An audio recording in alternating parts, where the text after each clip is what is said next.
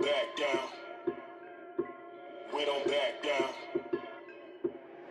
Back out, waiting for nothing, I get it right now. Seizing the moment, no time to lay around. Will we ever stop? Hell nah, that's not likely. Will I ever stop? Hell nah, that's not like me. Back out, waiting for nothing, I get it right now. Seizing the moment, no time to lay around. Will we ever stop? Hell nah, that's not likely. Will I ever stop? Hell nah, that's not like me.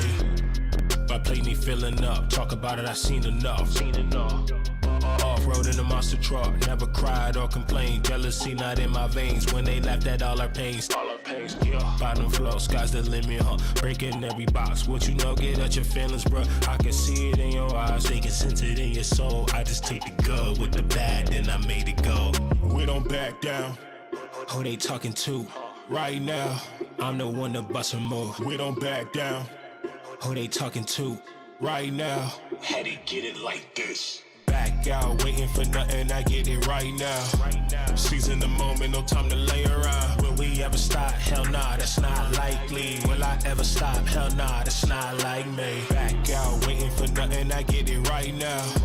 Seizing the moment, no time to lay around. Who they talking to? I'm the one to bust a move. Who they talking to? Had to get it like this.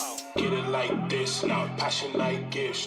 Thirsty, get a sip. All this hustle, never quit, I'm posted up. Making plays, never fake it like I'm late. Call the firefighters, but the building burning down quick. How the devil wasabi when I'm walking through the lobby. Drip all on my drip, they get mad and still wanna copy. I can't even blame you though, I see all the things that you really don't. Walk up to the mic, blaze it up. They start flocking, mind on $1 million in miles per hour. Used to play the small pond, now I'm swimming with the sharks in the ocean. Deep waters on my breath, keep it up. All my life I work for it, all my life.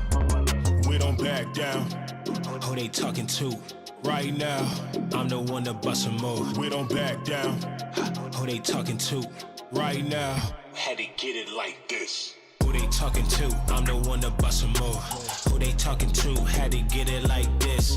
Who they talking to? I'm the one to bust a move. Who they talking to? Had to get it like this. Back out, waiting for nothing, I get it right now.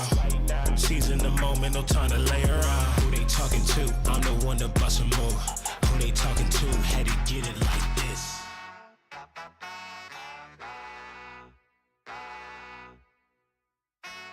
I know I'm dope, going hard on the beat, sound unique, going ape with the flow, ain't tryna compete with a fool in the street, I'm out tryna make this dough, this game ain't sweet, better move your feet if you not what you came here for, I'm around the elite, y'all worry about tweets, that shit sounds so low, like a top athlete, my skills concrete, moving up your head, honcho, to a high ride suite, on the throne, have a seat back, feeding me mango, being obsolete, you don't grind, you don't eat, y'all already know the motto.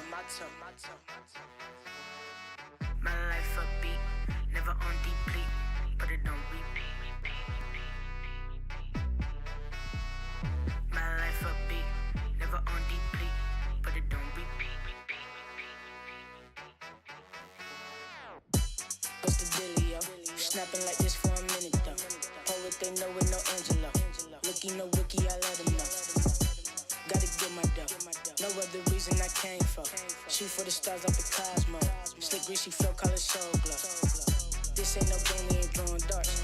Names never change, so it all in the same. They slipping like they at a water park. It's all in my veins, I studied the game. Then I got hot from a little spark. Try to play chess, you got check of pieces. My thesis, you know you done from the start. My life upbeat, never on deplete, but it don't repeat. My life upbeat, never on deplete, but it don't repeat. My life upbeat, never on deplete, but it don't repeat. My life upbeat, never on deplete, but it don't repeat.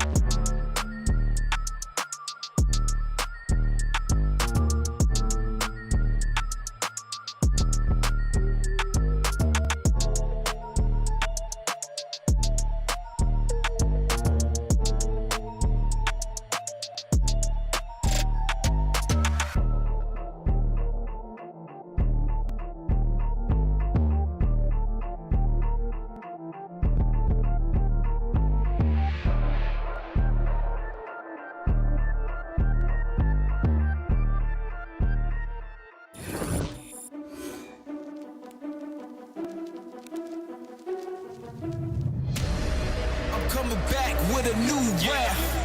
Lighting up the dark on a new path. Never can be stopped, I'ma prove that. Tough as a rock, I'm a shock, I'm a champion. Brighten up the night like a full moon. Ready for the challenge, overcoming too. Never can be stopped, yeah, the chains loose. Ready for the fight, do it right. I'm a brick by brick, never stick by stick. We gon' build it so strong, baby, grit by grit. Thought I wouldn't make it, it was inch by inch. Moving step by step, quick saying so thick. Pain bite like a bit, but I got a fire in me. It just lit like a bomb, tick, tick. I move like the champs do, microphone spin. Lyrics in the mix, make you smile like a pig. Finna hit another level, turning up the bass and the treble. Fighting opposition like a rebel. Gotta make you feel it, never settle. It's getting real, boy, like Geppetto. Hard like some metal. I can feel the weight every single day. But we gaining power, victory awaits. We about to break through the gate, stepping on the scene like a great. I'm coming back with a new rap, lighting up the dark on a new path. Never can be stopped, I'ma prove that. Tough as a rock, I'm a shock, I'm a champ. Ready for the challenge, overcoming too. Oh my God, it's a bang out. And next round. Building up muscle mass week to week. Let's go. The heart of a champion. Beat that beat. Swing with the best of them, cheek to cheek. I hit the same mission, man, until it's complete. Battle through the heat, no defeat. Moving through the valley, no retreat. The team stay elite, they can't compete. We earn what we get and don't cheat. Burn through your squad, no cease. We're entering a new phase. This is a brand new days. Coming out the blaze. Pushing through with no delays. Gear it up, this is the way. It's hard like some metal. I can feel the weight every single day. But we gaining power. Victory awaits. We about to break through the gate. Stepping on the scene like a great. Yeah, okay, I didn't want to say it, but lighting up the dark on a new path. Never can be stopped, I'ma prove that. Let's go. I'm a shock, I'm a champ. Brighten up the night like a full moon. Ready for the challenge, overcoming too. Never can be stopped, yeah, the chains loose. Ready for the fight, do it right, I'm a champion. Why is it overtime with those? I done. No troph.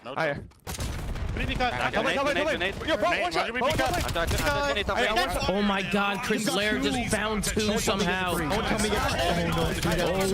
God. Oh my God, how did Lair just do that? Oh my God.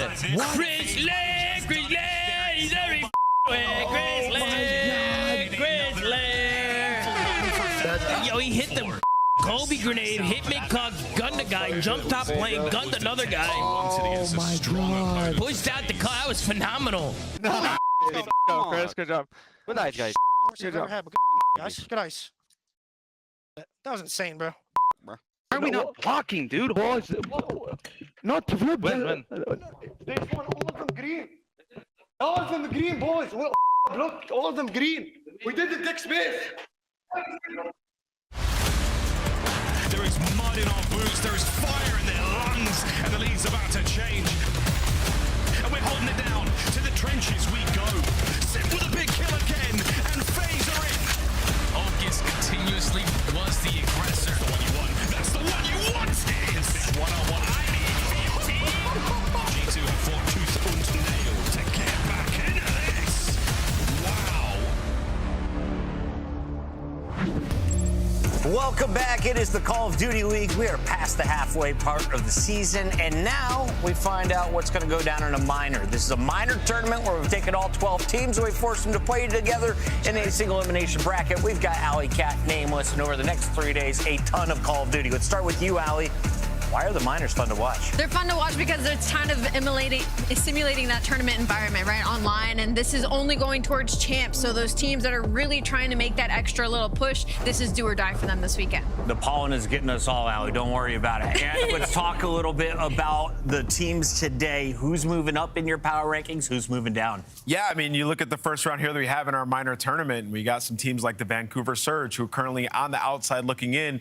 This is their opportunity to get those extra points, to get a top 4 placing and close that gap. And as it stands right now, they're 2-0 in this split, and they're looking to keep on rolling. Vancouver has made some team changes. Can they catch up to the rest of the pack? Let's take a look at our standings and show you the teams that need to break into the top 8. If you're bottom 4, you don't make it to Vegas. You don't play for a world championship, Allie. Yeah, I think a big shot in this as well is that Carolina Ravens with their roster changes looking pretty good. Same on the side of Vancouver Surge. They got some crazy wins last week. And you look above them, Riyadh Falcons hasn't really been performing. So definitely some opportunity here for some of those teams. As we take a look at the minor bracket, and I know you are not as high on this Carolina squad. Do you expect them to struggle against Koi? And who do you have moving on to the Final Four? Because that's where you actually start to earn points. Yeah, I mean, I feel like we haven't seen a ton from some of these teams on the new meta and on the new maps. And, you know, I look at the top side of that bracket. You know, for Optic, I see them sitting there in round 2. Koi is a pretty tough draw there. I do think Koi make quick work of Ravens. They've started off pretty slow, and Koi have played 3 of the new maps that we have had added, and they've looked ridiculous at all of them. So they're in a good spot to maybe cause an upset. Kips keeping it running for Major 2. If you're looking at the opening round, though, Allie, all 4 of these are elimination best of 5. So on our schedule, which one has potential to be an upset? We're going to be starting with the Falcons versus Surge, Heretics Breach, G2 Cloud9, and Koi Royal Ravens. I'm going to echo what Ant said earlier. The Vancouver Surge and Riyadh Falcons, I just think it's a great point that they looked fantastic last week, especially on the new maps, and Riyadh Falcons haven't given us anything really in the past few weeks. Speaking of the new maps, we've made a lot of changes from Major 2 going into our Major 3 qualifiers. We've got a new look and some old looks. Let's take a look here at Sake and more. I don't expect a lot of Clifftown to be played. It wasn't seen last week. Instead, we're seeing these. Talk to me about what we like, what we don't like. Where do you expect the players to improve? Yeah, we hadn't seen Clifftown, obviously, and we didn't see Gridlock S&D, which it's Game 5 in our first series today. So if we go the distance, we will see it. But from what we did see, I really like Saku. We saw it a lot. Plaza, as people started to play a little bit more, you're seeing, like, okay, it's not as one-dimensional as people It's not all 8 people at the bar every round. Exactly. Your first 3 rounds, it will be. Yeah. And so there's a nice variety that we have going on right now. And you're seeing, like, the struggle with some of these teams that maybe got some of their maps that they enjoyed removed, trying to figure out where they want to, you know, rest their head at night. Now, Allie, from a fundamental level, you're going in a 4 versus 4, and you're trying to fight each other on these maps. Really? But on a professional level, you want to play on your best maps and modes. So let's talk about the teams that have been affected by the new map pool.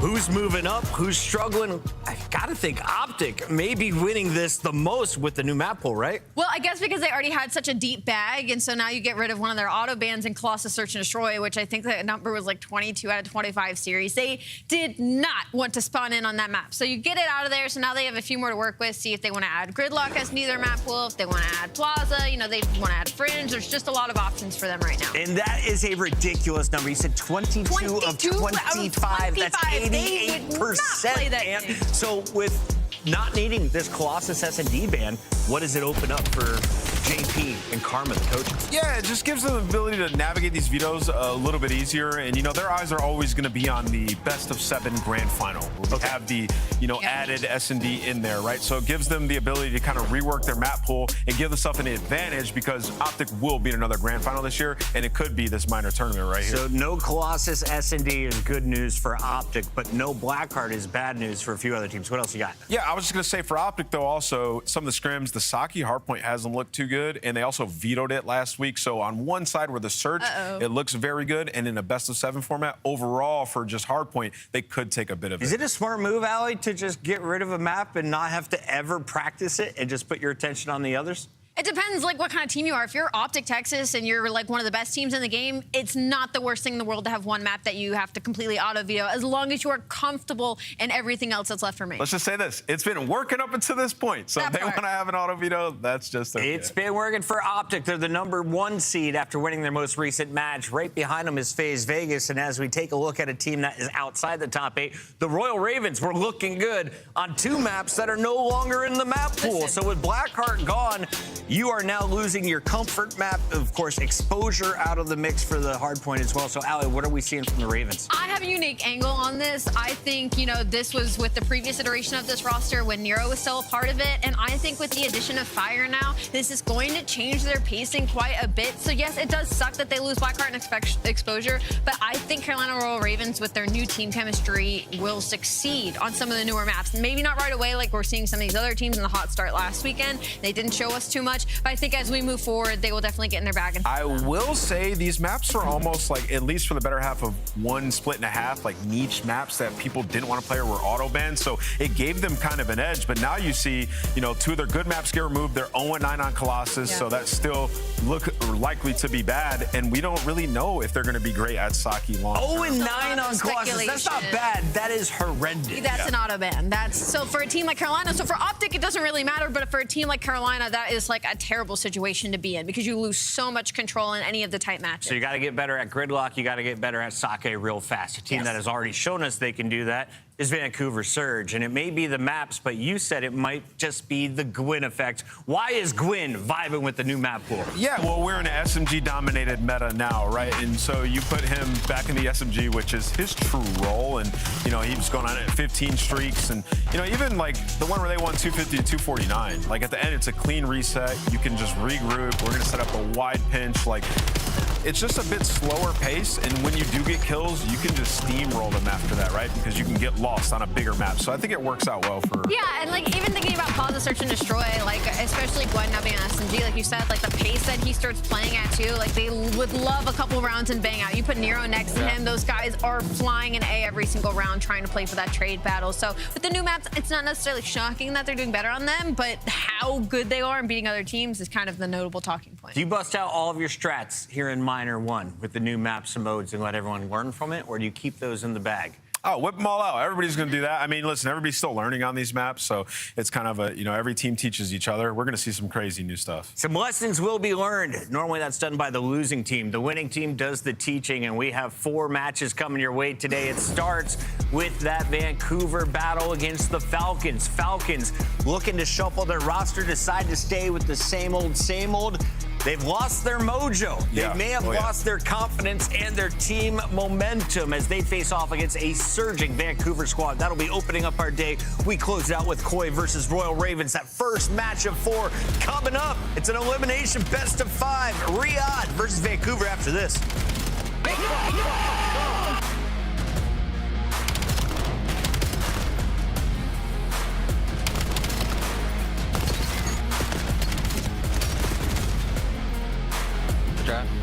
Oh my God, baby. COD Champs tickets are on sale now. Come see the best teams lock in for this season's grand finale in fabulous Las Vegas. All 4-day passes come with early venue access. Head to phasevegas.com or scan the QR code to get your tickets now. Look like the pros to play like the pros. The CDL team skins are available now. Scan the QR code or check out the in-game store now. Scuff, official controller of the CDL.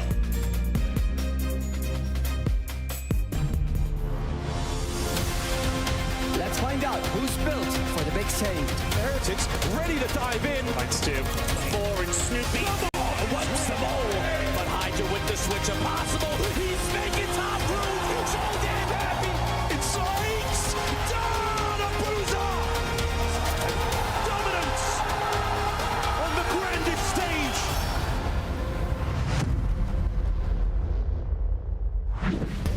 It's time to get the minor party started. We've got our opening battle between the Falcons versus Vancouver Surge, and Riyadh is looking to get back to their winning ways. They've got 3 world champions and a surging star out of Saudi Arabia, but I want to talk about the Surge team first, because Vancouver was at the bottom of the barrel. They were 11th or 12th for most of the season. They get a big win, though, against the Falcons less than a month ago, Allie, and this is when we started to think, okay, maybe Vancouver has the tools they need to succeed later in the season. They pick up some big players like TJ. Gwyn makes a move over. Now you bring in an even stronger AR. Let's talk about the Surge pregame. Yeah, sure. How do you get it done today? I will say in that map one, as you see, they did have Capsidal, and he was putting up the numbers, but we know what Nero's capable of. You know, every once in a while he's due for a map. I think the biggest edge Surge has, well, I guess a little bit of two. One, their comfortability on the new maps, what we saw last week. If that's a continuation, if that's something to expect as a baseline from them, that's going to be great. And then also their search and destroy is really freaking good right now, specifically Gwen as well. Last time we saw them, him and Nero combined for 6 first bloods on their own. So the SMG duo is doing their job. And that's going to give Riyadh some trouble, who has been awful at search and destroy recently. And who's the hardest to 1v1? On Surge? Surge, yeah. Who do you not want to face off? All right, so if we're talking just S&D, it's TJ for sure. Oh. If we're talking just straight up gunfight, probably Gwen with the way that he's playing right now. But yeah, Surge, they're going to be a tough out for Riyadh. And I think the series that we just showed you guys kind of embodies what Riyadh's been all year. They were coming off a win versus Optic.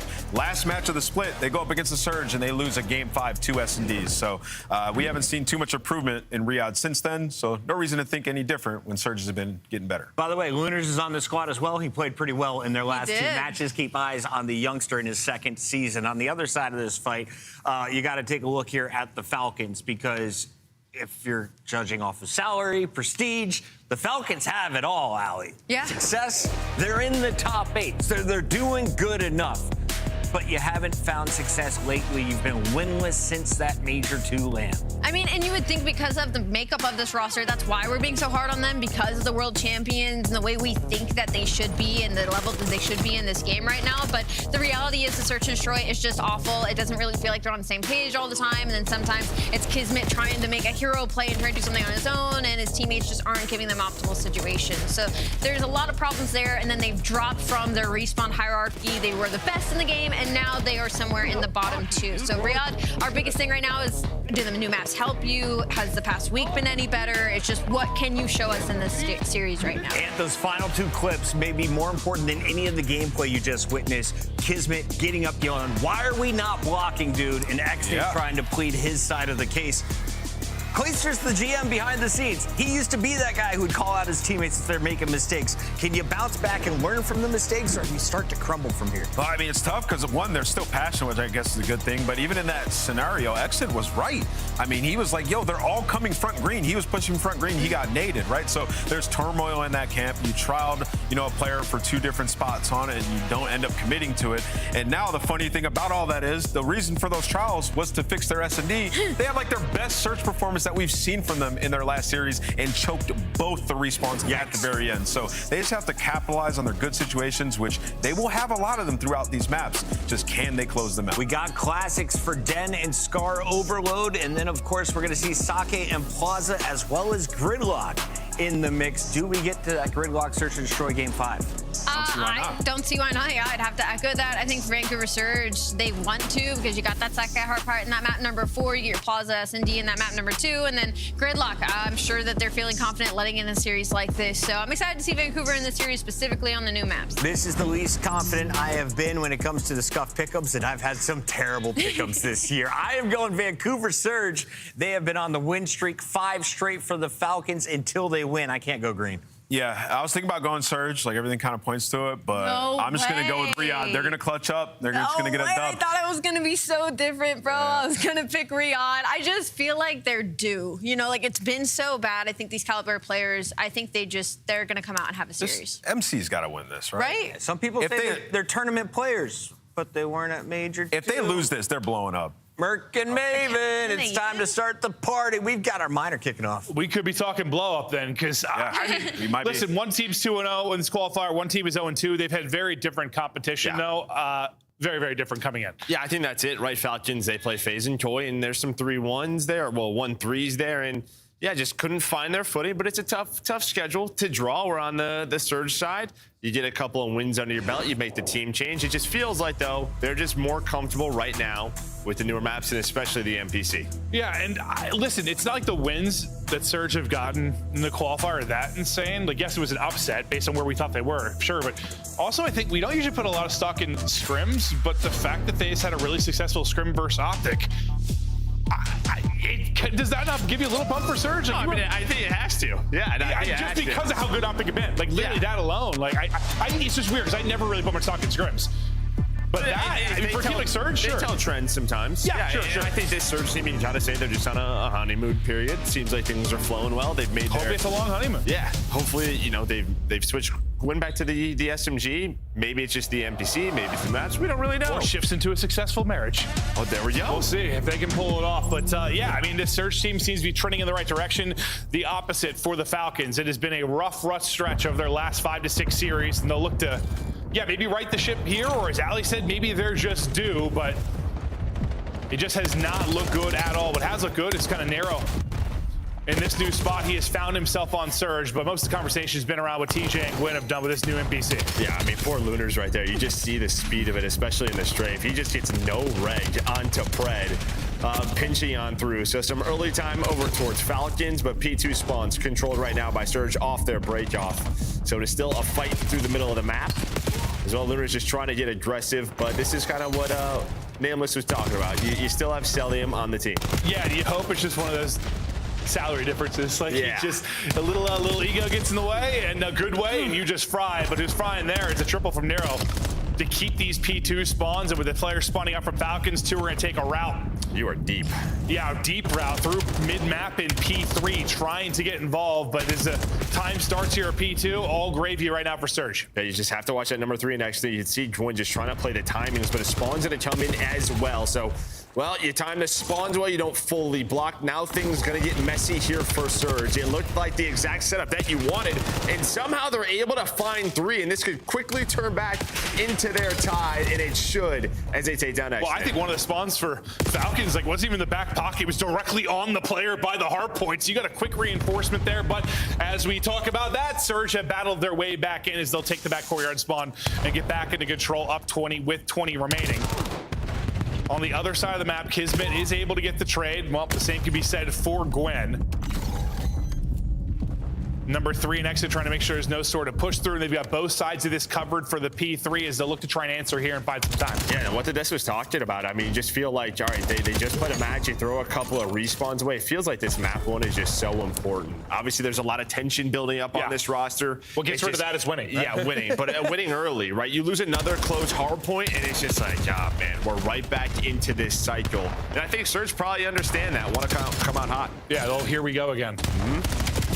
Surge trying to come out hot, and well, so far they've had a solid start, and now breaking up the early time from Falcons as well, just make sure nobody in the point. TJ is going to win that one up close and personal. Lunar stabs his teammate somehow. I mean, we'll see team kills with nades, team kills with guns. Not usually a team kill with the knife. Might be the first on the year. That's right? Like normally a CS thing, right? Yeah, right. A spawn. You've done that. Yeah, maybe he's doing the same thing. You pull it out, and you actually hit your trigger. And well, I've done that, bro. That's catastrophic in a CS match. Yeah, it is catastrophic. Yeah, well, it's not catastrophic so far here for Surge. They're able to rebound, and well, now you have a big chance here at this P4. A couple of players going to spawn out.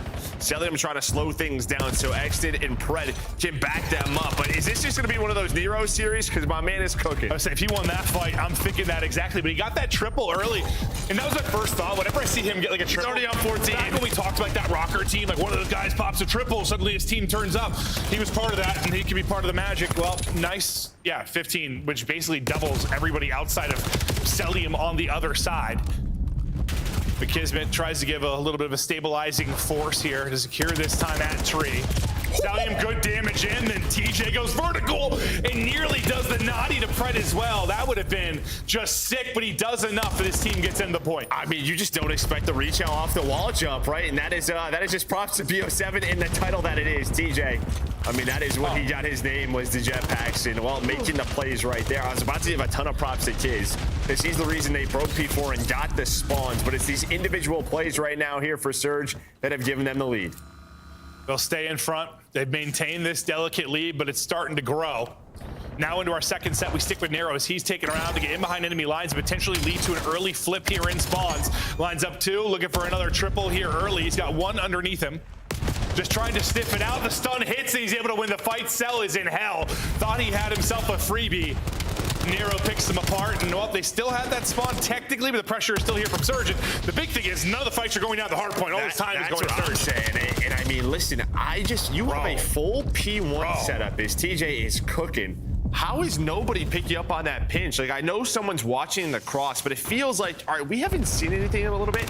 Maybe just turn around. Yeah. Right? You have someone P2. It just feels like the timing's a little bit off, and that's all it is. It is one timing. Nero makes the play, and now this is almost 40, 50 seconds on the board here for Surge. Bro, he's on 21. If this game, like, if this balances out and ends up being like a 250, 240 game, he's dropping 50. Like, dude, he's on pace for a map right now. We'll see if he can keep it rocking and rolling throughout the extension here into the P2. It'll be an early setup from Falcons, and they really need a setup after getting busted wide open early in the second P1.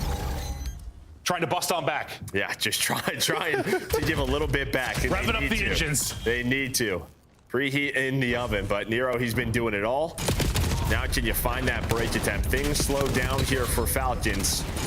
But now TJ, Gwyn, Lunars, everybody gonna activate. And so far, those have been the fights that they have been winning. Finally, though, Falcons, they're gonna take one. You had the one remaining guy for what felt like the first time in a big skirmish. So you do enough to stay in this. Just stay in the fight. It hasn't been pretty for Falcons. Pred the only one positive. It has been a struggle, but the fact is, you're not getting blown out. You still have a chance to make a run here with a couple of big holds. Scrap time gonna go to Surge with a late push. It's all on Nero, really. What can he do on this rotation? Tough spot to put him in. He does only find one, but he was the only guy there. So, I mean, yeah, you fight the final 20. He's making the heads-up play. You know you're spawning them back P2. At least get you one. Maybe allows TJ and Gwyn to get into the spot. Now you have this 2-2 split. Here comes the collapse. Big pickup by Celium to at least get one, but the collapse is coming in. They're just being choked out. Kismet and Exit have got to go massive. Exit not able to win it. Nero just a little bounce there with the pistol. Jukes him out of his socks, and there is the break. And honestly, Nero's kill and just delaying that is probably why TJ gets the spot to win that first gunfight. Yeah, just needs to find one. It does his job. I wasn't sure what weapon he had inside a tin, but yeah, NPC. He had the NPC. Still almost got away. But really, that does delay it enough that, like, what, the two players over Dojo side that's an extra 10 feet they get, right? Yeah, and that's all they needed. TJ 10 feet, it could be 20 feet. That's him on a very tall ladder. But every time it feels like Falcons have got a moment maybe to bring this back or make a run. Surge get a big break, and now, I mean, I was saying you kind of kept this close if you were Falcons, or kept it close enough when it was around 70, I was thinking, but now down 110. You have got to get a solid tree hold, and well, it's not going to be much of a hold early. TJ is there, and that is just nasty work. The movement of the NPC, slide out Chow and Fry, early time to Surge, and they're blowing them out. Yeah, just again, you have deaths at the wrong time if you are Falcons. Right when that P4 is about to die, you die in the middle of the map. You die top window, that allows them to get pushed out. Well, just so much room to work with now if you are Surge. Yeah, a lot of questions marks, obviously jumping in for the Falcon side, but Kismet, he is still fighting. Yeah, no, you just at least, you hope this is a bit more competitive. It was for a bit there, but the lead just continued to grow and grow, and now just 25 needed for the dub for Surge. This is your map pick too? That's just, oof. Oh, that makes it even worse, Joe. It certainly does, but we get ready for our third set. It was the Nero play the last time through that really opened things up to get them started. Kills come at the right time this time for Falcons, but now can you turn this early setup? Well, just make sure there's not a hole in this setup so things get busted open. Yeah, we're so far so good right now. I mean, nobody is in your mouth. Yeah. You just have Brazilian. Gwyn he's trying to stay on the map. He's gonna wait for his teammate off a spawn, try to take their time. Chiz on 5 in a row, does get traded out. Just curious maybe if he was on that time, maybe you earned that missile. But Surge, no, just time the nades, time the push. We get a break here and we should win this map 1. Content to just contest for the time being, but now the big gunfight wins that you need to win for, well, the rest of the map are starting to happen for Falcons, at least maybe starting to find their flow, just might be a little too late. And this is just like, all right, we got into our setup, the game just comes easy to you, and they had this the last P1. There was just an opening, and well, now it's just a question of what is that break going to come through. There's only 8 seconds left. You have the P2 spawns. We say it often. It's going to take some perfect hard point here, but starting to get some momentum. Also, we know Surge and closing out hard points sometimes is a very fine line of a nice closeout. That's the old roster. And throwing one away. True. Well, we had the scary one, though, on Saki, wasn't it? Like, was that day 1 of the week 1? Celium in the back, trying to stay up. Nice little finesse there. He'll win the fight as well. You've got all the room in the world here. still a deficit. But 40 seconds remaining, you get up to the 200-point mark. You just have to be close to perfect, as you said. Kismet still just tucked away, looking at damage with the nade. Well, the damage will be there, and TJ's going to drop. He's going to chain that into a second. That is beautiful work. I think it's a dead nade from TJ that actually ends up trading him out, but you've got all the freedom you have wanted. I mean, you're already giving this up. Look, TJ's already rotating. Stell's going to be on 5 in a row. We should check his POV. He's going to want to stay up. Yeah, can he get a Hellstorm? This is a big kill. Well, he is going to find that. Still 10 seconds. Not going to stay. He's going to keep slaying. They are starting to flow right now. His Falcons within striking distance. The comeback dream. Big kill. A big comeback for Falcons or a collapse for Surge. They've got the early setup. Surge have just got to slow this down.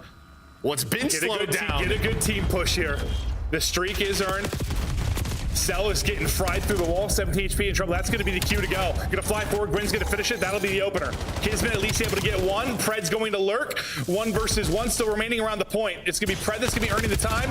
It's a great chow from Lunars. He'll get 2. There's still a guy here in Cell, though.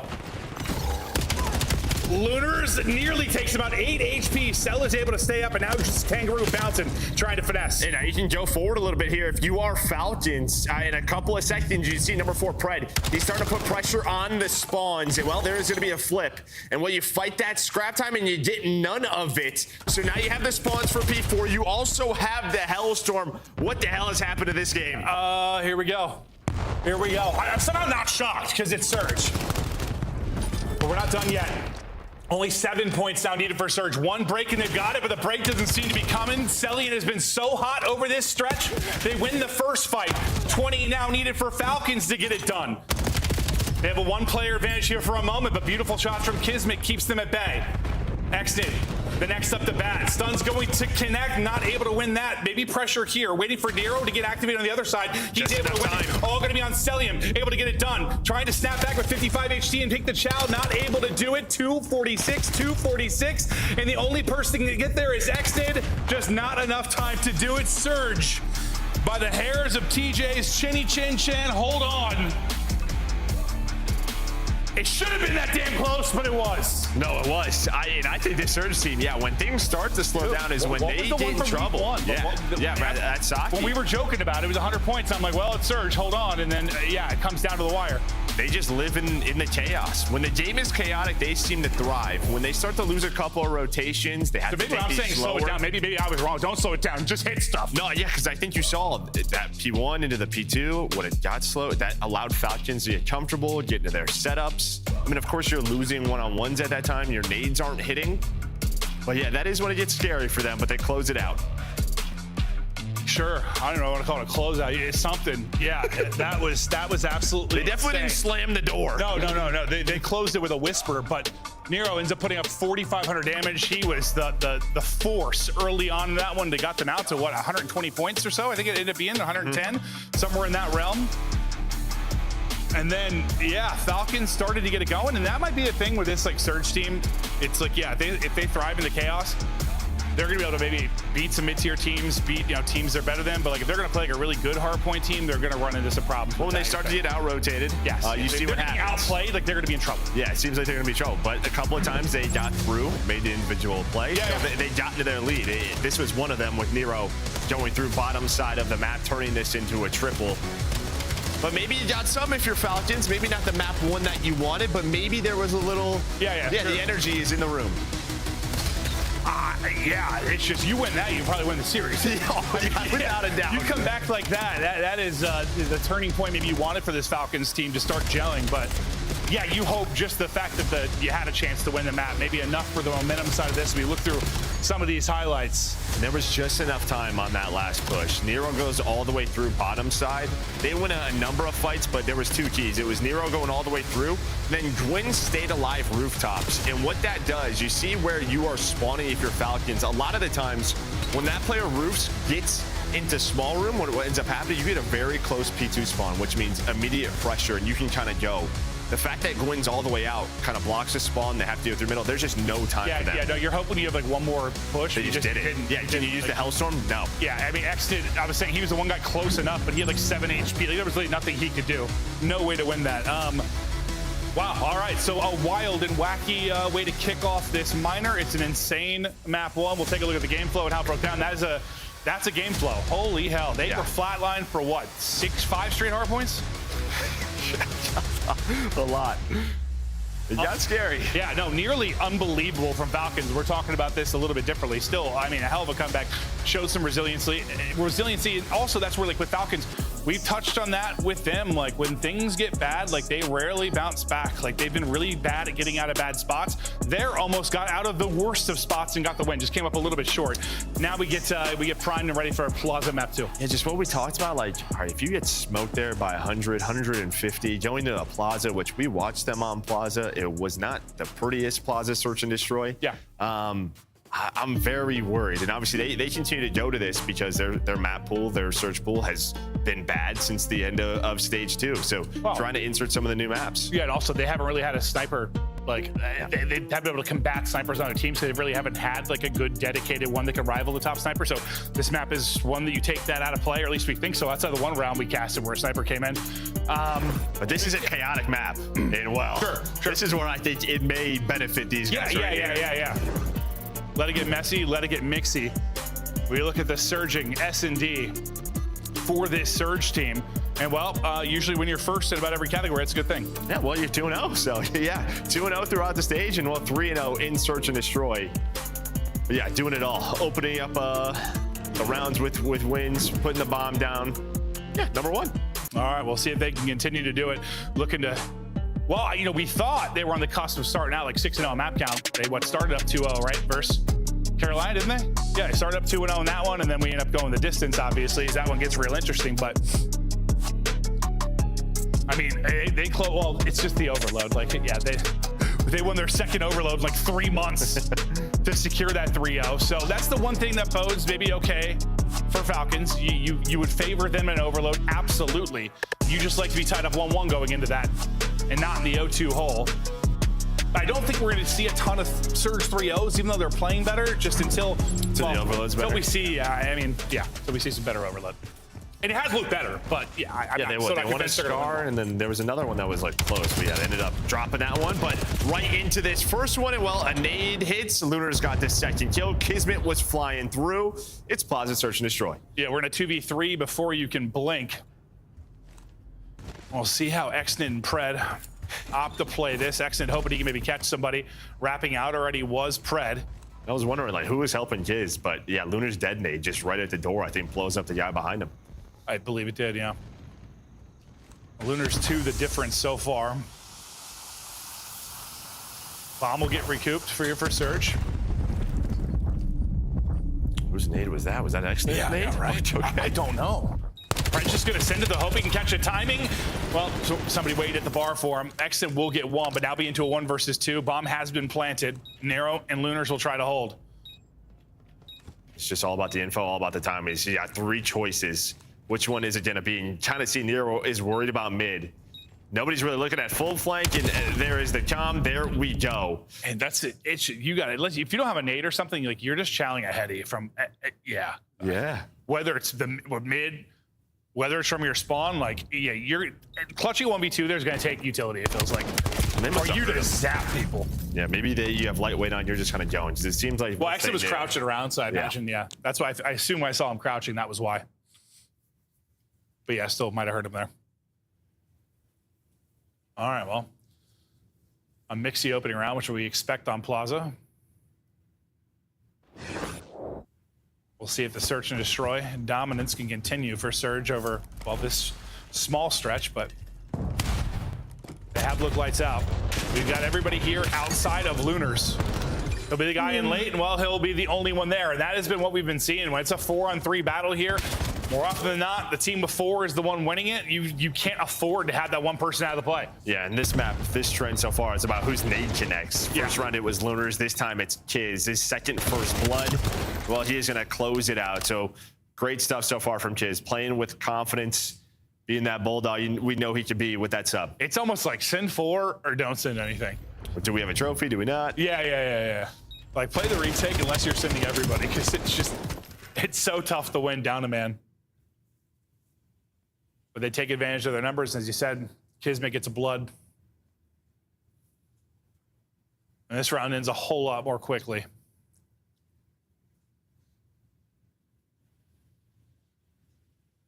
And we'll see how things change, yeah, when trophies start to come into play.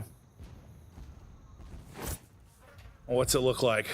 All right, it's a similar defensive setup for Falcons. We saw Surge, 1 mid, 3 pushed up, damage done with an 8, so Nero having to give up mid here for a moment. This is Gwen's POV as he's kind of sneaking his way on forward. Looks like he's in a hole for now, and Kismet's got the read there.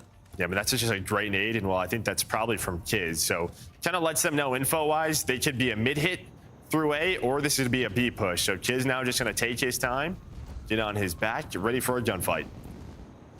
He is lounging. You've got a 2-on-2, or it could be like a 4-on-2 if the mid players collapse. Now, what's his time going to be like with Kiz? Because he is lurching on up now. He wants to find info. Oh my! It's just feeling it's on him. Oh my, dude, that would have been a bad death. Been awful. That would have been a bad death. Instead, it turns into another first blood for Kiz. He'll get traded out though. Best you can do if you are Surge. Pred gets to a heady, wins it. Exit wins his fight as well. All on Lunars to try and clutch up. Gonna be a 1 versus 1. 15 seconds to go. Bomb down near the B site. On Exnid in the clutch again. This. Much more, dude. Wow, let's just not go over there. It's just like Den. It's just like the side railings on Den. Well, he's gonna get spotty. He has to get off of it. Now you are running away. That's all you had to do was play the time. Oh, yeah, no, it's horrifying. My balls are going into my tummy. All 3 of them. Dude, it is dangerous over there. We're gonna see it. I mean, we're gonna see a just catastrophic death over there going off the map. But yeah, sometimes on those rails you like accidentally hit a nice little like G slide, and then it's just you're done. Adios. Yeah, you just slip. Well, it seemed like on both, like you just like hit your shoulder on that wall as they're going to like mantle over it. That little bump is like I'm now a ballerina.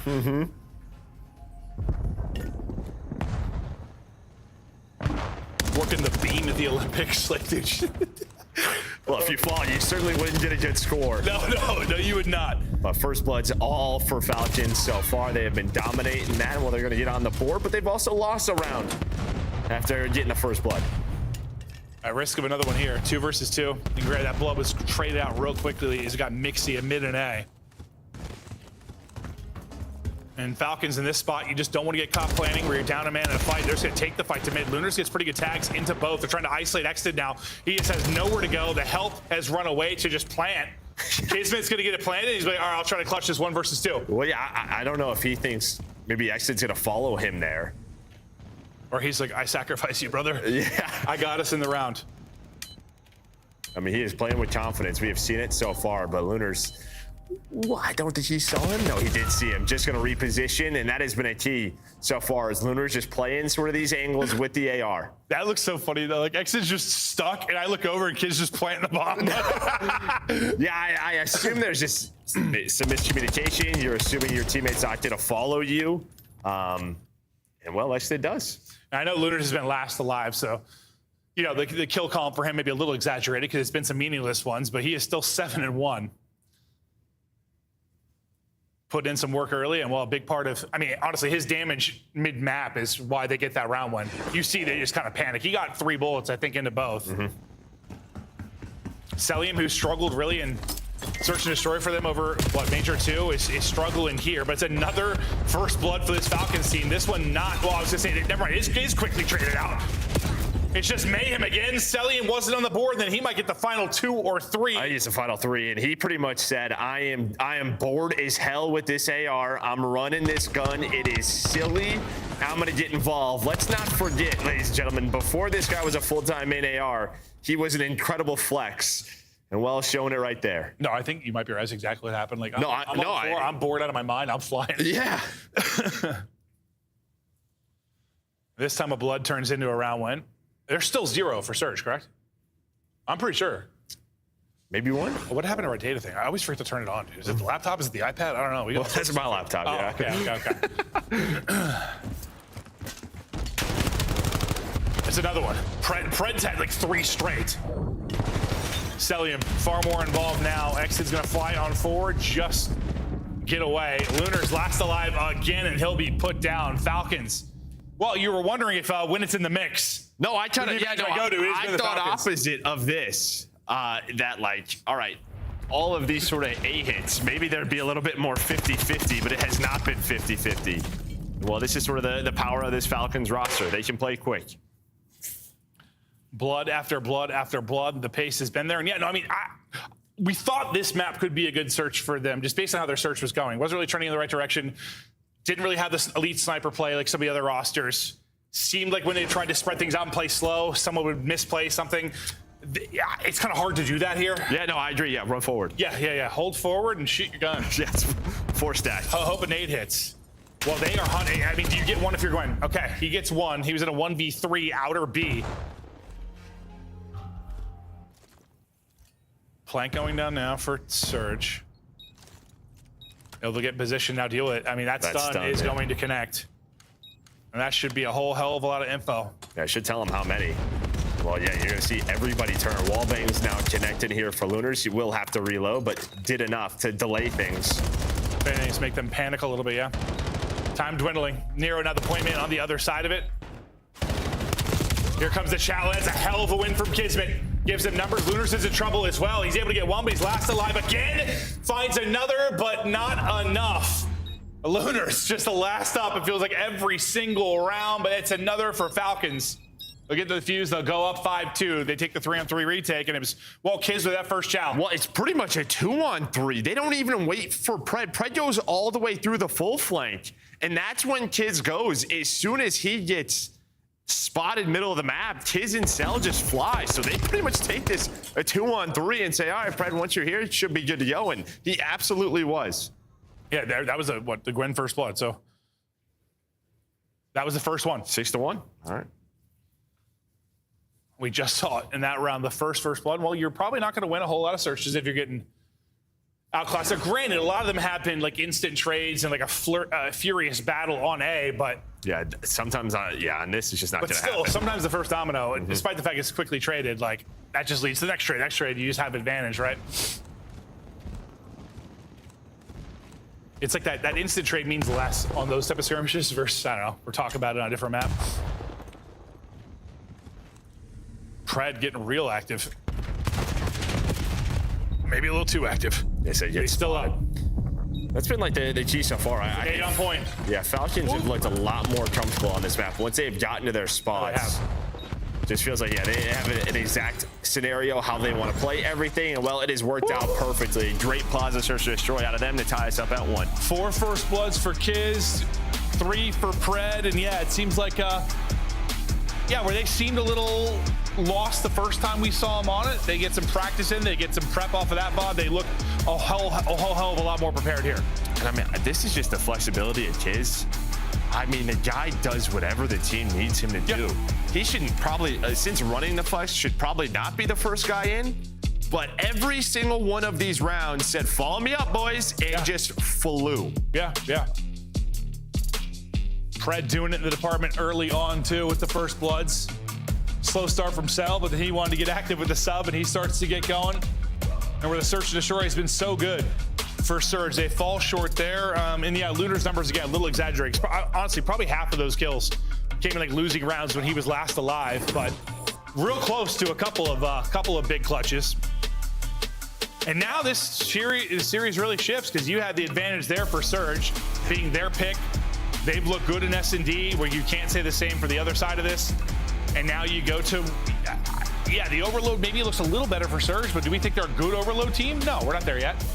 Not at all. Very far away from that. We're not even sure if they're a good team yet, right? It's just been 1 week. I think I'm convinced they're better than they were. 100%, yeah. But I don't know how far that separation is. But the fact is we're tied up 1-1. This is the first match of the minor tournament we've got going on this weekend. 4 teams on the top half. They're waiting to battle out tomorrow. They're going to be playing the winners from today. We'll continue the coverage all day long. Quick break. Don't go anywhere.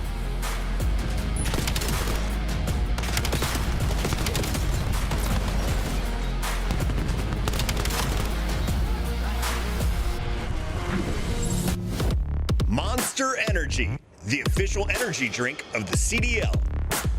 COD Champs tickets are on sale now. Come see the best teams lock in for this season's grand finale in fabulous Las Vegas.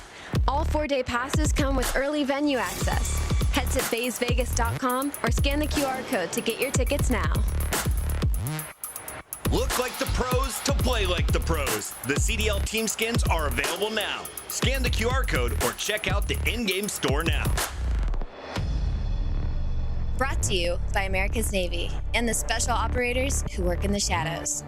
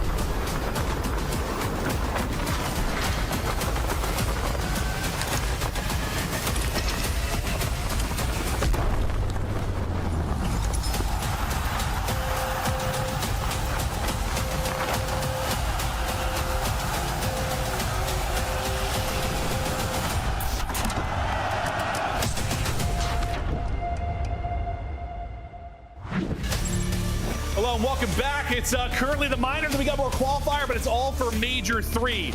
There are currently 100 3-day passes still on sale. If you're trying to be a part of the party, now is the time to grab your tickets. If you've been following the action at all, listen, we've had different online qualifier formats. We've had a bunch of changes over the years, but if anything, the lanes are always lit. It's always a blast wherever we are.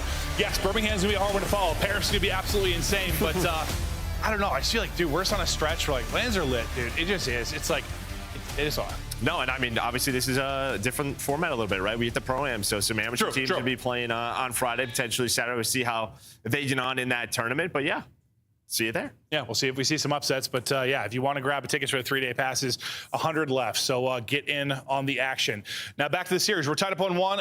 If you talk about the overload improvements or what we've seen from this Surge team, so far they played 2, they've won 1, they played Scar on both, we're headed to Scar. Yeah, so that's it, right? You were Team B, you got your choice, and Falcons, they're going to leave this open. So I think you're happy. Yeah, you're very happy with this if you're Surge. And their loss was what, like 3-2 to Carolina? Yeah, it was a close one. And Carolina has been a solid overload team. Granted, especially on that map. With the team change, I mean, we're, I guess, yet to see how they're going to be, but I assume they're going to still be a pretty solid overload team on Scar. So not the worst loss for this team.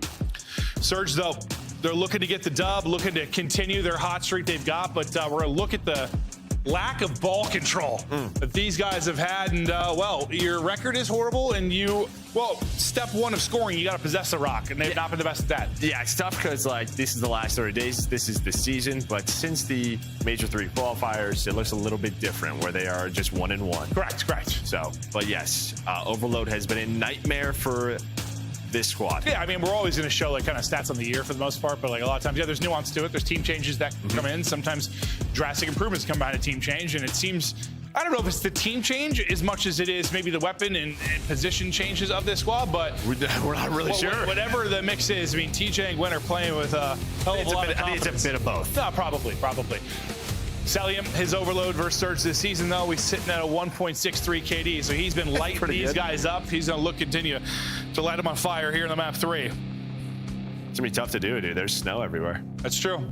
Cold temperatures. Wear your jacket and your snow boots. But an incredible win there. Convincing win for the Falcons in the map 2. And that's off of what? They had the fringe win against FaZe, yeah? So that was probably, I mean, their best Search win they've had in quite a while. Now, let's see if they can carry that momentum. And they were 4 seconds away from one of the bigger upsets we've seen on the year in that map 1. Kismet, the First Blood Demon in that map 2. Gets to work mid-map. And we'll see what angles he is able to find, but well, TJ's just putting people down. Yeah, similar to map one, right? You leave a couple of lanes open or somebody gets through and Surge is gonna make you pay, and that was TJ. It felt like you had a good push, but you're gonna find all the kills after that to move this EMP topside. Celium here, starting off with 2, has the M15 in hand, but Luna's gonna take him down. And well, Gwyn is just gonna stab you in the throat. And now Exodus play a little ring around the rosy. Unfortunately, he can't find him, and Gwyn's still taking people out. Good shots by Exodus. Otherwise, Gwyn's terror just continues. EMP is down near that mid-cut. And it feels like it's that. Like, you're so fast with the NPC where I think some of our players' timings are just off. And then, like, you're looking one way or they hit a slide, and it's just like, where did this guy go? I throw your whole flow off, right? And then, well, yeah, it's just been a nightmare. Last guy remaining here defensively was Gwyn. Well, Preds knows where he's going to be spawning everybody, but you didn't really have anyone remaining for Falcons outside of Preds, so it's like each team is need to win that last wave or that last fight to get a score through. They haven't been able to do it yet. EMP's going to reset back to mid, and we'll focus on map control for now. Yeah, I mean, you get a clean 3 dead. Gwyn wins that, so you just know, all right, Pred is last alive. Let's find this guy. Big win there by Kiz because he was so weak. Nero just couldn't find the last bullet into him. But Falcons right now trying to carry some of that momentum after that map 2. Can they play a little defense? Let's see what Chom's are Riyadh. Nice. One, two. Hold on, here, hold on. Trying to take space. Dark, Gwyn. Left.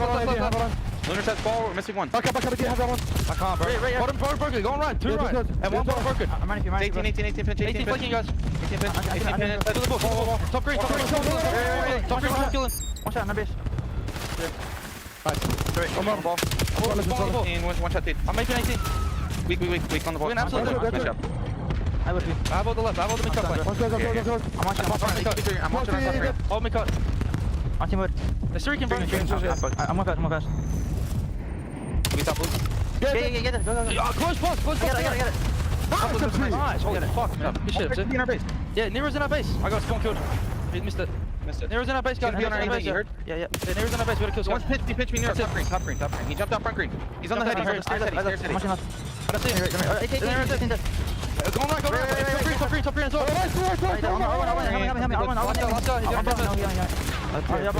I'm big. One shot, Lunars. Absolutely. Shit, EMP me, bro. Make close bus. One top green, and one shot. I hear on the top. Trading scores as of late, but Surge are going to be ahead by 1. EMP back to mid. We'll take a look at the time of possession, top middle advantage for Surge, and yeah, again, going to be a critical stat department in this particular game mode where they're looking to improve based on how it has trended on the year for them. Yeah, you heard the listens though, right? Riyadh got pretty pumped up when they put that first one away because you used the Hellstorm. So they're thinking, all right, we got that out of there. We tied up the game. We are in a good spot, but immediately answered by Surge. Gwyn having himself a game at 12-7. Winning this lane differential so far is Surge trying to extend this lead. And 90 seconds to try and extend it in this first half. They got a couple of dead, and well, that's going to be all the map control in the world as they try to get forward. That's a big nade from Pred, though, to kind of delay that as they're waiting for Nero to get involved in the action. They're going to have to pause the brakes for a second, do that nade. Wait for this next wave of fights. Good patience there from Surge. Someone's going to have to grab EMP. Track it back to do that will be Nero. Unfortunately, Celium's going to line up both your players playing side, and that push is just going to be obliterated. Yeah, I mean, the one guy who maybe you wanted to go forward was Lunars with the M15, so he was holding topside. So you just never checked that corner that Exton was in. It feels like you were always playing that. Now Exton's just trying to go, but he's just going to get caught sprinting. And, well, you haven't had much offense if you were Falcons, but it doesn't matter because it's still only a one-score game. It feels like for most part, like both teams, like right around, I don't know, we call it the 20-yard line, we don't call it, like they've just been cut down like 3-4 dead so many times. Zone. Yeah, like, you get to the red zone, just get cut down 3-4 dead. I know we've had a couple of scores, but I just feel like, yeah, it hasn't been mixy. It's been one team getting obliterated more often than not. Gwyn's streak continues, though. He's up to 17-9. He's on 4. Maybe trying to earn himself another streak. Exit still lurking inside their house, though. Maybe gonna turn some heads. With 15 seconds remaining, we'll see if Falcons can get a touch, maybe turn this into a halftime tie. Just TJ there, though. And while Pred's going to win that gunfight, he's going to get that trade. Win right off spawn, though. Gets right to it. Wants to cut him down before overtime. Yeah, got it. You just get a touch if you're Kiz. You're going to allow your teammates to go off with spawn. Now you got to stay up. I wasn't sure if he was going to get there, but just barely. Going to get there. Try to set up one perfect push. Exton's going to get caught playing side.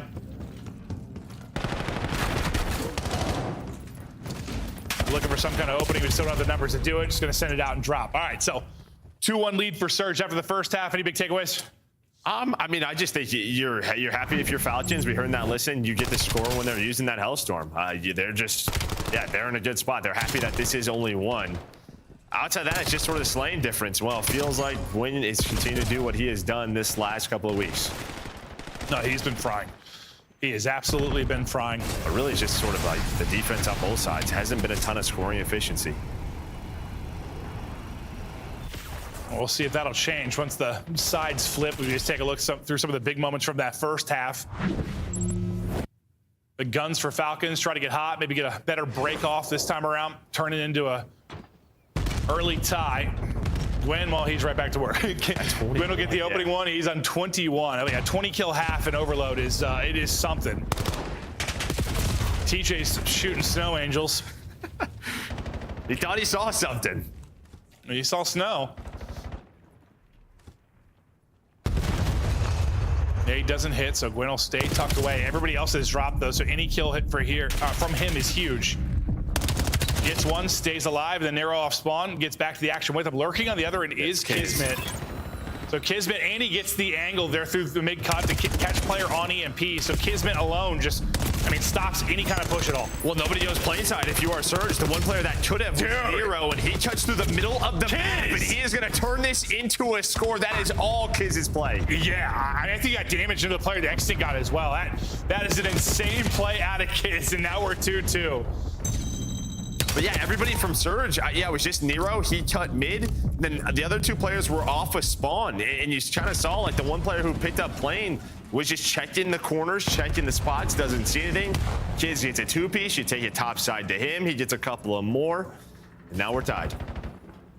Yeah, I didn't think he was going to get like two more as he pushed in. But unbelievable from Kiz. All right, another good-looking moment here for Surge. Well, in the fact he got EMP and mid-map control, at least for a moment here. They're going to wrap this out towards mid. Kred, I thought, an awkward timing where he's going to get shut down, but instead he's going to slam TJ with a nice little snap. And while plane side things fall apart for Surge yet again, here comes Falcons as they're flying forward and looking to take their first lead. Oh, that is huge, because I think you want to wrap this, because you have Cell and Exton hotel side. So if you kill TJ, you're jumping out of the top and you're going to where numbers are, because you have no idea if you're Surge, but it's all TJ playing a little defense. Maybe not out of the woods yet. Nope. I just feel like the push is just relentless. You keep thinking you got like a two-piece to clear this. Like TJ got one, Gwyn got one. But you're spawning close and you keep reinforcing this. Falcons trying to keep the pressure here. Trying to run. Surge is trying to get this EMP the hell out of here. It's a motel spawn for Gwyn. He's going to get involved quickly, but by involved, I mean he's going to be put down. One more gunfight win, and that should be the lead. 3-2 to Falcons. What a stretch this has been in the second half. Yeah, but you have a chance immediately to counter, and you're going to find the kills right off of spawn. Now, there is an opening, though. Front blue is wide open. Well, so you have to wait on TJ to get involved. And does that timing hurt you? It may just. It's just down to Cell. Cell's going to get dropped, but still, he's in like a scary spot where they got to grab this. Nades are going to be coming in. They haven't been able to scoop it yet. Finally able to grab it, trying to fly forward. That should be the tying score. It's not going to happen. He's actually in between two players, and that'll be a stop. Again for Falcons. That was chaos. Yeah, I mean, you just gave up the first cut, and sometimes you want to do that so you can get one player forward, but both players did. One player backs up to EMP, the other one went through all the way towards blue, so Falcons just put stuns, nades right where they needed to stop that push there from Surge. That's got to be frustrating, Surge. That might be a second or third time where you feel pretty confident you might get a score. Here's another one where you hope if he gets across, you're in a good position. Can't get across, the utility hits. TJ wraps back to help, and he gets cut down. Again, you've given up the first cut. TJ's pushing forward to hopefully block the back spawn. It's just when he does that, you spawn them white wall, and there was no one else there to assist. Now the counter chance for Falcons. Just a little over minute to play. It's going to be several down. Pred wants to get forward and hunting. He's going to get ripped down to 30 HP, but will stay up and get into top green. They want to take this top side, maybe bring the pressure over towards A, trying to capitalize on this quickly. They're going to fly on through, and the score gets in right before TJ gets the kill.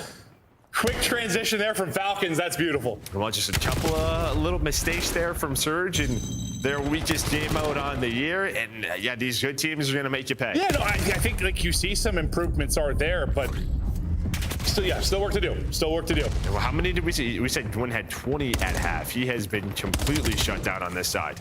No, he has. Yeah, no. Basically even sit on 28. With 30 seconds remaining, they're going to need to find a score, and they're going to need to find it quickly. Stellium maybe needs one more tag there to get the kill with the pistol, but he'll set up his teammate and just continue to be a thorn in the side of any kind of setup from this Surge team. Oh, well, but he's just going to wait with knife out, stick it in Nero's face, and... Hold on. Oh, wait, hold up. He's just going to grab the rocket fire forward. Wait a second. 4-3 now. Is TJ just scoops it and goes. This spawns. Can they win some crazy fights here to give them a chance? Lunars, one more fight to win. It's Kiz to put down. He's got some help here now. Can they get a touch? They're able to grab it. Still, opportunity here to tie it up. Yeah, but his teammate's gonna drop. You have to pick up the player mid-cut, and Pred finds the kill. Had some crazy maps throughout this one. Almost another one. Yeah, it was kind of like, give me OT. Give me OT with the way this has been going. I did not think TJ was just going to grab it and be able to run through and score there, but it certainly made it interesting late. But yeah, just with the scoring chances presented, it wasn't like there was a ton for either team. Falcons were just a little bit better, and some of it was, I think, up to great defensive stands from Falcons, and some of it was just, I think it's a work in progress right now for Surge, and they're going to get a little better in those situations, like picking up first cut, as you were saying, and they turn a couple of those situations into scores and turn these into wins. Yeah, it's always tough when you're attacking that bottom side because you want to block the spawns back there, but the problem is like, yeah, you just spawn them up white wall, and it just feels like if you control first cut or right in front of blue, you have both options. That's when you can kind of juke them and go both ways. Yeah, you just all like, yeah, just not on the same page exactly what they wanted to do. It's more of a gamble that way. Like, if you make it across and the utility misses or something, like, it's immediate goal, no pressure. But that just kind of starts. That second half starts with that Kiz play because they had no map control, but he was able to sneak his way through top lane, and then that led to this to tie them up at 2.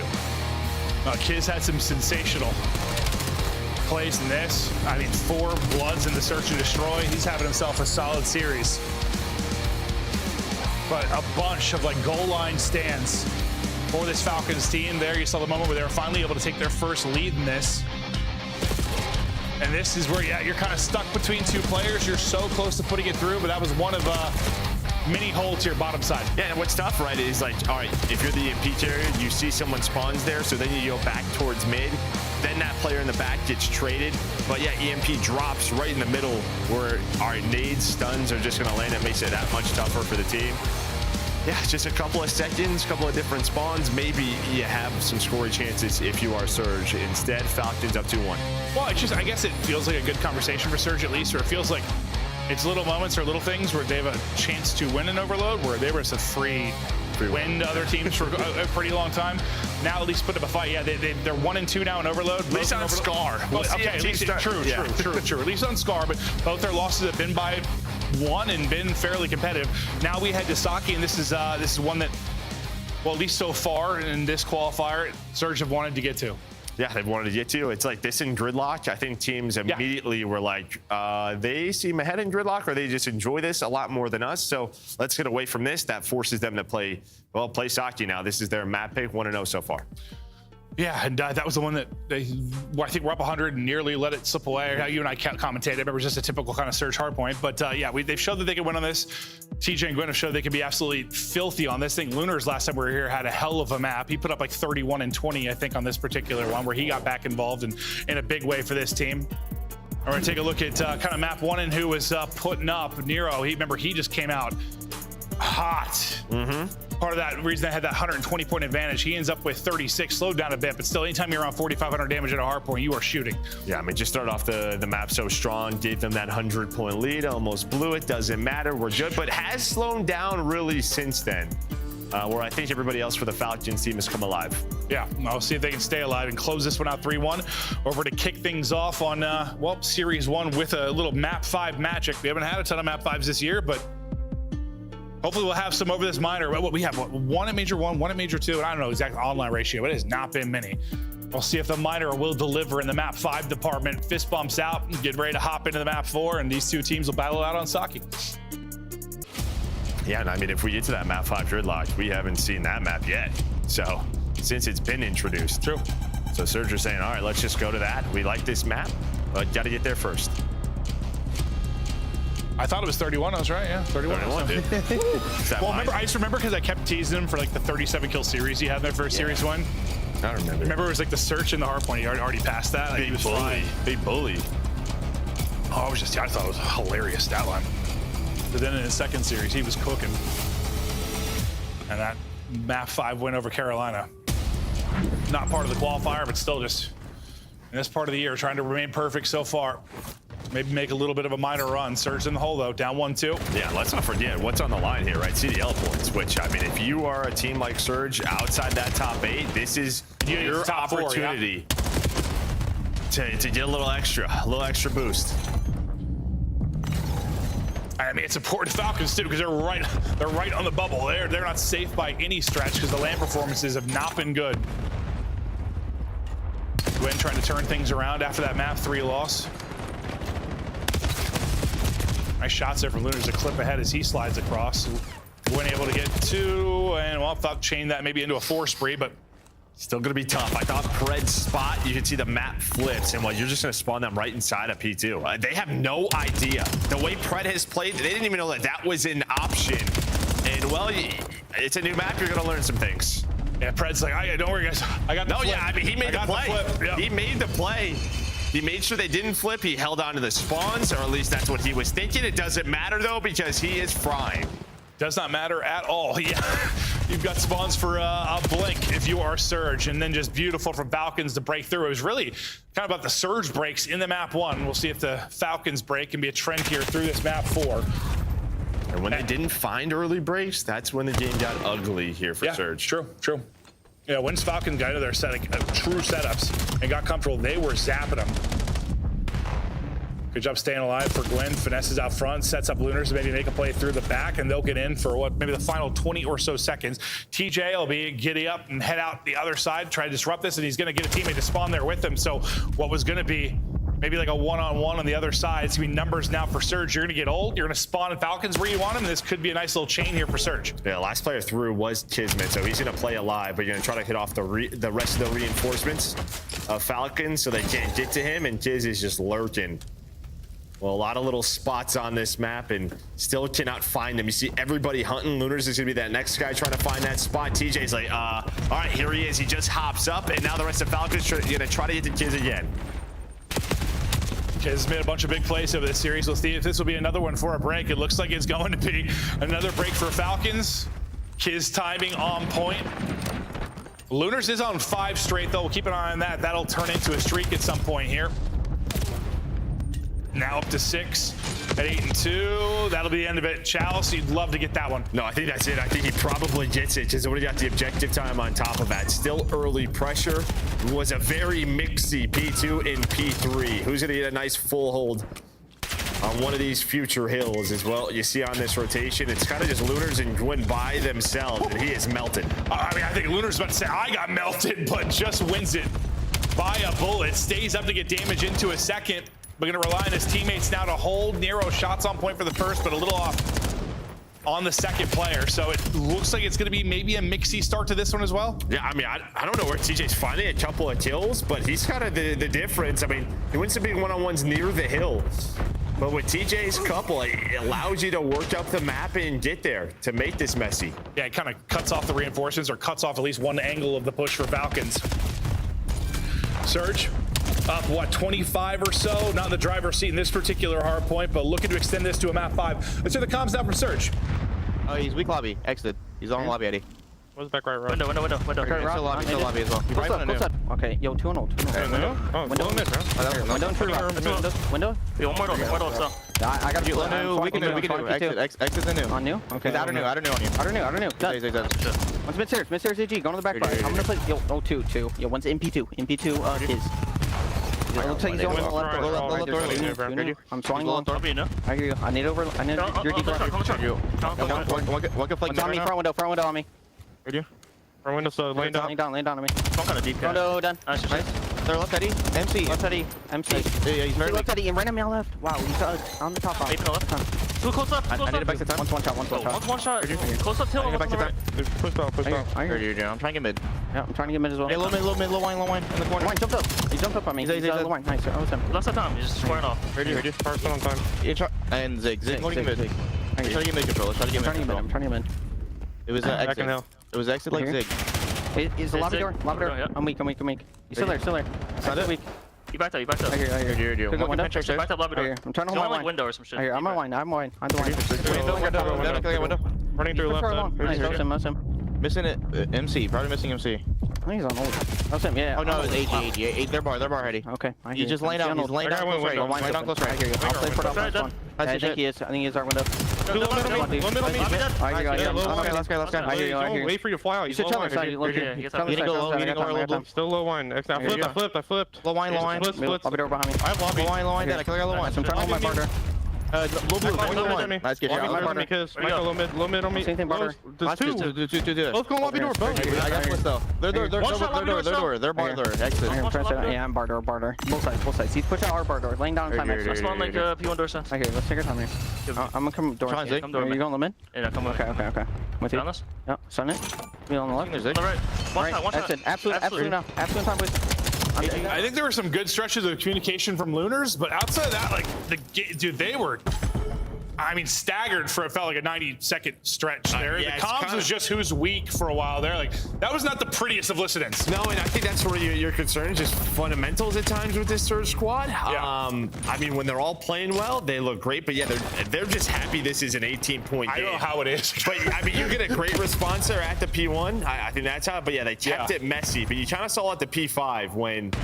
All right, again, similar to map number 1, when Falcons are into their setup, the map slows down, they look bad. Yeah, no, that was like tough to watch and listen to, honestly. And while Falcons are in another setup and trying to extend this lead out again, one person waiting close is Gwen, just waiting for his teammates to get here and then go ahead and push in. Still 30 seconds left here to try and break through and earn. Gwen goes. The others start to engage, but I don't know if you're going to sniff this hard point. They're just getting cut down. It's the same thing. Getting shots through on the side. I thought when Gwen went, it was going to be a little bit more aggressive, but they get smoked there. Yeah, did do a clean setup, and you hold them off. I think you were seeing the glaring weakness right now of this Surge team, what we didn't really see throughout the first week. Seeing a little bit more here as it is highlighted. Now they need a response at the Now they'll get a perfect 60. Well, they need it. Well, they haven't won a rotation. That's the big part. They have had to break every single time. It feels like we've been to a hill. Will we fluster with them? And no, they're just going to pop a 60 here, Joe. Well, maybe not. Several dead. We'll see if they're still spawning safe. Or not. Nero's going to spawn out, relying on the players in the hard point to clutch up, and so far they have done just that. That is beautiful from Lunars. He's going to turn that into a couple. They're going to hold on because you were down a player for a moment. Lunars has turned this into 4 straight. He's had a couple nice stretches. I thought he was the bright spot communications-wise, at least. Like, he was 100% the general of the team. Yeah, I mean, there were a couple of scenarios where you had somebody saying, probably this guy is the last guy. You never want to hear that. Yeah, like, who is the last guy? Somebody tracked the names. Gwen at times just goes dead silent when he's making plays. But again, you blink and, all right, they're within 20. Oh, there you go. That's what we said. They're full 60. Yeah. Right back in the fight. Can they somehow make this messy one into a W and get to a game 5? So early rockside setup for Falcons. Their turn to try and answer. Here comes the pressure forward. TJ trying to find an opening. Not going to find an opening. Nero will clip one, but that'll be it. It looks to be a little bit staggered here again. Of course it is. Yeah, but Quinn's going to find his kill, so he's good to go. But yeah, I mean, you have to wait for him, and well, you're just not. And now we are just so staggered on these pushes, and they are going to make you pay as Pred is on 6 in a row. Staggered, staggered, staggered. It makes it so easy for the team holding. Pred just farming. Late in this one, 30 now needed for Falcons to close this out. And now you've like slowed it down, but it's just people don't even know what they're doing. No, and again, every time the game has slowed down, it is ugly. Yeah, I mean, it is just, this is not what Surge wants whatsoever. You need TJ and Gwyn getting multi-kills, making the map messy. They have not had that. We will get into a setup here, but it's only 8 points away from Falcons. Xnid, Cell, gonna find the first 2. You lose the map 1 in dramatic fashion, but you turn it around after that. Looking to shut it down here, and it should be done. Couple of gunfight wins, and that'll be the series. Falcons lose 1, win 3 straight. And I mean, 3 and 4, I mean, pretty tight maps. Map 2, they blow them out, but I think it's just, if anything, we had some question marks about Surge, and maybe this exposes the issues that are still there for Surge. Yeah, and I mean, you saw like Lunar's like rubbing his temples there at the end. Like I think he's had a migraine. No, I think he's in hell. Yeah, that's what I do. That was one of the rougher listen-ins. Like watching the gameplay combined with the comms, I was like, I'm gonna run through a wall. My man's trying to do it all. Hey, not a good way to run through a wall. Like run through a wall and hope I injure myself. Because no, yeah, Lunar's. I felt like he was trying to say like, do this with me, or like even trying to do some small talk at times, but I feel like all I heard out of the other 3 was like 1 shot or a week, or that was about it, right?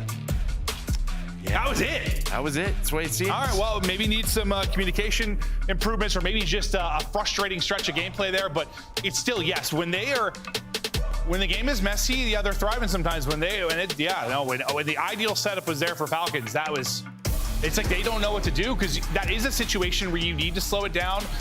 You need to time nades and have good, like, a teamwork hits. I just haven't showed me they're capable of that. No, it's very, when the game is very 8-y or mixy, yeah, they're good. And it feels like that. Like when they're winning a couple of key gun fights, they're fine.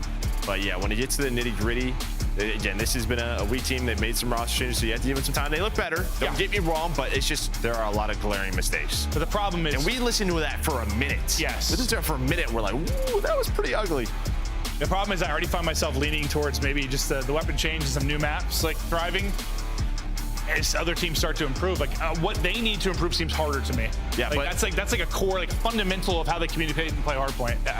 And then on the other side of the Falcons, you get a good win. So solid win. About that. Solid win. I know we're focusing on Surge just because that listen in, I think, is why. But great win for Falcons. They'll move on to round 2. Des, talk us through that first one. Falcons are surviving, but they don't score any points yet. Nameless, walk me through what we just witnessed, because that first hard point, it gave me a lot of excitement for the Falcons. Just when we were ready to write them off, we had Vancouver storming out of the gates. How did they right the ship?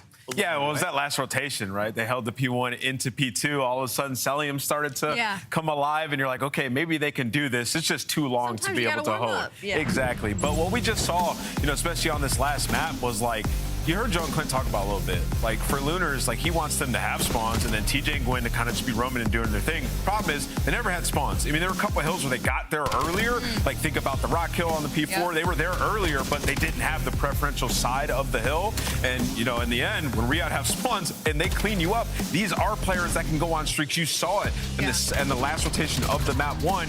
It just took a little bit of time here for them to settle in, and they close out this HP. And unfortunately, Gwen and Nero kind of get stuck in this loop because of that, right? So now their timings are off, and when you think on the side of Riyadh Falcons during this map number 4, like, there were multiple times Vancouver Surge were there necessarily early at the hill, but they just kept losing all the really important opening gunfights. And on top of that, from the overload and into the hard point, the tactical usage from the side of Riyadh Falcons just felt like the second Vancouver Surge was about to make a really big step. It was a nade, it was a stun, it was a team push out that kind of just ruined the whole thing. Honestly, the fact that that map was as close as it was, given where they were fighting from, is actually impressive on the side of Surge. Like, they were literally coming from bad side on almost every hill, besides one where then Kismet stayed alive on that first P3 for like 20 seconds he shouldn't have. So honestly, they made do with what they had, but Falcons, the way better team today. Did Xnid have most damage and a minute 40 in hill time? I didn't peep his damage. He might have. I think the guys popped off in the SMG role. Well done. The whole squad finds success, and we're going to be joined in a monster winner spotlight by the one and only Kismet. Bulldog, I have been picking your team for the last 10 weeks. This week I did not, and you guys crushed. So we blame Chris. Yeah, so I was either the curse stop picking us. or you guys disappointed me for long enough. How did you guys turn around that game 1? Can we start there? Was it an explosive play? Did the comms start to fix? What sorted out? I mean, I think it was definitely the comms, and our warm-up was really good today, so like we came into it pretty confident, and sometimes that's a good and bad thing, so maybe we came in too overconfident and they got a big lead, but with how our warm-up went, we just kept reiterating the comms, like just do the small things that we've been working on, and I mean, that's COD, right? It just steamrolls, and we started playing good, and arguably should have won that, and I haven't seen what happened, but we put ourselves in a winning spot, so I'm happy. Kismet, congrats on the win. And something I noticed from your gameplay today, and it's been trending in this direction, but you're just taking charge in game, in search, early rounds. You're in front making plays. In the respawn, I mean, there's so many times where you're just playing your life and, you know, making a bad situation good for you guys. When did that click when you realized, like, okay, I have to take more charge for this team to be successful? Yeah, I mean, I think it would just be a lot of like self-evaluation, right? I'm still being a flex, which is a little like it's different for me, but I've tried to like put that in the back burner of my brain, if that makes sense. Like I'm trying to pull out the sub more. Like I could still pull out a sub and do flex things, you know what I mean? I can make those good plays. So try not to limit myself so much to the role and more so just be Kismet, if that makes sense. Yeah. And it's been showing pretty good. Yeah, I'd imagine that that's pretty hard to do. So congrats being able to do that. It's a weird one. I mean, I've just been watching a lot of VOD on other players too, trying to steal stuff and just not be limited, you know what I mean? Absolutely. Who are we stealing the most from? I'm not saying. Okay. First player, we get a couple names came to mind, I feel like instantly. Taking kind of like a step forward outside of that perspective into kind of a bigger picture of Riyadh Falcons in general, what do you think y'all's core is right now? With everything that's going on, I think back to core as in like Seattle Surge however long ago, and their thing was like stick to the GP on GD. Like, is there kind of like a page all of you are on to move forward through the rest of this season? I mean, yeah, it's definitely the game plan stuff. I mean, AG's been kind of preaching that lately, which is good. I think for us, it's just trying to not do, like, we're super good at, like, the hard stuff, if that makes sense. And then the simple stuff, we just troll. And that's, like, been our biggest focus. Like, Clay's been kind of been on our ass about it, just saying, like, look, like, these little things will bite you in the ass if we don't do them right. So we've been trying to focus on that. And just, it's so stupid. I've never been on a team like this that's, in a sense, doing the hard stuff easy and the easy stuff hard. So it's weird, but trying to figure that out. Yeah, no, just trying to figure that out. Kismet, final question for you. We are just a few weeks away from Atlanta. What do you guys need to do differently this time on land, or what went wrong back in Birmingham? I mean, on land, shoot. I mean, we gotta catch some fire, to be honest. I mean, we've had two, you know, not great placings at land, so just trying to not be nervous when it gets to that point. Not that we are nervous, but you know what I mean? Just like really just try to play like we're here. You know what I mean? If we can do that and, you know, have confidence in each other rather than listening to the crowd, then we'll be good. You're surviving in the online tournament so far. Congratulations on the 3-1. Yes, sir. Got to keep going. Falcons are moving into your top 8. Congratulations on our first win of the day. But wins don't come without plays like this, Sally. It's our Scuff play of the game. It comes from the one and only AG, a.k.a. Pred, a.k.a. the Big Falcon. 6 streak. Nah, it's going to be back in the overload. This is really when Pred caught fire, too. Look at his D. Yeah, it was huge. I mean, this is a, you know, game-changing play. He flanks through top blue. He had a teammate all the way in the back playground to, like, slow them down, but somebody's got to execute those kills, and that's exactly what Pred does. The defense and overload definitely gets them the dub here, and he had some huge plays. He's the one who got them going on the map 1 as well. Yeah, that's right, Lunars. Rub your temples after a play like that. Pred is causing headaches. We got 3 more matches to come on the day. When we come back, you're gonna see these guys in action. G2, Cloud9, Falcons are done for the day, but Heretics Breach will be taking the stage, and I'm excited to see Super. He wasn't in Ant's top 10. That made the Spaniards angry. Did it? Did it? At least 2 of them. They were happy about it.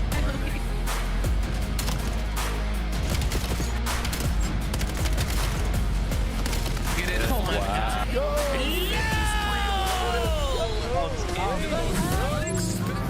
COD Champs tickets are on sale now. Come see the best teams lock in for this season's grand finale in fabulous Las Vegas.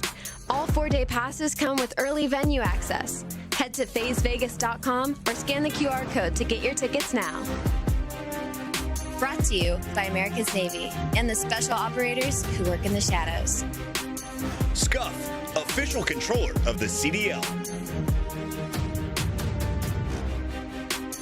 Monster Energy, the official energy drink of the CDL.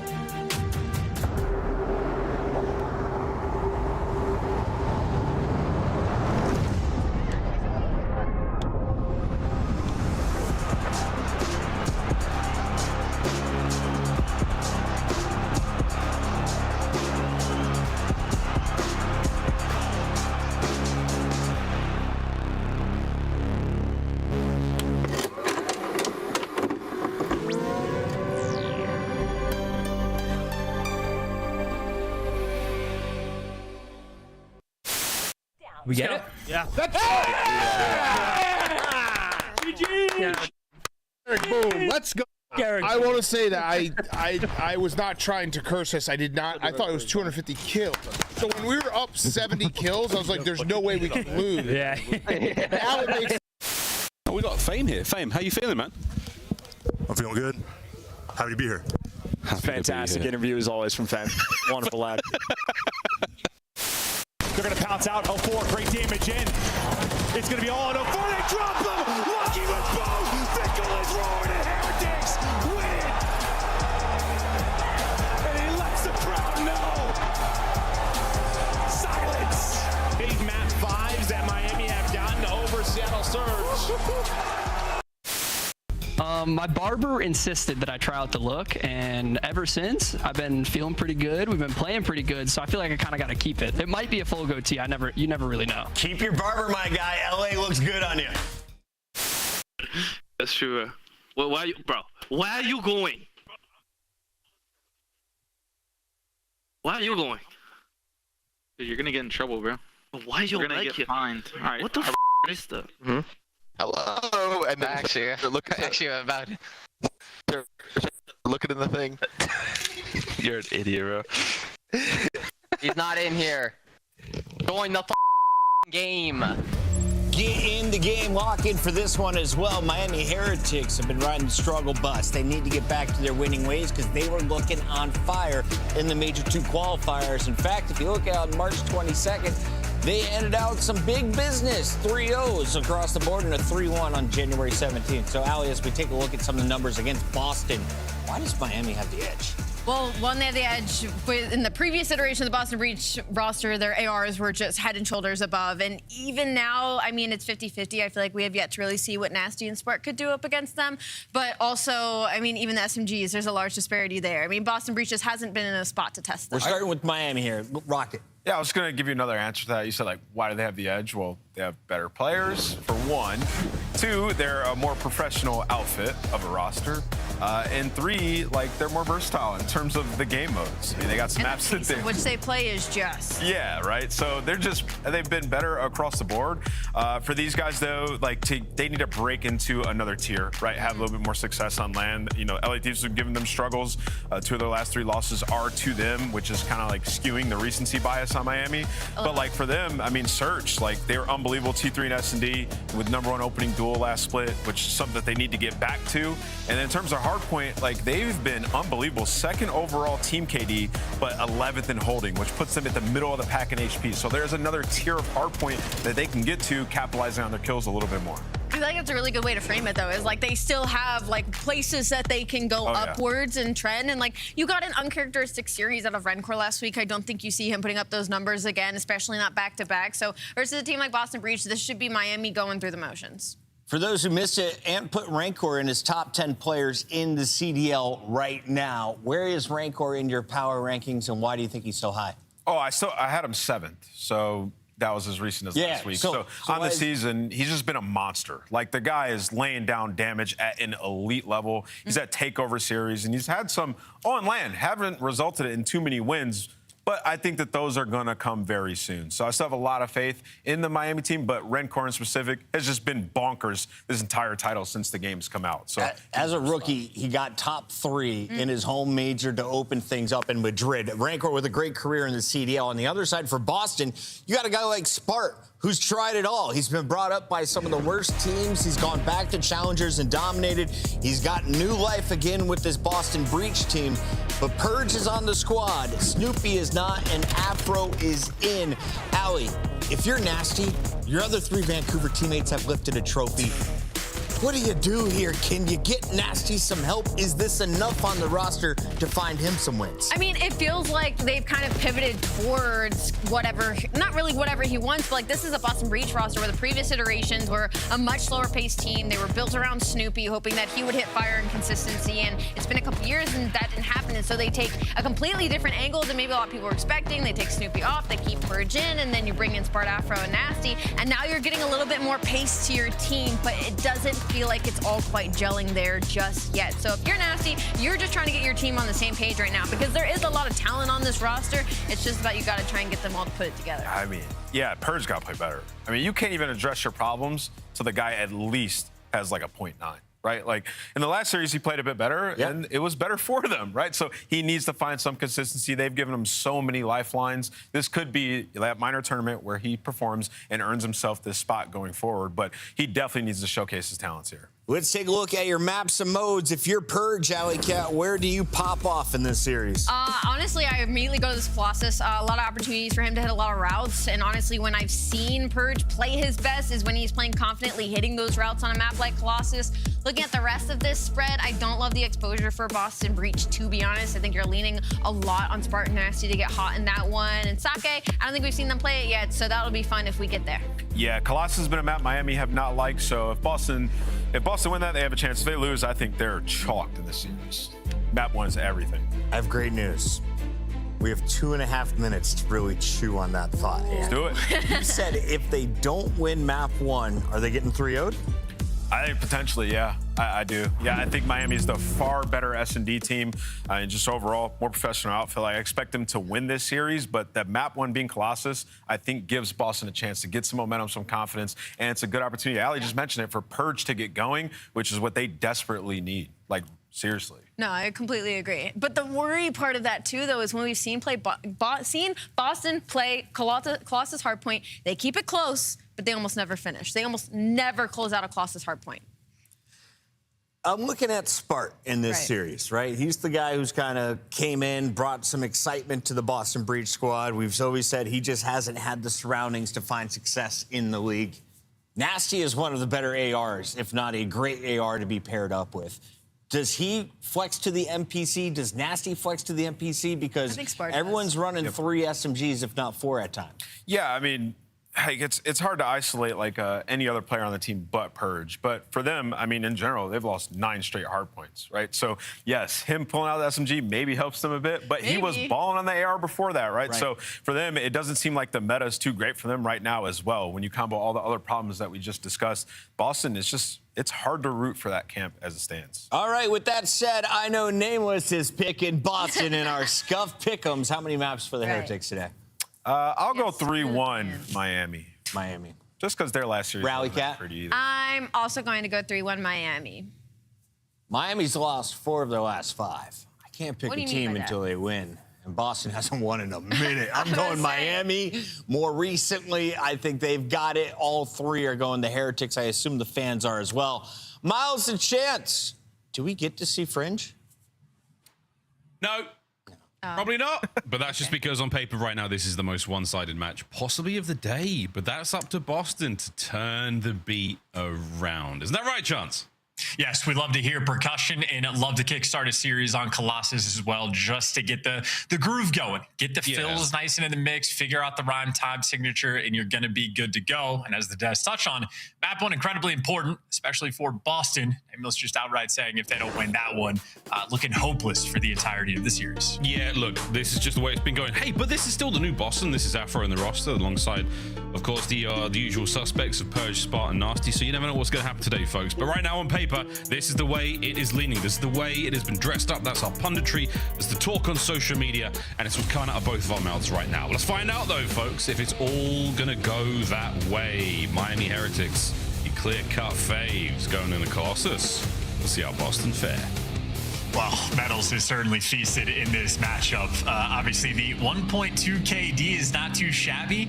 Doing that with 100+ seconds in the hill means Metals is feet up, can do whatever he wants. That, of course, means Miami Heretics as a team moving like an absolute unit. On the flip side for Boston, if you are on a 9-map loss spree, when it comes to Hardpoint, again, map 1 might just be everything. Got to start it off right. Metals, well, he's the guy to watch to figure out exactly how the series is going to go for Heretics. If it's one of those maps, I think we find out within the first minute, but right now it's not their map. It's all Boston. Clean 4 in time. Can't get better. Absolutely perfect. Number 2 is blocking spawns. Afro's going to be pushed out, and he's distant enough that, you're having to take your time to handle him. Bait and switch is going to be there, but that is 10 clean seconds there for Boston, and still got guys in the right position. Statue control, well, Nasty has it dominated, and Boston handled the first break opportunity to a team. Yeah, nice work from Nasty there with the M15, not the MPC. Bounce back on now. Heretics counterattack so far so good. Successful. Spartan spree done. There we go. In time with the final 10 to spare. The rotation not looking fantastic just yet.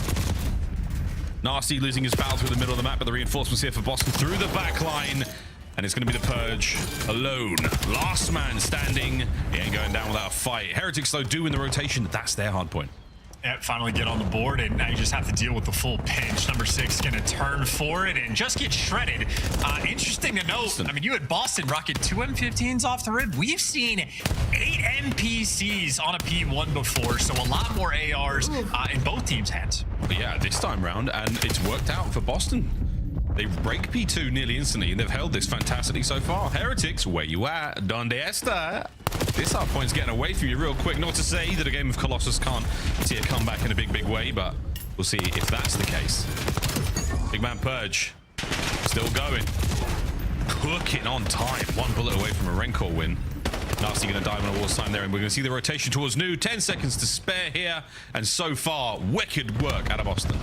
Yeah, playing good Call of Duty right now. Great opening break, decent hold on the P1, nice break on the P2 as well. So Boston, unfortunately for them, maybe playing the break simulator because they're going to have to break at P3 as well. And for Heretics, that's just an opportunity to get back in the game. They got into 2 within seconds, so here we go. The opportunity is on. One flank dealt with. Tunnel, sweet. Now all guns forward for the Heretics towards the right-hand side of the map. Not a soul is going to be coming from anywhere else. Boston, do you have the muscle? Do you have the manpower? Do you have the magic to break through this so far? The answer is no. Super's going to have that. Metals on his next. Lovely work from Purge. Trades, excellent. Miami Heretics still in it. Yeah, not at all. Super just locking it down. Nice couple kills, easy cleanups for him, and the team support there in Boston. No real pinch opportunities either. Nobody's taken a route, or at least not successfully, but eventually Bullet Ball is going to work through, at least to make it towards the time. But this break simulator game that Boston Breach have been playing will continue. Another rotation by Heretics won, and they did well enough on the P3 that they are, in fact, right back in the game. Well, again, every single break has been there at some point for Boston. It's not been perfect work from the Heretics as of yet. Purge and Spart on the way towards the back. Rancor gets caught for a second. What a 2-piece. That is gorgeous. And now towards the back. Nasty trying to make it happen. Not going to be the case. Heretics once again win the row. That's their time. Yeah, great job by Metals of keeping track as players as well. After Rancor gets the 2, he jumps off time to make sure you hunt that guy down. So Metals with some heads-up gameplay, and now his teammates get to soar around and fry. Nice pair there from Trakes, and at least on the time, everybody's nice and comfy. And once again, Metals responsible for the heads-up plays, so consistently hounding the guys looking for the back spawns. In Boston, they make it to the time, but for a brief moment, you clear out the back spawns. Trakes was the roaming slayer, and Heretics locked down P4, and they made it look easy. Yeah, that was, it did look very easy. That might have been one of those turning points in the game. We may look back by the end of the first set and say that's where it all changed. Though, Boston, a couple of kills go their way, and now they got the rotation towards P1 as well. More manpower up there. Well, for a second. That's Rancor with the last man up in position to make this a little bit friendlier for the Miami Heretics. Lovely start in our first set. And again, as the kills department go, pretty even across the board. Afro has just started to pick up a couple of nice ones. And apart from that, pretty relatively even across the board. And maybe another break coming through for Boston. I mean, the kills being sorted at least evenly on this time as well. And hey, you get the right spot spawns, you get the break as well. I was thinking for Boston, maybe having all the extra M15s is going to be a problem. You see the feed, Nasty's got the right gun for the right job now. So Boston at least flowing here on P1. Boston flowing, Miami, listen in.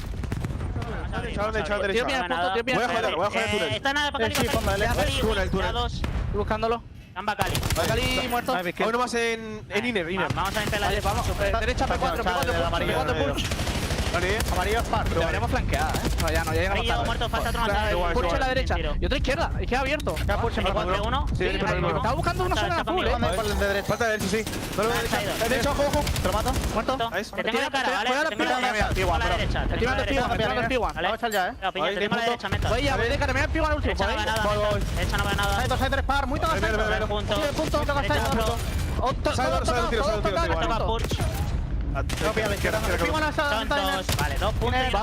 Vamos a abrir P1. Te tengo esta Una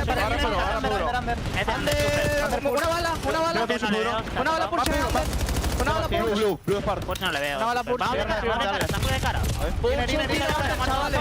Vamos más tocado. Ya busca el under. Tiene una bala, bro. Ayuda. Le han pegado para el siguiente, vamos para el siguiente. Ella puso a derecha. No va, push. Falta Under. Derecha. Sí, Under push. Gracias, sales. Está un tiro. Close conmigo. Le da una. Dos de cara. Uno muerto. Se abrió. Under scrap. Muy tocado. Bueno, juega Under. El del scrap ha ido Under. El del scrap ha ido Under. Muerto Under. Y de cara. Muerto de cara. Coge Heavy. Muy weak. No veo. Pincha ahora. No pincha. Tengo el Under. Mirad de frente bien. Tengo de cara. De cara. No te abras. Muerto con Heavy, otro con Heavy.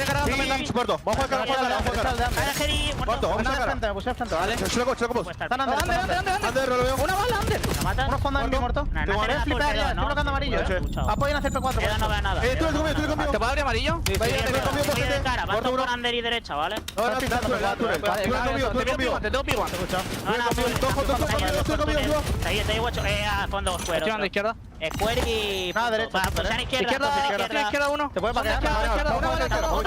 Dos amarillos. Están uno fondo, creo. Muerto, ¿podéis venir de frente? Sí, estamos en eso. Date una MP1. Don't know about you, Chance, but my Spanish might be getting worse. Not a bad listening from the Heretics there, but Boston still playing great. And Boston had a fantastic P2. Finally, they didn't have to play the break game. Got to hold for a little bit of soakage. And, well, now Boston are back to the break game, but they've had enough practice. They're successful. Metals' hot spot is towards the back of the map, but Boston, enough pressure to at least, well, maybe not allow some of those spawns to go through, but that is iron defense eventually coming through there for Rancor. Boston, you can see, clearly applying the pressure in the listening. The comms getting frantic. Heretics having to bring their best right now because they're still down by 30. Down and holding. Attempt from Boston to break here. Still underway. Afro. Shots on the super. Next attempt. 20 seconds to go here. Closing in on the end of the second set, and it's been a good one for Breach. They have very much mounted the comeback. The third and final act of this Colossus hardpoint is moments away from beginning, and right now the Heretics trying to start it on the right foot. Beautiful kills again from Rancor. It's fifth in a row from P1. Yeah, well, Purge having a nice game overall. Went on a spree to P2. Well, it gets world start there, so it be like that sometimes. NPC at close range can do devastating things, but a 50-50 split right now on the map. Statue control, Rancor doing what he can to take it, but maybe just overwhelmed and getting back down. You can see he's gotten streaked out, so Heretics have a few tools in the back pocket. Yeah, one big one to play with there. A little bit later on. Not going to see that just yet. Lovely work out of Spa. That's a sweet 3. No 4. Towards the top we go. Purge back on it. It's a very green hard point. Rancor trying to make his way forward. NPC in hand. Down and out. Trades once again, though. Boston maintain the lead for now. Yeah, gonna come down to the final few hills here on this one. Still though, right side spawns, it's the battle. Nasty trying to take it. Nasty good for 2. Talk about a moment to find some important kills in Boston. Maybe just set themselves up long term. Yeah, spawn's good for Boston right now. Right hand side of the map. They're going to have to set up in a big way here. Do not let themselves be broken off the first rip. And right now the Heretics are going for it. They're making their way through the bottom side. It's all down to Spark. Last man on it. Oh, and Super's found the kill. The trophies are in place now. This could be the moment for Miami. What a turn. And that's the lead. Yeah, that is a brutal time to have a team kill roll through, and Heretics taking full advantage. Now, Trace, well, you get a roam, you get a be free, get a sword, get a fly, give me a big 2 and force those Boston spawns out. You cannot get past this man. By the time you do, you're walking into ARs. This is your takeover moment. Ow, Lord, it is a 7. Here comes number 8, and he's winding up for it. Lovely stuff. As the hard point still very firmly in the hands of the Heretics. They are holding this one together. Counterattack on for Boston. Show us another good break, lads, because you need it now. The dying moments of this Colossus. This is tough. This is so painful. And again, this entire thing kickstarted. Nasty gave you a 2-piece to give you the rotation. Then you start team killing and everything falls apart. Now the kills flowing for Rancor. Another clean wipe off the board in Boston. Almost no wind in their sails. Another P3 they have to break. This game has been brutal. Oh, man. Their bodies broken. Their minds. Are they still willing? Can they get towards time? Purge. One more masterclass, mate. You need it. Rancor dancing. Loses the fight. So for a second longer, it all comes down to metals. Here comes the big boom. 1 of 2 for Miami. Well, we'll see how many big booms they're going to be able to get. In the meantime, Super going to be blocking the spawn, so you're going to have Heretics players crawling all over the map for the break. Hellstorm doesn't connect, but you made it to the top. You get players out, you get a pinch on. Pinch, it's good. For now, Afro lives. The 1v1 against Drakes on time, it's won. It's over. Reinforcements are here, though. Perch is close enough. Still players here to contest. Great work from Drakes again. Number 33 in the bag. Damage dealt 2 seconds away for the dub. And Nasty, he's dancing, he's down, and that's map number 1. Clean and easy. Boston needed the map 1. That hardpoint loss spree, certainly something that has been haunting them. But while Super is getting hydrated, everybody on Heretics feeling good about how they just started their series. Down by about 50 or 60 points. Yeah, at one point through that game, maybe towards that second set, but once they caught flow, they simply never looked back. And granted, Colossus, not the most important map to win all the rotations for, but Heretics nonetheless won 80% of them.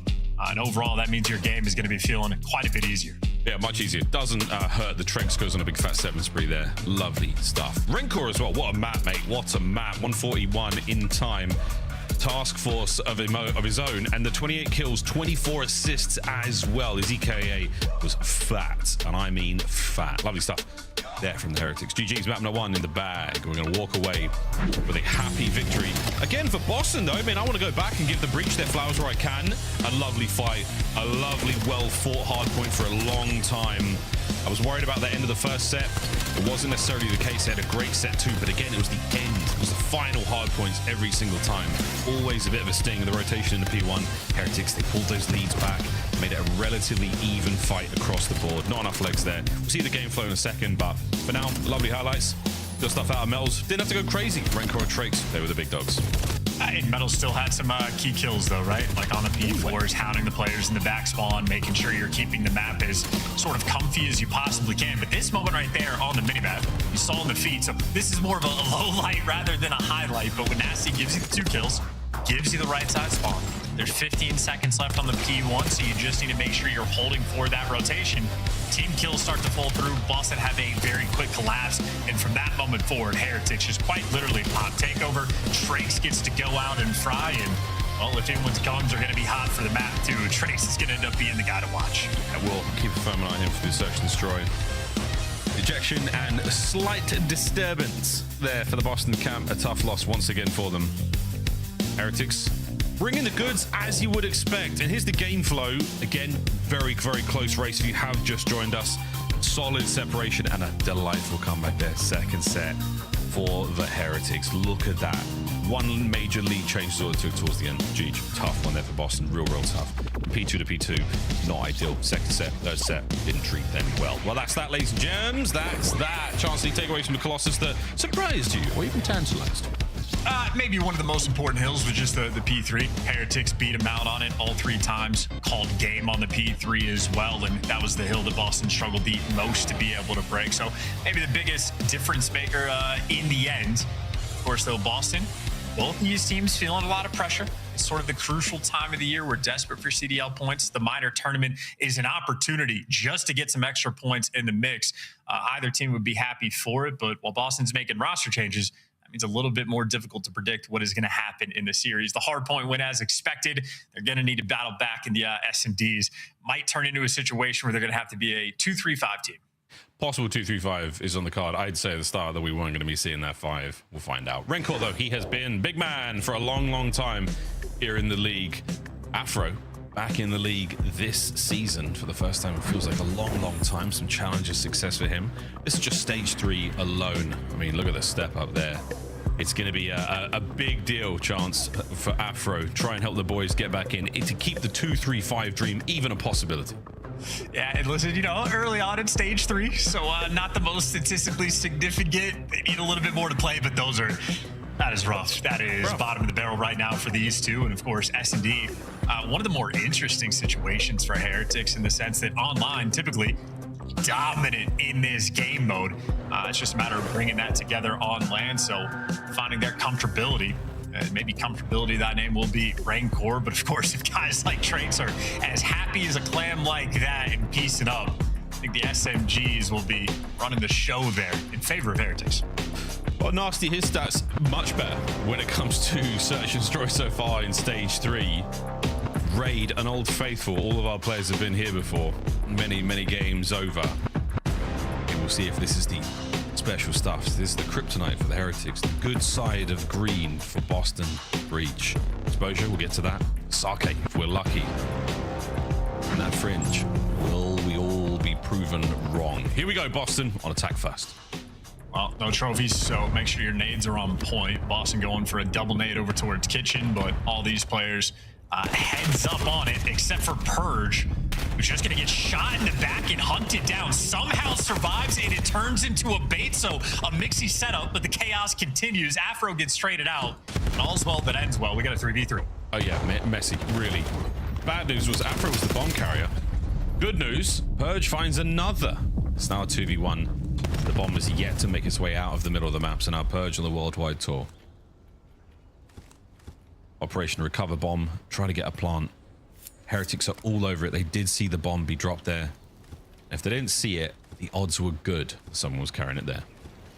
Well, Purge has his passport for this world tour. He has seen every section of the map on repeat. Both players stacked up a man and both players together, and they get the intel. What a way to stop Purge in his tracks, or get him another stamp. Now he's in ring. He's up, yeah, another stamp. Oh, the passport is looking a little tattered, but that just means it's got more stories. And the story now finally comes to a close. He's been taken to a holding room by somebody at the airport security. There may or may not be a black glove on that staff member's hand. I mean, and keep in mind, he was the guy that should have been first blooded, got tagged up, shot in the back, and ends up being the last to die. When Purge gets his trade on Rancor, that's it, Laundry. He then proceeds to literally do a 360 around the map, almost made it back towards Laundry. So he didn't quite get the completionist on that challenge, but hey, more rounds to play with. Yeah, you're not wrong, mate. What a life he lived. 2-2 split here for Boston on defense. It's going to be a 3-1 there for the Heretics. Only one towards the B-bomb site. Top bottom bed, we'll find out later. Melts is going to be the man now roaming through middle. Lots of options here for the Heretics. Frag grenades will bounce and dance and clang their way towards their intended targets, but no kills yet. Well, they got mid-map control, they got laundry control, they got a guy watching the pinch. That means time to plant. Yeah, plant time, good. First kill goes their way, but the trades are almost immediate. Boston so closely knit together in the middle of the map. They're going to be hitting art at the same time. Rancor, the semblance of an idea of where those players are coming from. He's in a perfect position to get at least one. Is the cross. Good for it. The plan working out for the Heretics. And that would have been great, but now not enough. 2v2, 20 to go. You don't have the bomb checks from Laundry either. It's planted for mid, and that's exactly why they're going around to actually go for the check. So Boston, well, time is simply just not going to be on their side. Not the best attempt there for the retake, but hey, more rounds to play with. We're looking for stamps. We're looking for fun things. We're looking for random challenges to complete. Meanwhile, Heretics, they're just trying to win the map, doing a great job. Yeah, great job. I like how they went for the bomb check quite late. They showed a lot more force at ringside or laundry side as well.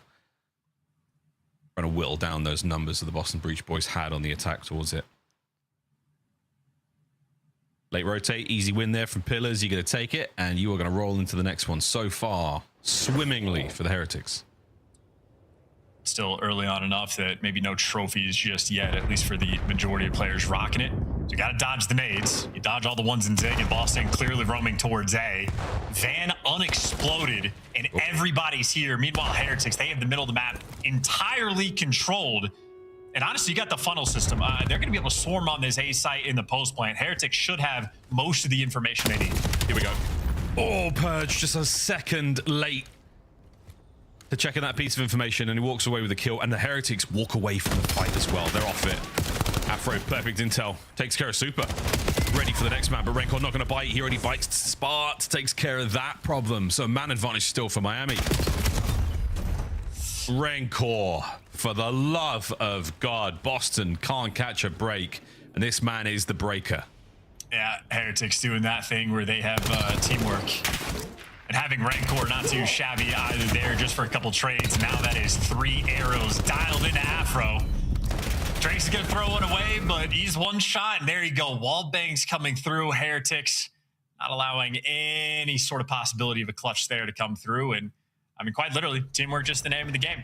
You had the two duos of the Heretics players, two guys working the pinch, and Trakes and Metals, and Rancor and Super, the AR players working together on the other side, and any kills that Boston were able to get traded out in a matter of moments.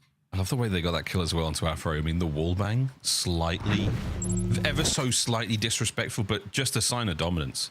We got you trapped, man. We got you outnumbered. We had you outgunned. There was no way you're getting away with that one. 3-0 going into the fourth. And a 4-man mid hit. That is aggressive. They have made it to kitchen for Boston. Almost nobody's home. They're setting up the setup, but this is such a deep spot for Boston to play with. And there you go. It's overwhelming. Heretics are doing that thing where they have teamwork. That thing. Well, that thing is good. Spar's trying his best, man. He might be able to nearly win a gunfight, but he can't win the next few. 2v4. A very nice round from Miami so far. Outside of an unbelievable chow with the NPC at range there from Afro. There's the rotation. Rancor setting himself up for the win. Purge damaged. A-bomb site in full control. Miami soon to plant. Slammed. 3 in a row for Trakes. Yeah, that was your opportunity. You needed that clutch for a 2v3. You're already too far down. Wish you could have stolen that one away. Instead, Heretics continue to do that thing, Miles. I'm going to die on this hill and say this. I'm going to hammer it home. When we see the assists on the scoreboard by the end of this map, Heretics are going to be on point. He's going to die on that hill, chat. Rest in peace. This is Spark's POV. This is what it looks like. Getting team shot. Yeah, team shot is like, oh, wait, there's 3 back here. Yeah, look at that. Heretics, you can say one shot all you want. One shot. But damn, it's so hard to deal with players. Revolving door of Miami boys. They all got a piece of that fight. 4 spree for Rancor, 3 for Trakes. Metals on a lonely 1. And 1 Boston. is the loneliest number. Yeah. Well, 0 rounds is even lonelier than that. If you're already pumping the brakes and playing for picks, spreading the map like that on offense, Boston are now officially hoping they can win a round. Well, here comes that hope. And rebellions might be built on hope, but right now there will be no such rebellion. Quashed by Miami there on the opening hit. Now back over towards Laundry side. Look at this setup from Boston. Spark's like, I'm out here, boys. What do you? I've got nothing, but I'm out here. I'm trying. What do you want from me? Here comes that teamwork. Here comes that teamwork. Super, Rancor, you name it. Boston dared step outside the comfort zone of their spawn, and Purge, a prayer for a little bit of aim assist there, but once again, Miami Heretics. Very good. And toying with the idea, it was Trakes and Metals running through mid that previous defensive round. They hit the drive-away pinch, and that is just a theme that is stuck in Boston's mind. This time when those 2 players show up in Zig, it just backs everybody down. Oh, no. In the meantime, it took us, 5 rounds to mention Super with the snipes? Well, there's a nice connection, so make sure that every single factor of Heretics S&D gameplay is shining through. Well, they're up 5-0, and Boston, I mean, they're looking at this point hopeless on the minimap. Their strats are basically saying, hey, man, I just like for Nasty to not have a donut by the end of this game. Still could happen. We have a mid hit from Boston. Super's looking towards the A-bomb side, but the stack is a little heavy here for the green team through the middle of the map. Afro shows his hand momentarily. Sniper and Trakes now still over towards that ring side. No love towards B. Metals, Cole just about gets away with a life. Yeah, absorbing damage taken would also be a fun stat to look at for the Heretics players. But as good as the minimap looked for Boston, well, now you lose laundry control. You backed all the way down, and Heretics slowly taking over this A site. Yeah, very slowly. They take over the A site. I mean, every step of the way, the Boston players have taken damage as well. Second miss there. As Purge, this cat has got a few more lives to work with here. Rancor's spree, still good. Beautiful shots. Nasty's donut remains intact. No good on the next man. 3v3. Yep, and a bamboozled Boston. They have now officially seen, oh, they're not actually at A. The plan's down at B. Spark, can he get the kill before he gets away? Well, no, the teamwork is there time and time again. Here we go. Super. Third time's the charm on Purge. Bedroom hit as well, but no one's going to show a thing. Third time, it counts as a hit. No kill, but it certainly counts. Intel forward, but Afro times it right. times it very well indeed. The last man left alive through kitchen is going to be Super. He may well yet be able to find it. Can he close out the map here?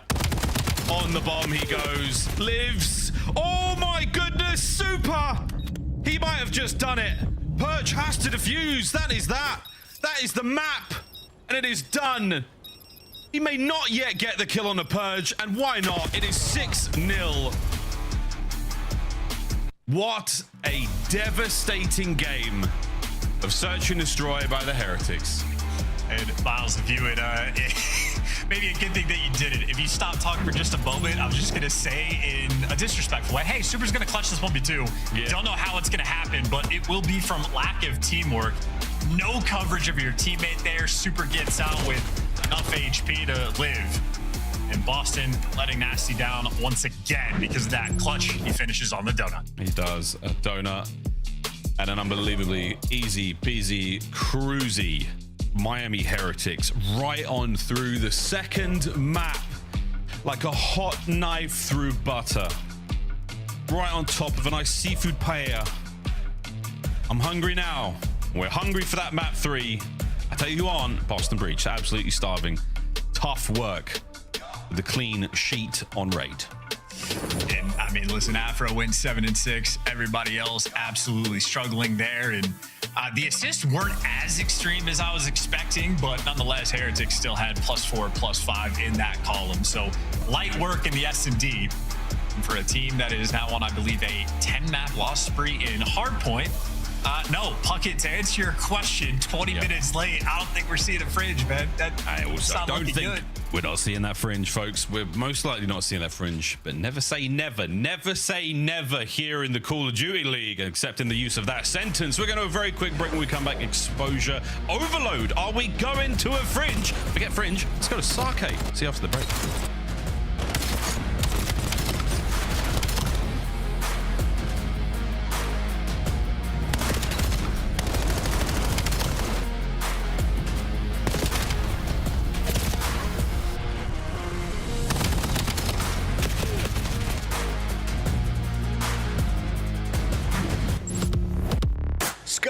Official controller of the CDL. Brought to you by America's Navy and the special operators who work in the shadows. Dominate the competition on main stage with the CDL Major Hunter Tracer Pack. Collect your chip by scanning the QR code or heading to the in-game store now. Black Ops 7 returns to the Esports World Cup in Riyadh this summer. Scan the QR code to be notified when tickets go live later this month. At COD Champs, it's more than Call of Duty. It's you whipping an F1 go-kart at the Grand Prix Plaza, testing your aim and movement at Summerlin Paintball. It's you driving supercars at Speed Vegas, surviving the best escape rooms at Escapeology, experiencing the immersive art in the Arte Museum. It's you taking a picture in front of the Bellagio Water Show and seeing Vegas from the largest observation wheel in the US. It's you and the squad making memories for life. A weekend in Vegas that you'll never forget.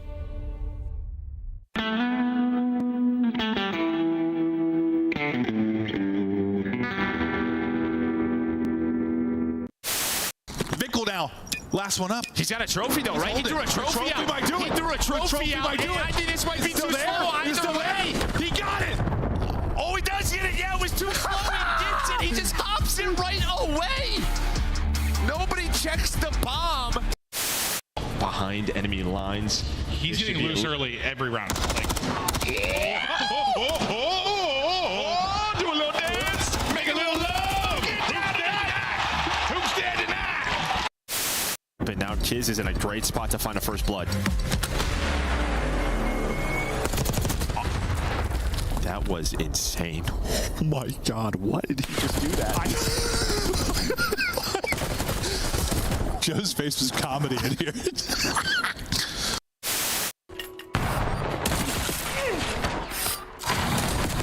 Oh my God, you hit that as Jeej.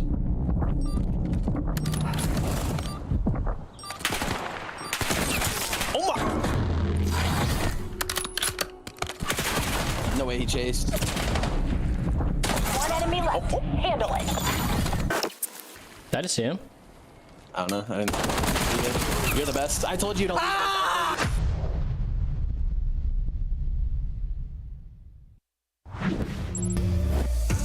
Priester, that was one hell of a clip. God damn! Mr. UP Dog, hope you're doing well, mate. Hope you're doing well. Actually, yeah, you're doing great. Look at those clips. Guys, Major 3 tickets there. We got less than 100, I believe, of these good seat tickets left. So get them while you can. Scan the QR code. Google's your friend. We will see you in Atlanta.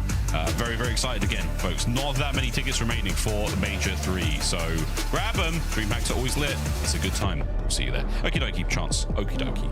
Compose ourselves, get back in the game. We've got to go and play a game of exposure. We are getting beaten up, Boston. How's it looking in the head-to-head of our two teams? Well, they're going to be in their heads. Yeah, I mean, not great there for Heretics. A rare map where they have a negative team KD. Their goals aren't too on point. The record, not the finest, in better than Boston, absolutely down the line.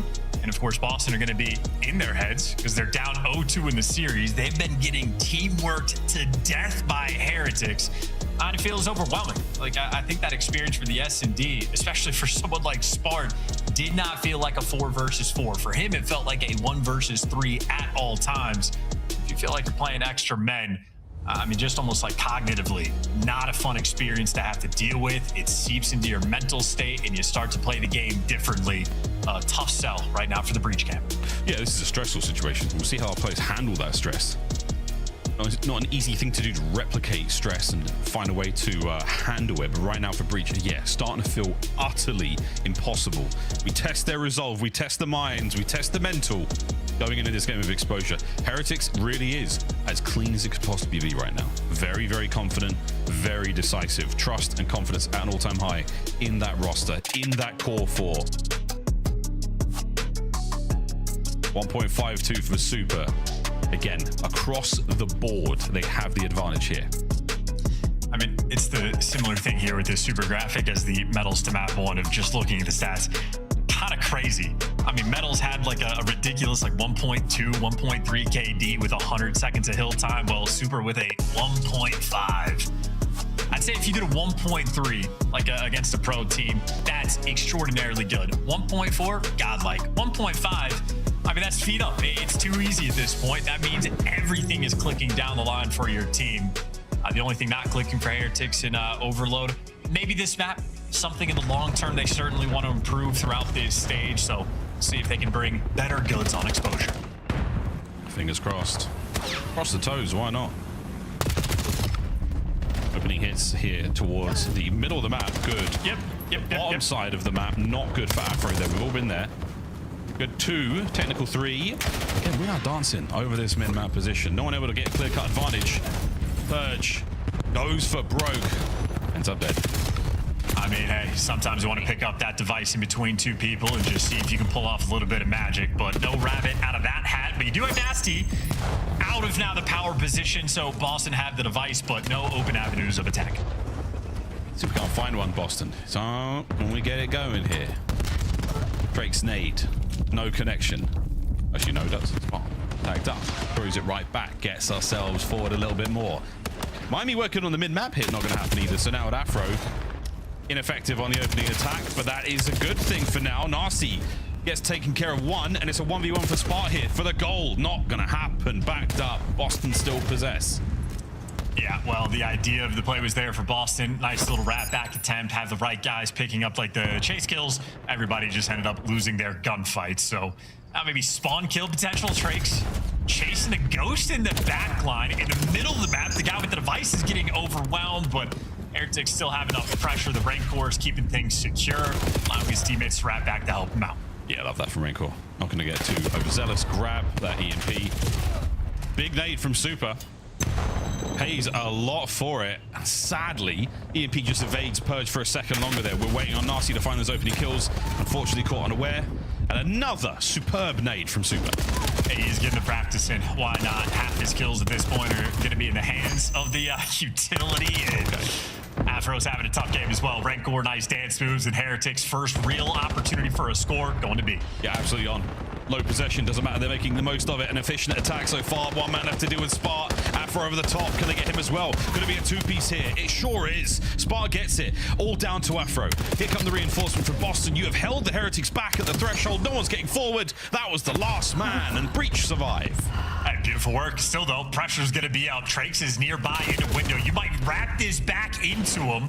M15's never going to win that gunfight. Now because Trakes is behind you, worried about flooding forward. Metals has you cut, so the device is now trapped in this corner of the map. A scary moment for Boston. This is almost one of those moments where you wish you didn't take it. Let it reset in the middle. Metals finds a big 2. Afro, one of his own, turns it to 3. The last man makes his way in, and he's down now and out. So a free and open board for Boston to play with. Yeah, Spark, the lead blocker, is going to have Purge some help through the middle of the map, and yet Super already getting caught. Spark, though, traded out of the device, resets back towards mid, so a little bit of time wasted. You get a 4-man wipe in. Off the back of that, you don't really get too much. No, but you have wonderful rotation towards A. You cross the map, looking for those kills. We're parking for a second here. In this 0-0 game, still in the first half. Boston, trying to get something going. Trakes, there's no chance. 2-footed tackle into the 2-piece. Purge and Sparta down. Low side of the map. A goal now is on. Trakes' run comes to a close. And we might be seeing a goalless first half. Reset here from Renkorp. Still time to play with, though. Wouldn't count Heretics out just yet. Yep, another 2 in the feed. Open lane, Metals in position. Easy men to beat in a caster curse indeed. First score for Heretics. Now that is wonderful stuff. The reset and perfect play across the map. Boston tunnel vision towards the wrong goal, unfortunately. 1 minute to play.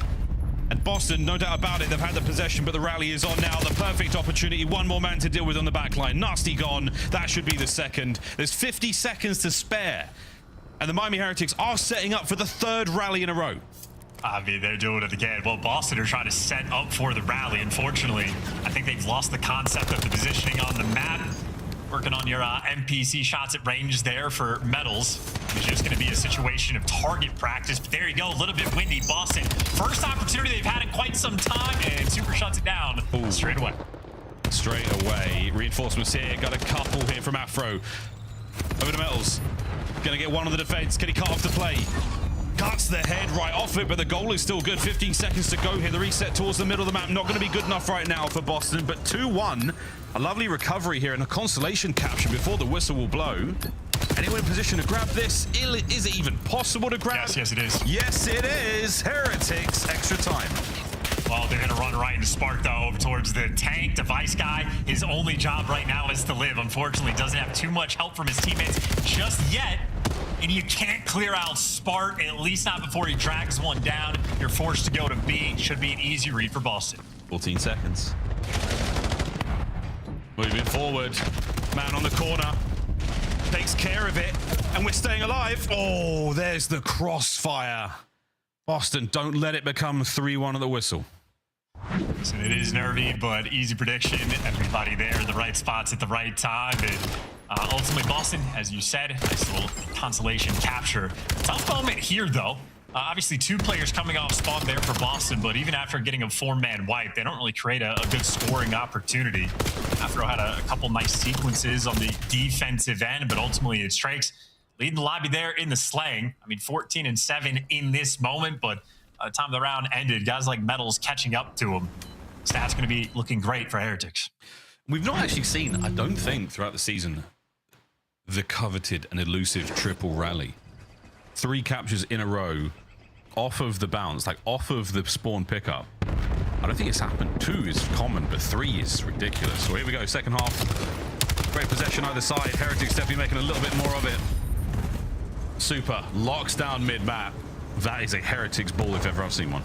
Yeah, it's an AR player at range, picking up the NPC guys there for Boston, and no true support there for any of the trades. So Heretics keeping it stable. Nice snap there from Afro. Another multi-kill he delivers. That's only good enough to keep the play active. Spark on the pinch. Boston, well, should be able to gain control. Love this from Spark. He's done a huge amount of damage. Sending Purge for the kill. Spark cooking. Quick pickup. Oh, but Super manages to get one. Trakes as well. It's going to slow down the run for now, but you've still got opportunity to get this. Afro on the crossover. He's the first man up, so he's totally alone. Device in hand, a kill would have been great. His teammates now on the pressure forward, but Rencor with control of the device. And what's that, Nate? Yeah, and of course, Afro, when he was the only guy alive, just shouldn't touch the device because that's just the bad signal of where he's going to be. And you trade out one kill. And listen, Afro just ran the device towards mid-cut to hand it to Heretics to pick up and run straight to the hole. So, yeah, shout out. Good teamwork there for Heretics in the +5. We keep talking about the teamwork. We keep talking about it. Oh, Afro and Nasty. Wins in your sail here, lads. Oh, dear. Trakes. My meteorology, not all that. His definitely good. He saw that play coming a mile away. The forecast was not good, and it's still not good. He is raining down on Boston. You know, Trakes is the guy at that moment. You think Heretics would be playing defensively since they don't have device control. Nope, they're comfortable enough that they are running it down. We're not quite checking our corners either, so a 2-2 trade. Device guy stunned up, tagged up, survives. After another big kill, the play will be active. It's still good. Still good. Top side. Options through mid. Afro trying to get tricky with it. He's calling the play right now for the boys. 8 goal looking solid. 1 kill good. No wait for the second. Purge is going to be the playmaker right now. Has to go big. Keeps the ball relatively in control here for Boston. We're going to cut off the reinforcements as well. Again, we're doing a lot. Not a lot of ground game. And a nice pitch as well. Metal's going to make it confusing. Yeah, those Boston arrows start to break down, start to tweak. Too many directions to look, and you're down by 2. Plays force in your direction. It's going to be a tougher sell. Afro, once again, good for a multi-kill. He's doing what he can, but bigger question is, will it be enough? Boston, once again, retaining control. They need to turn this into a score. This is a good nade. It's a good nade from Mel's. There's the connection. Spot on the cutoffs. Beautiful kill on the second. Surely we run this one through. Surely it's enough space. No, Super denies again. Purge on the crossover. He's gone all the way down low. Nobody here. Transition kills through the middle of the map. Metals is the tip of the spear and the cracker my ass again. Miami Heretics, what a breakdown. And now an opportunity for a goal of their own. Yeah, so many things that need to be wiped as Boston get wiped off the board. And frankly, minute 45, if you get a score here for Heretics, might as well be a game. But the more time they waste, the better. Get guys in position. Go for the slaying spark. Another key defensive win, but not good enough. The nade is, and so are the clutch kills. What a miraculous play. Boston still need 2 scores. Come on, Boston. A minute 25. Through. Spot. What a slide. Gets it. Afro. The pickup on the next man. He's one shot. He's in. It's 3-2. Come on, Boston. Give us a game. Okay, the second best nade we've ever seen on this map. Number 1 goes to Kiz. Number 2 goes to Purge. If they turn this into a rally, it would be exquisite. Exquisite. We're in position. Spot started to turn it on. There's the grab, back through the middle of the map. Trying to identify the next man. The B goal is technically good. Can he get over there in time? Super on the quick push now defensively. An easy spot to find him in. Trakes through middle. Gets himself 1. It's all down to Super. It's all down to Super. And he's gone. It's in. It's 40 seconds to play. 3-all. Hey, Rencor, well, can't say that line, but he was completely out of the picture. In Narnia is the gist of it. He was so far out of the picture that, yeah, just letting his teammates down. 30 seconds left to play. Got to be thinking about potentially the OT, but for now, 30-second bloodbath. Boston have the device. Boston have the device now. The run towards the goal yet again. Purge. He's on. 20 seconds to play. Cuts through. And a big kill on the Trakes. The pistol no good as a Metals 2-piece is going to save it. And the final seconds now. The last attempt to save OT. Here we go. Still not checking corners. Rencor, though, gets away 1 HP for the moment. Everybody, though, tagged up. Rencor somehow ends up winning that gunfight. Where is the teamwork for Boston? Oh, we need to dig in, Boston. A trench, anything. A hole in the ground. Don't let them make their way forward. Another now for Metals. Running it forward slowly. The coverage from Rencor up front. Spark managing to slow them down a smidge. Big pistol kill from Metals. Another on the back. And they're still going. Can Metals go the whole way? Another from Metals for the game. Metals! What a capture! What a play! It's a 3-0 for the Heretics. It's staying hydrated as well. Don't forget, if you haven't already, drink smarter. It's important. Help the skin. It'll help everything. Your organs are going to love for it. You're going to live for it. And of course, Heretics right now just living for the 3-0.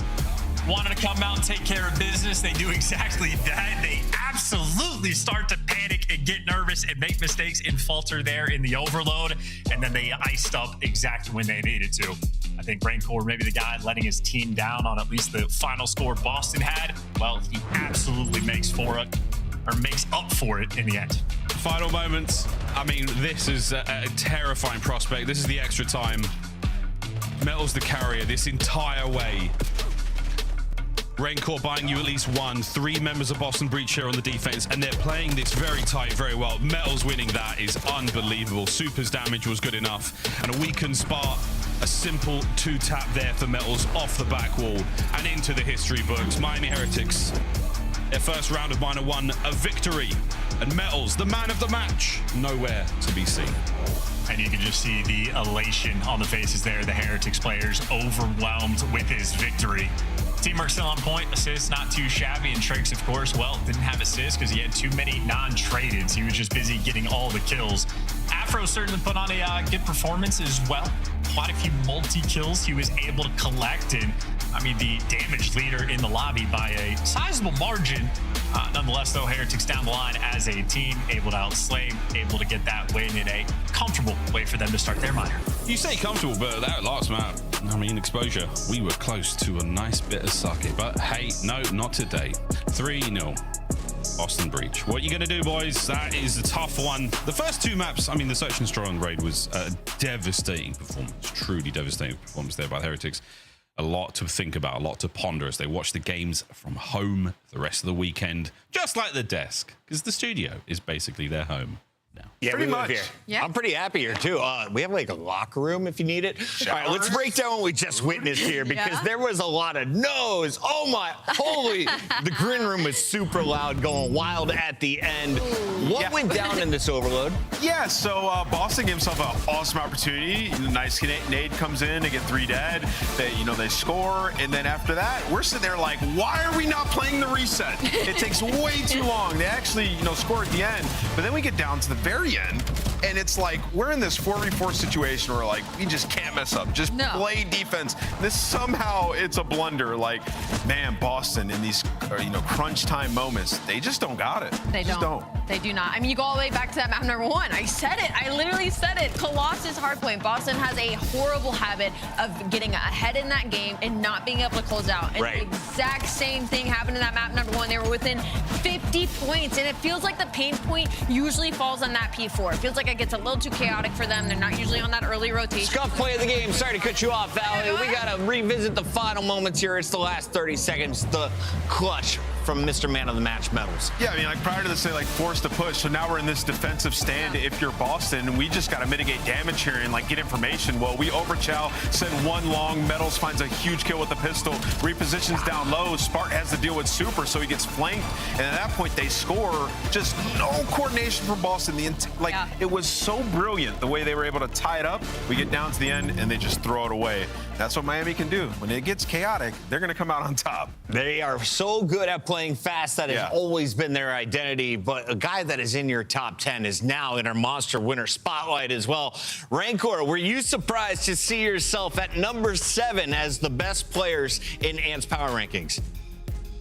To be honest, I'm not surprised, but I can understand why people is surprised because we don't get the results that we got last year. But I think speaking individually, I'm playing really well this year too, and it's nothing crazy, to be honest. Absolutely. I mean, you've been frying. You deserve that spot 100%. And I'm going to think back to the map number 1, popping off 4,500 damage for your team, whipping out both weapons. What's it been like for you pulling the NPC out a little bit more? Because we know the gun's insane, and you look good with it in your hands. I mean, the gun is too easy. You can shotgun people, no recoil. It's too easy to use it. But I mean, the game is really fun now with this G8. With the last weekend G8, it was horrible. I mean, the sub was insane. But I think now it's pretty balanced. Kind of going off of that and continuing the conversation of the newer additions to the game, talking about the maps. I want to know your favorite maps of the ones that were brought into the pool, and do you think that this helps Miami Heretics as we move forward? I I think the new maps are good for us. We need to adapt because we came late from the break from the major, and I feel like the teams are above us in those new maps, but I think we are really confident playing them, and it's really good for the competition to get new maps on the rotation. I hope to see you guys play Gridlock Hardpoint soon. I have a feeling you're gonna have some fun on it. Hopefully soon. Rancor, I did want to ask you a little bit about LAN, because I saw you taking to Twitter and explaining that you were frustrated you guys didn't get a chance to play on the main stage despite being a high seed at Major 2. You guys went out without a lot of people watching your matches. How do you avoid that at DreamHack, knowing it's a very similar setup? And with that said, can you guys win an online tournament without an audience? No, I don't feel like we are an online team like people said. We get a lot of top 3s, top 4s last year, and we only changed one person on the team. So the propaganda telling us onliners is so shit, to be honest. Okay. And I think we're gonna bounce back on the Major 3. Absolutely. I like that call out. Best of luck in the rest of the minor. You guys are moving into the top 8. Thank you, guys. Have a good one. That is Rancor. That is your Monster Winner Spotlight. Where are you at in Major 3 Minor 1? Let's take a look. Sure. 2 matches down. 2 to go. And, you know, what's next? G2C9? I mean, this is a tale of 2 teams that can't freaking buy one. They can't. They need to, though. You know what I mean? Like, they can't buy one, but they need to buy one. I don't know. Cloud9 should be saving up this season. We'll see if they can cash in on the other side of the break. G2, it's time to get a win. You guys need some more points. Everyone else is catching up.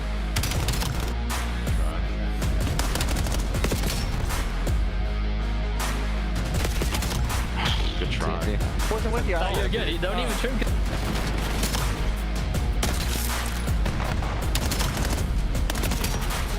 I should go low. Yo, I got. Major 3 is going to be a classic. 4 challenger teams are taking on the 12 pro teams, bringing non-stop action to the ATL. Get your tickets before they sell out at dreamhack.com/Atlanta. Brought to you by America's Navy and the special operators who work in the shadows. Start the season strong with the 2026 Call of Duty League Pack. Grab yourself the CDL operator by scanning the QR code on screen or check it out in the Call of Duty store in-game now. Scuff, official controller of the CDL.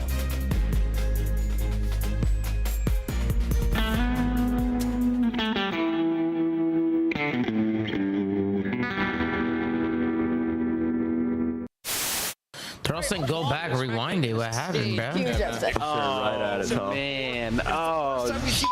In a grand final. What the is going on? It out. It has been a number of upsets in the opener in our winners bracket. After that, things started to sorry, Puma.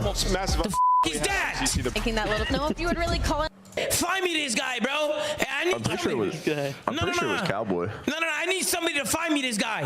Whoever this guy is, whoever's at the venue right now, you find me this guy. Yeah, Tom's got a 10K reward.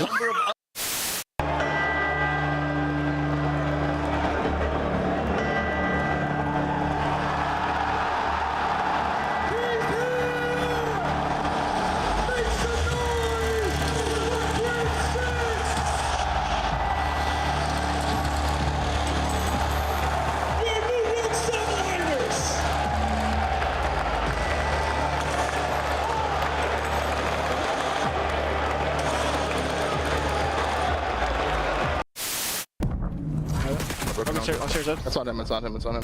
Upstairs, should I go swing me? Ed? Right upstairs. Enemy control station overloaded. Short stairs, Ed. Two back right me. Lobby as well. Oh my god, I'm on a mission right now. New EMP. Lobby again, Ed. Holy f, I'm blacking. In a good way. One shot back right still. Subs one out.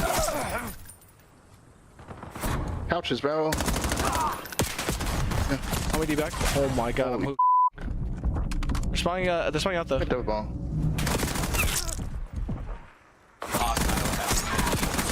I'm on a dirty fucking streak right now. Holy Transported to the enemy zone. Overload device. Still playing for me for some reason?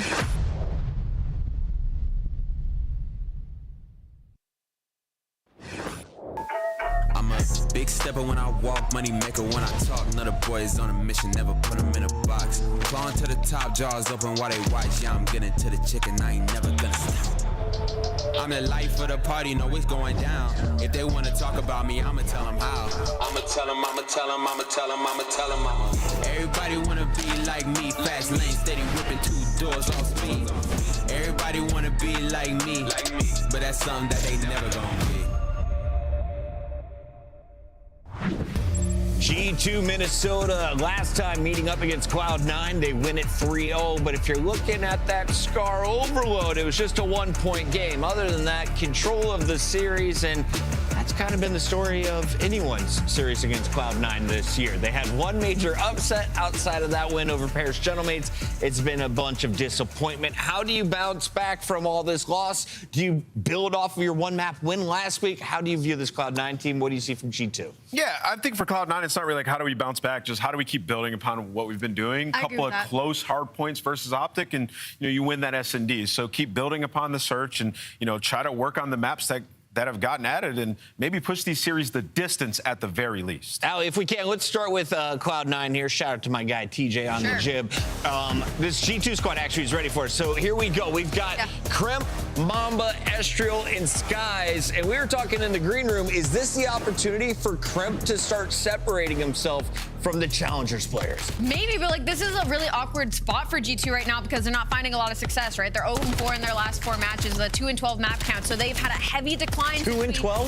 2-12 since we have, and thankfully though it was the search and destroys that they were winning. Okay. It was the one game mode that we were happy they were making progress in. That's also the game mode that they beat in Gentlemates when we saw them play last week. But the problem is Cramp and Mamba had to combine to drop 23 kills in that search and destroy to win it by 2 rounds. So they haven't won a respawn in 5 matches? And the respawn is just, it's not really there. They've lost a combined 10 respawns straight, Overload and Hardpoint included. So for double digits, we're talking just straight losing streaks. Both these teams have been hot ass in their last few series. And for G2, it's for a team that's top 6 in our standings, they just have a lack of firepower. 9th in overall team KD. So fundamentals and strategy is how they've gotten through these series. And they used to be a great search team. Now they're 50-50, 5-5 last 10. It's just not going to cut it when you can't find kills. A lack of firepower in the ARs in particular. As Merc described it, a warm BBL. What? The description. On the other side, we've got this Cloud9 team that they're rookies, right? They're all coming up. They're not even the best of the rookies. They haven't seen the trophies of the Challengers scene that other players Kips and crew have. So let's take a look here at Okis' squad. You had a great performance consistently from Nezra, I feel like, when it comes to search and destroy. We've seen excitement and good comms from Encourage. No success as a team yet. Are they building? Are they improving? Or is this just kind of stagnant? You want to think they're improving, right? I look back at the series versus Optic Texas last week, and they had that really good start on that Colossus hardpoint. Unfortunately, once Optic Texas catches fire, it's really hard to shut them down. But as you said, it's a lot of individual performances that are doing well. Nedra in that specific map gave you 33, and then the map 2 Encourage gave you 10. They have moments where these players are kind of giving you a little bit of shine, but unfortunately, the teamwork and the foundation just is not at the same baseline as the other teams. I'm sure they're practicing, but to what end? Who's in the room saying this is the concept that we need to get down?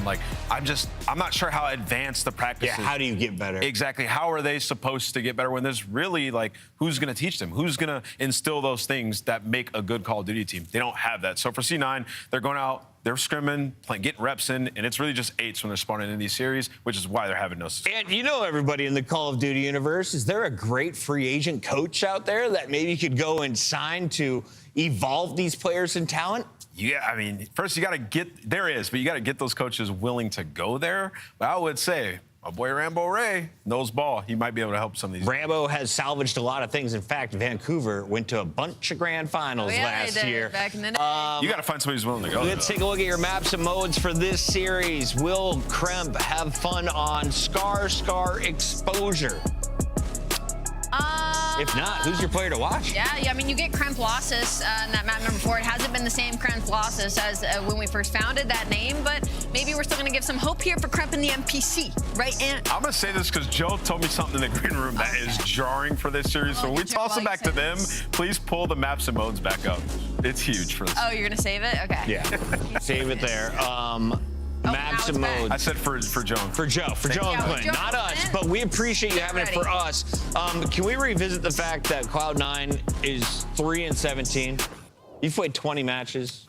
You've won 3. What? They're doing their best. What is like the CDL history for worst team in the league? Whatever Optic Paris was. The stage 0-18. 0-18. That's right. Yeah, so it is what it is. Yeah. But that, for a whole year, that's kind of what I'm wondering. Easy Mac is on it. Thank you very much to our stats. You're in great company. Yeah. That's great. It's time to lock in our pick'ems. And with all that history aside, I think this one's clear for me. I got to go with G2. They're on a 4-match losing streak, not a 20. Yeah. I'll go with G2 as well. I think they get this one done. And for them, it needs to be convincing. Rally Cat? I'm going Cloud9. Yes, she is. It is catch-up time for Nameless. He is just 2 back. Or is she pulling away? C9. Well, Ali, we have a concerning stat for you on the Cloud9. Yeah.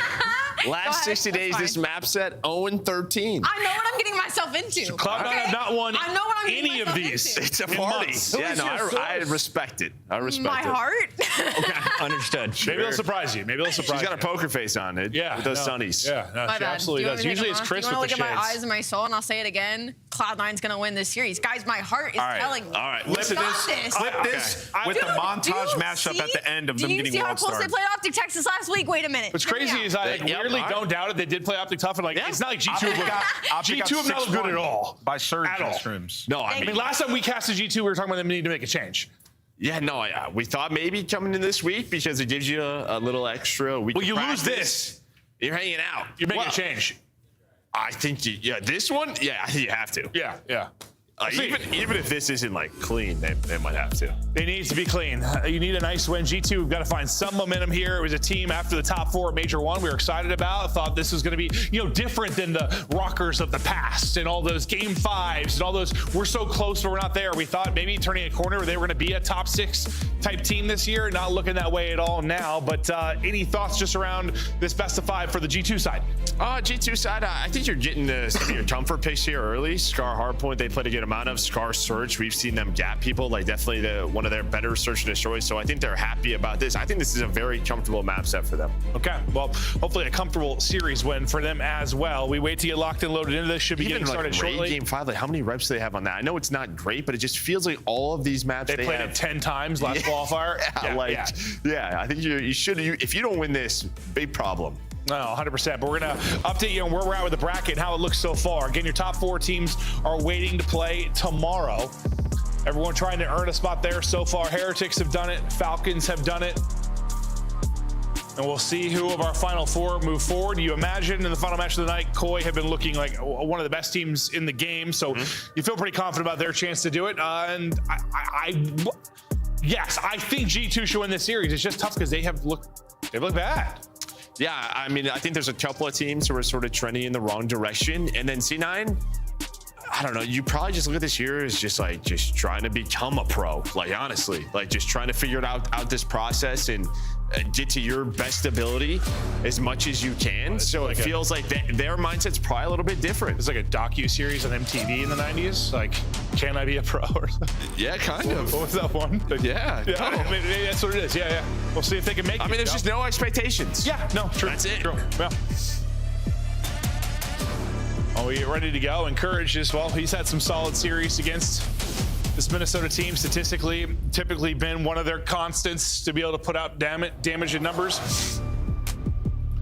A reminder at the bottom of the screen how the best of 5 is going to look in. This is Minor Day 1. We'll be continuing the action all weekend long. Battling for some CDL points, battling for a small bag of cash, but all leading towards the deeper parts of the year as we get towards Major 3, Major 4, and Champs. We'll kick things off on Scar.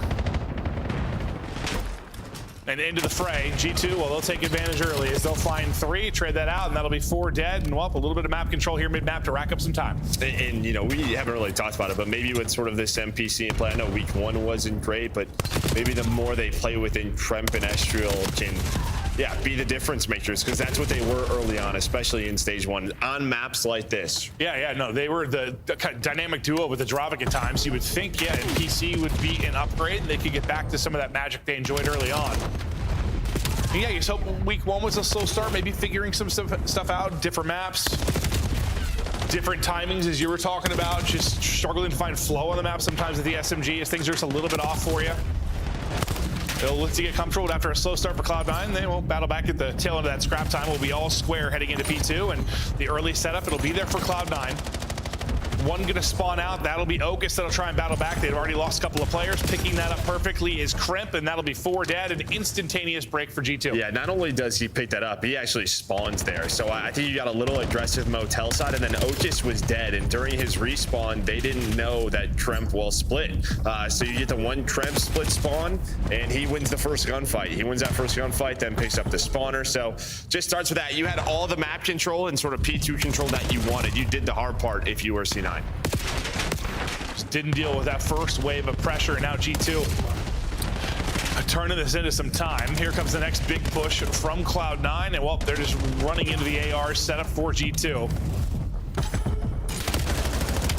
A little one-on-one maybe for the scrap, and they'll continue to dance. Mamba's sick of this fight. Yeah, I mean, this is kind of horizontal staging. Yeah, here's a great representation of it right there. It is so fast with those shoulders. With Tremp, he's just been hanging out here at this P3. You have the both side spawns. Gonna try to collect some time, but first control play. Great shots. Yeah, great shots to pick him out of top green. And, well, the person that's hoping he probably has coverage from top green is going to drop inside of the hard point as well. Krip is going to get pushed up. Unfortunately, like, G2s keep losing their player inside of the hard point, so despite the fact they've had decent position, they haven't turned this into a lot of time yet, but still 35 remaining here as Skies finishes off a nice little wall bang. Still a chance to turn this into a decent chunk. Yeah, well, that's it. You've just held the position. Even when you weren't gaining that early time, it was around 35 seconds. Yeah, now you have this lead, and well, you have to rotate if you are C9. Hyde is taking a route all the way through. Sky's trying to pick this up. See everyone just starting to wrap all the way through if you are the G2 Minnesota side. Yeah, now it's find the rats. Where are people set up? Hyde's gonna try and mantle up and chow. Does enough damage that leads to 2 for Encourage. It'll be a 2-on-2 fight to dance around the point for now. Now down to a 1 versus 1. Yeah, but who's gonna get the close spawn? It's G2 that gets the close spawn. Well, I guess they're both close. Just one a little bit closer in the back. Yeah, you get the backyard spawn. That's what you were looking for. While Mamba did hit the triple 6 in a row. And you love to see this. Makes it 7, playing with confidence. The ARs have been struggling. Not happening here. Yeah, maybe a confidence match. Just one you can come out, beat up a team you're better than. Yeah, so close to the Hellstorm. You thought maybe you had his stun hits, and then you lose that fight, but still the streak, well, leads to this lead. Now up 80, and, well, one of the better stretches we've really seen from G2 as of late. Yeah, it's tough for C9 because this kind of all spiraled from the beginning of that P2, right? You lose an early P2 break, then you lose rotation to P3. You never have spawns for P4, and, well, now you're down 70. So you just have to keep fighting, but it just feels like they are always one step behind right now. Yeah, it's tough because, like, even if, listen, I don't think Cloud9 were making drastic improvements by any stretch, but let's say they were starting to figure some things out, then you have a couple of map changes, you have a weapon change. We're at the point for that, it's like back to the drawing board. Yeah, in a lot of ways. Yeah, I guess the only way you can see that as a positive is we're at square one with everyone, but yeah, no, that's the way you can look at it as well, sure, yeah. I guess I'm not convinced that they're going to learn faster than some of the more established pros. I mean, it's already, you know, taken them some time to get to where they are. Lead still floating or flirting around 100 as the battles go down around the point. Okus will be here for now. Spawns flip. With only 15 seconds remaining. G2, okay, just kind of hold this from the front and get their time that way. The rest will be around the pressure towards mid-map as we get ready for our second set of rotations.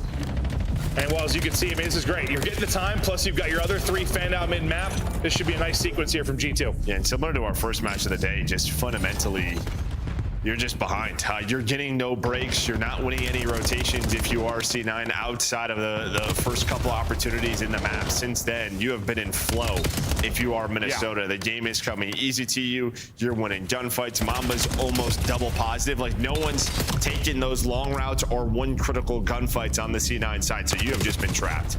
Trapped, beat up, bruised, and battered.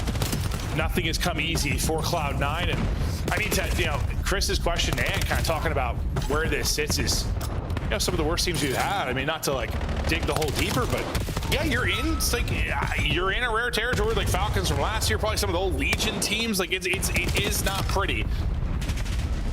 That's just so tough because that first team, how many game 5s did they have that first roster? I mean, they were competitive. Yeah. No, true. I mean, they didn't close out. Back to like Beast Afro. Yeah. I mean, stage 1, I don't remember. No, honestly, they probably had half of our game 5s on the year. It feels like, so we haven't had a lot of them. It might all be Cloud9. We changed that team and all our game 5s have gone out the window. But G2, ripping, roaring, dominating, up 140. Communication now from G2. I got you guys. Wait. Behind you as well. Shot. 2 shot. Pitch. Watch the tap pitch. And one thing still. I'm going middle. Low hell is mine. Wait, where'd you spawn? I spawned green. I'm behind him then, naturally. Once people, I spawned blue. That's not over. They're pushing us out green then. Yeah, he has to be like short. Say hide on money. What's the hide? We got me. One shot. That's one. There's that cat. He does. Count up. Me, hell, he's hell. There's two cat. I need to close out. Yeah. 20. I'm one shot. I flipped. I'll with you. Can't search I'm leaving. I'm shortcut. I'm shouting them stone. All right. Are you blocking green? Yeah. What's already sending me in? I can help you middle. I'm gonna back green. I ball the middle. Stone and shop. Stone and shop. I ball your middle. I cut cross. Reset comp. I saw middle. Green spawn. Oh yeah. Dirt and bow left. They run a middle. Nice. I was on the jet. One shot. I'm getting make a. I closed, so I got wrapped. Nothing went middle. I'm almost here. I closed running a jet. Yeah, 2 dead. 3. Yeah, all 4. Need a jet. Listen, nade right here. I need one. Half hill, joke is steady. Middle, running up, middle, hydro. Middle, nade, one shot. Nice, 3. Let's go. One shot. Free kill. Nice. We still push jet. 3 pushing jet. I remember. Low. Lepo, and then one. Both shots. I'm going to top. Push you. Dirt's on the corner. One shot dirt. One shot G. The other 2 could spawn out. They're behind me. Edger and hide. I've listened back to it. Cloud9 is hoping to maybe avoid getting 100-point club, but looking like that might be the result. You've got setup here at P4. G2 in a good position. Nezra's gunfight win might make things interesting as the pressure is now going to collapse. Pressure to the players inside the hard point to make the play, and they're able to do enough to retain control. And you're spawning them out pretty deep, out towards mid-cut. So this will be the last-ditch effort to break in and break this up, and it might happen. It might be extended here for a moment. Hold your horses. Yeah, we might have a game here. I didn't say that. This guy's a joker. I mean, just a couple of more seconds. Yeah, still have this spawn. Well, I mean, okay. I mean, considering that's it. Consider what we happened in our first series, though. I mean, yeah, why not? That was a 120-point difference, but no, that was ugly from beginning to end. Well, I guess depending on what side of it. If you're a G2 fan, best they've looked, a series where they needed to show the skill difference, the team difference. They really had to come out and show they're a better squad. So far, so good. Yeah, especially the AR duo. And I don't know if this is like, I don't even know where we landed with NPC attachments and whatnot with all of that stuff. No, it's like hopping in hearing like Shots' conversation and what they were going through. But if there is an NPC change from week to week, maybe the AR is a little bit happy about that. And well, this AR duo puts on a good show. Yeah, considering, I mean, you look back to, I mean, well, Scar, it's still possible, obviously, but like Ghosty was one of the few that was about it. That was actually like popping off. But looking to the stats, yeah, Mamba had that nice 7 streak that he went off to. Skies enjoyed one as well. Mamba leads the way with 4,000 damage, and well, nothing super terrific on the other end of it. US outslay outclassed throughout. I mean, just you never had a spawn. I think even on the sector rotation, you had the first P2, and then the sector rotation, you had the P3. Like you're hoping to chain that to P4 and then insta flip. Yeah, not good. No, there are a couple instant flips or instant breaks where your glimmer of a bright spot just got deleted, erased off the map. We'll check out some of the highlights. There's gonna be a whole lot of G2. That was Mamba's streak, and well, the lead built early, and it didn't really slow much. It's just not the highlight. It's the scuff play of the game. And yeah, it's just well, them 100 points club, you know. Yeah, and it might have been worse. I mean, when we hopped to listen, and it was 190 to 40 or something, and I thought that was gonna be a 50-point club, but you at least avoid that. That's good. Yeah, you gotta find small wins in everything. It's true. And no, but I think just for this G2 team, really this AR duo, like they haven't had this impact on a respawn in a long time. No, it's been a minute. I mean, I feel like we were really gassing Skies and his kind of turnaround. It felt like he was bouncing back just in his career in general, and then there's been this rough stretch, and yeah, that's like the first respawn you win in a minute, and granted, it's in convincing fashion. Able to win a couple of searches over the last handful of matches, but that's been about it. We'll check out the game flow before we get into the search and destroy, and yeah, it's a whole lot of red going up, and a whole lot of blue being dead. There's a metaphor in there somewhere. Probably is. Yeah. Probably is, Joe. You aren't wrong. No, just honestly, a dominant effort and exactly what we needed. I don't know how to like talk about this anymore. This is just one that it should be a blowout in favor of G2. I mean, we don't really, we're not picking Cloud9 to really win much of anything. I know they walked away with a couple of really crazy upsets, obviously, but we don't think that's going to be happening very often. It's just the only reason this was even more of a conversation is just because G2 have been so flat as of late. I mean, yeah, and I mean, the only way C9 has sort of caused us upset has been through searches, right? Games 2 and 5, getting it to the game 5, like winning a respawn. 1-2-5 or 2-4-5. Yeah, winning a respawn somewhere and getting to the game 5, that's sort of, we're back to that goal. Yep. So we'll see. Unfortunately for them, this is going to be, well, what can be a very solid search team in G2. That's not always been the case, but they certainly have the ability to do it. But we're going to talk about some of the search and destroy so far this stage for these two teams, and take a look at a couple of players. It's going to be Crimp and Encourage thus far, and this is just the S&D in stage 2. So just a handful of matches. Well, I think just one for Cloud9 and 2 for G2 to go off so far that we're going to look at. Yeah, I guess the one positive note there for Encourage is that is Versate. So he has that's the map they were able to take.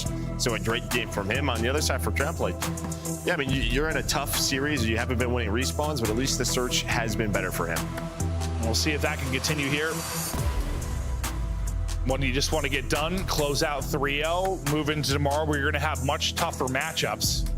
Crimp's like, all right, sorry, I didn't realize they were doing a segment about the two of us. Is he stretching? Oh no, he's at the chair. He's like all the way over there. He might be. He's just rolling around, bro. Yeah, he's just rolling. He's like, you guys good over here? Yeah, just rolling around. Just a nice little wellness check down, everybody. So Joe calls me yesterday. Nah, dude. Joe FaceTimes me yesterday and said, can you come over and help me with something? I need you to hold a ladder. Also, there's a bird in my house. And I was like, what? Apparently a bird came in through a vent in his house. Yep. So I get over, there's this bird trapped in the laundry room of Joe's house, and I'm like, Joe, just open the back doors and stuff.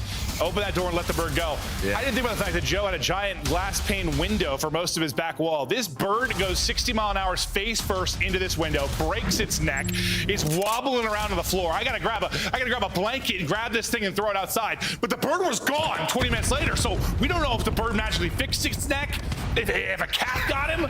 We don't know. The story of the bird will continue someday, but it was a crazy day. Yeah, I'll check later. I'll give you an update. He might be out there somewhere just chilling, bro, eating worms. He might be good. I don't know. But no, I didn't expect that call from Joe yesterday. Hey, come over, I got a bird in my house. Like, all right, dude, I'm on the way. I didn't expect that to happen either. Oh, not a usual occurrence. What, you don't just have birds in your house all the time, dude? No. I don't believe you. But no, dude, the sound it made hitting the glass was insane. Just pinged off that thing. I was like, dude, that bird is he's in concussion protocol or he snapped its neck. You should see the way he was looking at me outside when he was laying down. His head was literally crooked. And one eye open and just, oh, bro, it was sad, but also hilarious. Mad respected birds out there. Because we'll focus on the round one, I swear. I think I killed Joe. I'm good. Oh, Lordy. I'm just laughing because round one ended as soon as you said that. Yeah.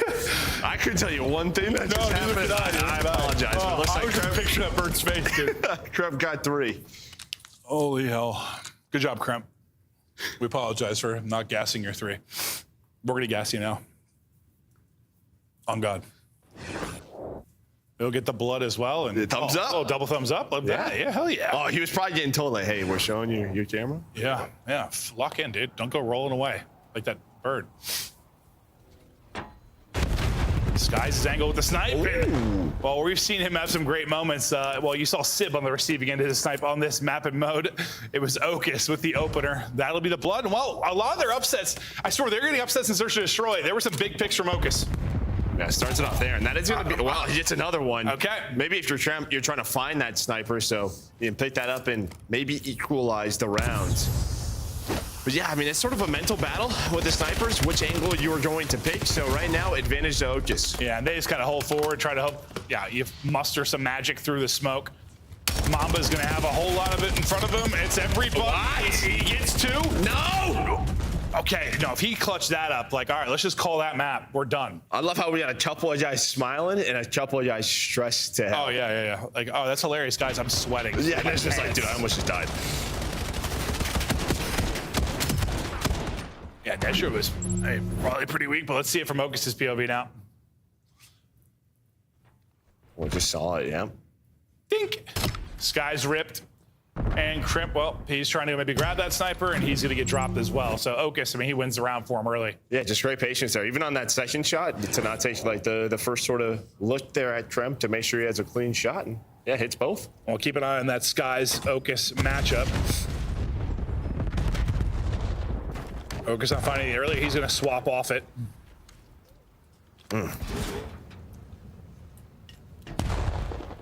I'll see pressure to Cloud9 to try and make something happen. Looks like inching their way up towards A. Spotting after the top steps on the other end will be Mamba. Gotta be careful there. No trophy coverage. They just drop a teardrop in there. But just shouldering for info for now. And Cloud9 now have gotten pushed up with a three-man front. Bomb trailing behind. Nezra's got to get there and maybe work the plant. And Mamba overstays his welcome. He's going to get ripped. Yeah, probably just you don't want to die there, especially if you see number 4 in Trump. He's starting to work his way up. I mean, Bomb's not planted yet. There's no reason. He's just trying to get a cheeky pick. And, well, the timing is going to work out for Trump. Crimp activates. He'll finally be traded out, but he got 2, so gives the squad a chance to bring this back into 3 versus 4. Skies just holds the front, and that'll be a freebie. Last one up now, Hyde, 1 versus 2. We'll get Bomb back, but there's not a whole lot of time to, I don't know, get cheeky with this. He's got to pick one and go. And he's just going to shout forward. Great tags into the first, chest bumps the second, swaps to the NPC. Can't quite get it done. Thought maybe the backslide would land perfectly where he can get the hip fire through, but not able to do it. Well, that's all on Crimp. Yeah, maybe if chest like bumping did damage. Yeah, that'd be pretty. Maybe that turns out to be a round. Just needs a couple more bullets there on the Skies. Well, what? I mean, that's been your 2 rounds you've won. And that's tough because you're looking around. Like, it looked like C9 wanted to back up and sort of clear blue in case someone was on the flank, but then, yeah, it seemed like someone was like, all right, let's just go back. Like, it's clear. It was not. Well, Crimp's won both their rounds for him. He got 3 in round 1, which we totally ignored, and then he gets 2 there. We were talking about birds, man.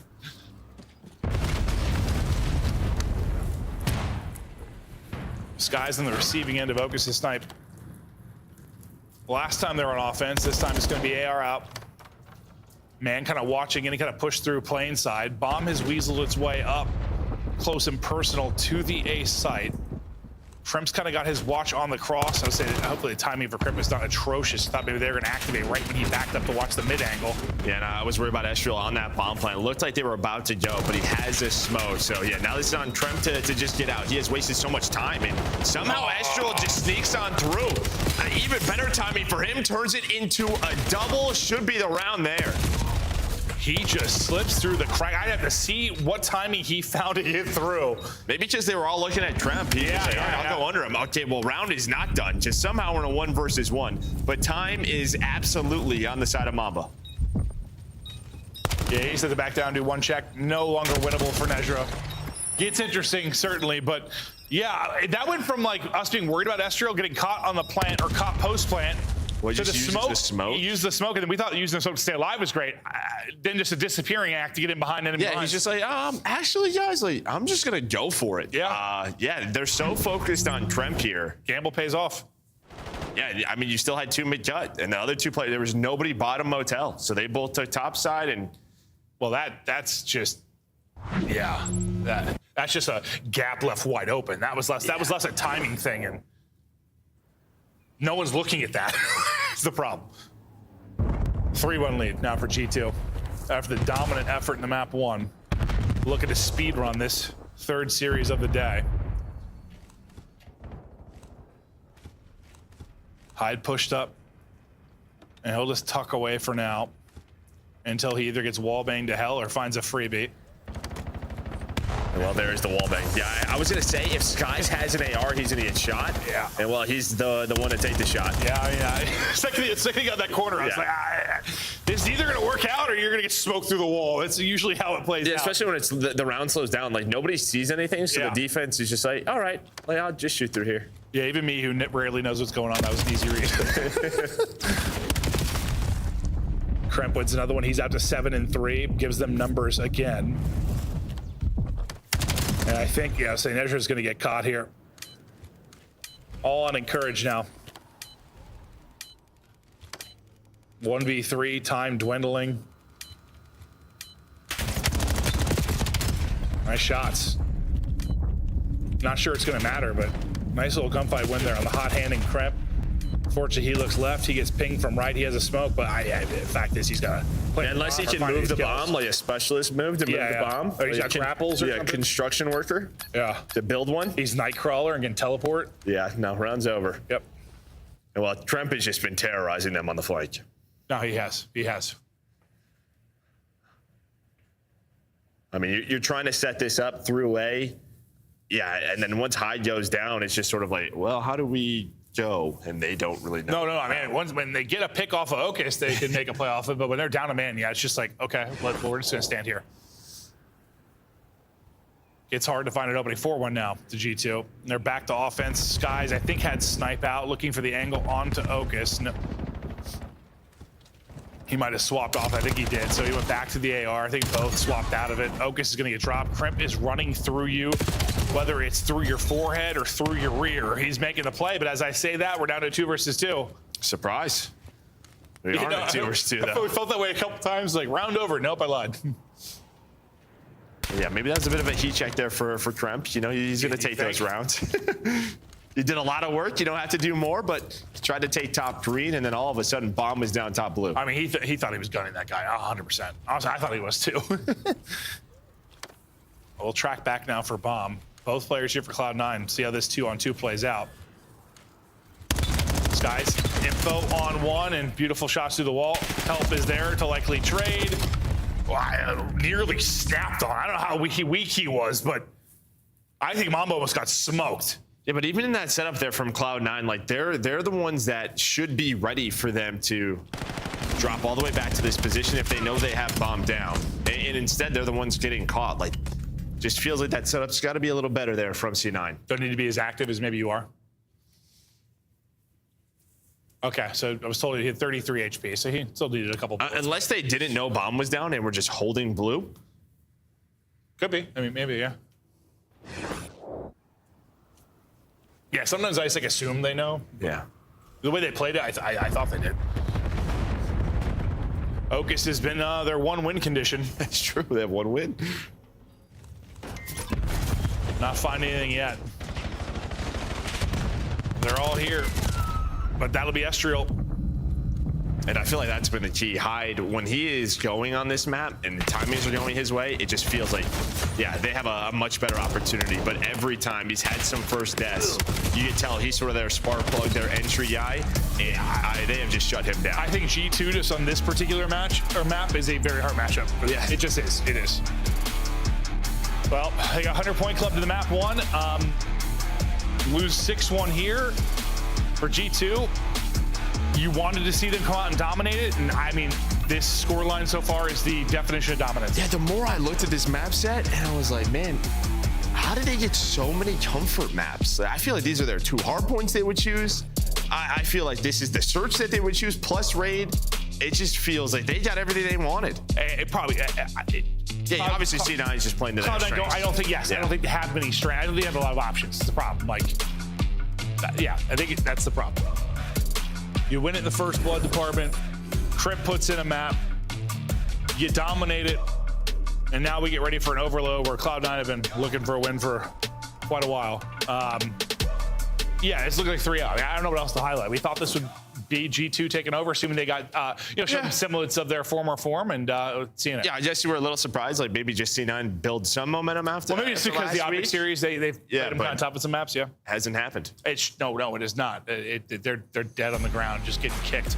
2-0. That bird. Yep, just like that bird. Quick commercial break, then we'll get to it with about 3. This one might be quick. We got one more match tonight. We'll see you soon.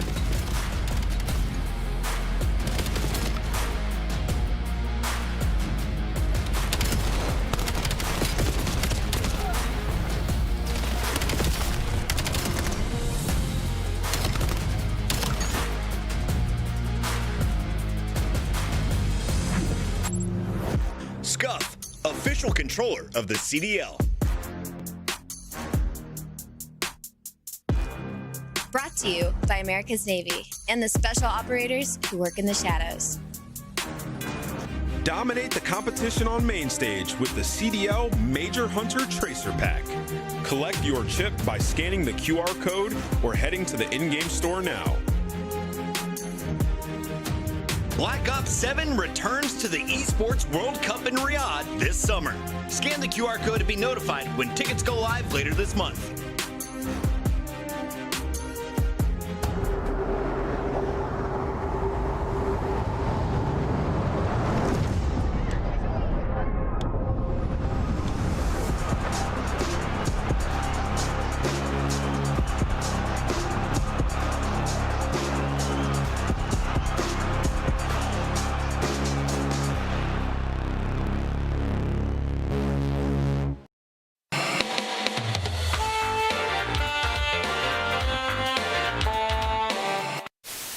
Man, Wixel, so just gonna have to slide in with ARs.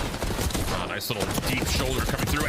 Oh! Wow! No way! He gets the one through the drop, and then all. No, he's mid desk, laying down mid desk, the long desk, snaking the long desk. Nice play. Good Let's go, Clay. Let's go, Clay. Ran at him, bro. Yeah, you should have with the Vaz for sure. All good. As Karma finds another 2-piece, here's the overdrive. Popped as he just trying to back him up, making all the plays. It's Grim 6.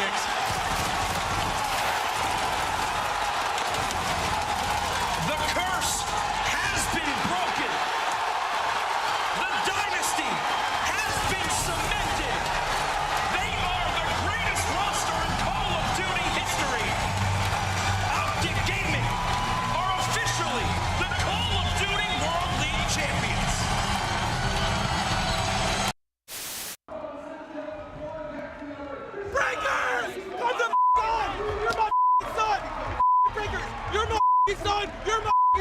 You guys suck. Get out of here. 4v1, I think it was, the clutch, something like that. And we were just, playing the round out. And I hear, oh, cat, he's pushing at him, thinking, oh, he's dead. Okay, so let's play it nice. And then I just hear a roar behind me, an absolute roar. And then he's like, watch it. And then the kill cam wasn't running. So I was doing the roll the tape. I want to see this. And luckily it came up, and he's blown him away and left a bit of a little doo-doo in his pants, I think.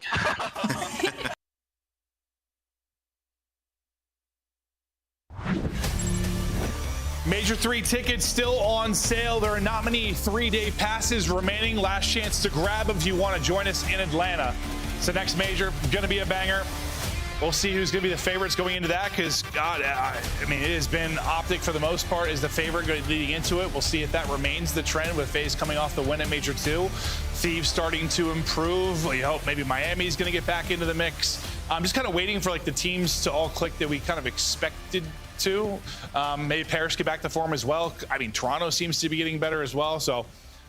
Yeah, it seems like right now it's sort of phase up. There's like Troy, and then can Thieves and Paris get back to there? Yeah, I guess I'm like kind of speaking. I want to speak that into existing. Have, like, yeah, what, 5 or 6 teams? Yeah. HFP for a title. Yeah, because we haven't really had that yet. Yeah. It's been like Optic, and then who's gonna be the hot team going into it? It was FaZe in the Major 2 they won. It was Paris in the Major 1 they won. It'll be interesting. But all right, let's take a look now at the last 4 overloads for either team. They've both been lights out. Yeah, the lights were out. Maybe they forgot to turn their monitors on. Maybe that's what we're out. Yeah. Hasn't been great. It has not. So this is going to be a battle of two currently doo-doo teams in Overload. Yeah, I mean, if you put the right together, you don't have a win. No, you do not. Good thing for G2, you've commanded the series, you have dominated, you have gapped them. You look by far the superior team, and you look to close it out here. We'll see. I don't know, maybe Cloud9 can surprise them, get the Overload dub, and extend this series. We go to Exposure, though, and we'll see if Nezra can get hot. See, it's been a comfort map for him, 1.16 overall on this one. Can he get going? But yeah, just it seems like you need an individual moment of brilliance from somebody on the squad. Yeah. Or just a decent start. Like, yeah. I mean, you're in a hole so quickly in the hard point. It feels like you're in a hole so quickly in the search and destroy. Can they get on the board first or get anything positive going for them? Break off. Always crucial. We'll see who wins it, and it's just everybody soaring out mid-map for Cloud9. Yes, do it. Yep. Yeah, they are just flying at them. EMP4, they're looking for a very quick strike, and they're going to get it. All right, so that's what you wanted. That's what you needed. I love that break off, man. You might as well just take the chance. And yeah, you win that first couple of gunfights, just flew, and now you have a chance to put two on the board. If you can rally these together, Nezra, he's going to find the trade on both of them, and look where Otis is, already in a great spot. The stun does connect, but he should be good. 2-0, so fast. Yep, let's finish it off. Yep, just got to inch it on in there. 5-0 start for Nezra. Got a little nervous there, yeah. And well, you saw the stat line for him. Now you're hoping for a counterattack for G2. Is he gonna do this right away? He's like, all right, they're set up for a counter, so I'm gonna call in this Hellstorm. Yeah, I mean, that's a fast Hellstorm. A Hellstorm being called in the opening 60 seconds of an Overload. You're not gonna see that very often. Teammates get several kills to go with it. You keep control, and it ends up working out brilliantly for you. Last guy you gotta deal with is Mamba out towards mid, and he'll get one before getting dropped. The streak for Nezra continues, and he's going to try and hit it right up the gut, get through with 6 HP, and now he's hoping the rest of the troops... I thought they forgot about him for a second. No, they just didn't know where he went. But yeah, I mean, he's just hoping to waste time so his teammates off-spawn to get to the EMP carrier. Now things finally slow down here for G2, but already down 0-2. Yeah, no, 100%. Like, it feels like, all right, we're starting to play now. Just got punched in the mouth quickly.